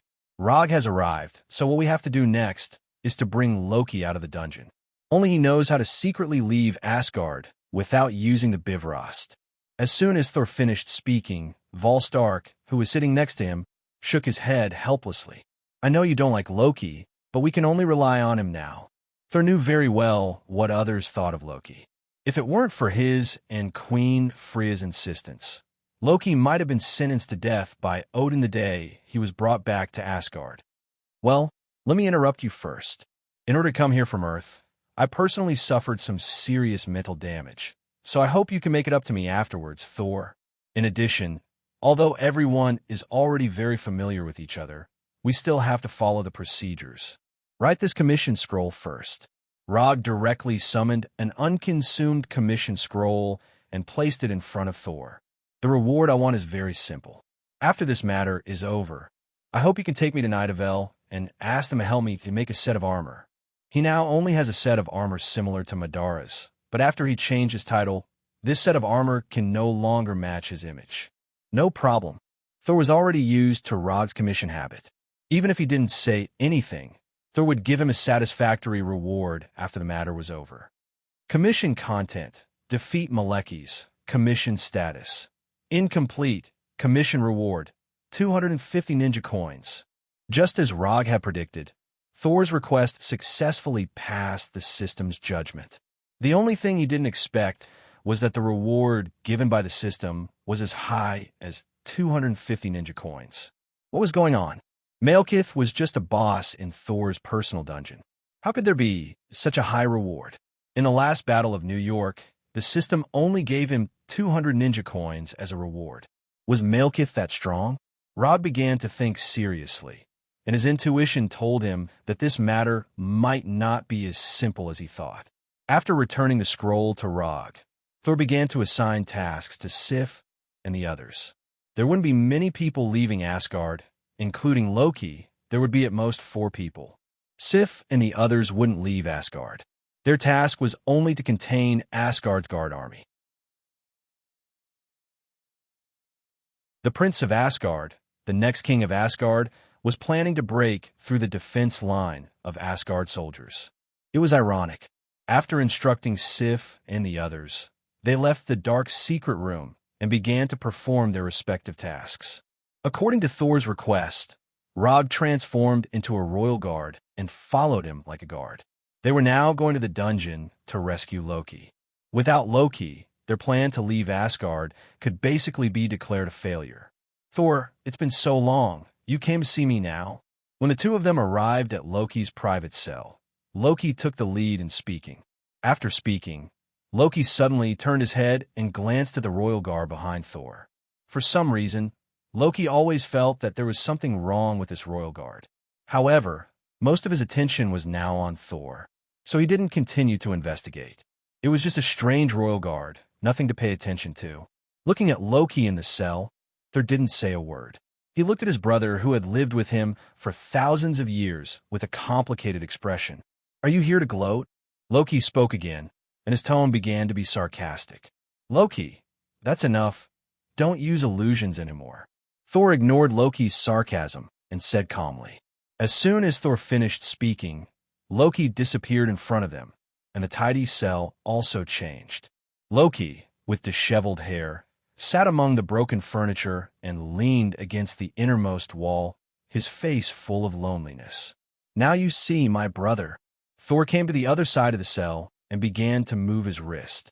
Is it painful for her to leave? I'm not here to mourn Mother with you. I'm here to give you a chance to get something better. Loki looked at Thor in confusion, and for a moment, he didn't understand what Thor was going to do. Just say it. I know you want revenge as much as I do. If you help me escape from Asgard, I'll give you a chance to take revenge, and then put you back here. After listening to Thor's words, Loki suddenly laughed. You must be desperate, so you came to me for help. Why do you think you can trust me? After a few seconds of silence, Thor replied, I don't trust you, but Mother does. You have to know, when we fought in the past, I still had a glimmer of hope that my brother hadn't completely disappeared. That glimmer of hope is gone, and I can no longer protect you. If you dare to betray me, I'll kill you. Listening to the conversation between Thor and Loki, Rog really wanted to say to Thor, no, you won't kill Loki, you're a brother con from head to toe. When do we leave?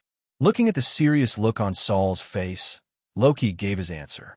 For other Asgard people, it might be difficult to release a prisoner from the prison, but for Thor, it was just a matter of words. However, Thor didn't expect that Loki's first words after he came out would be, what do you plan to do with this royal guard?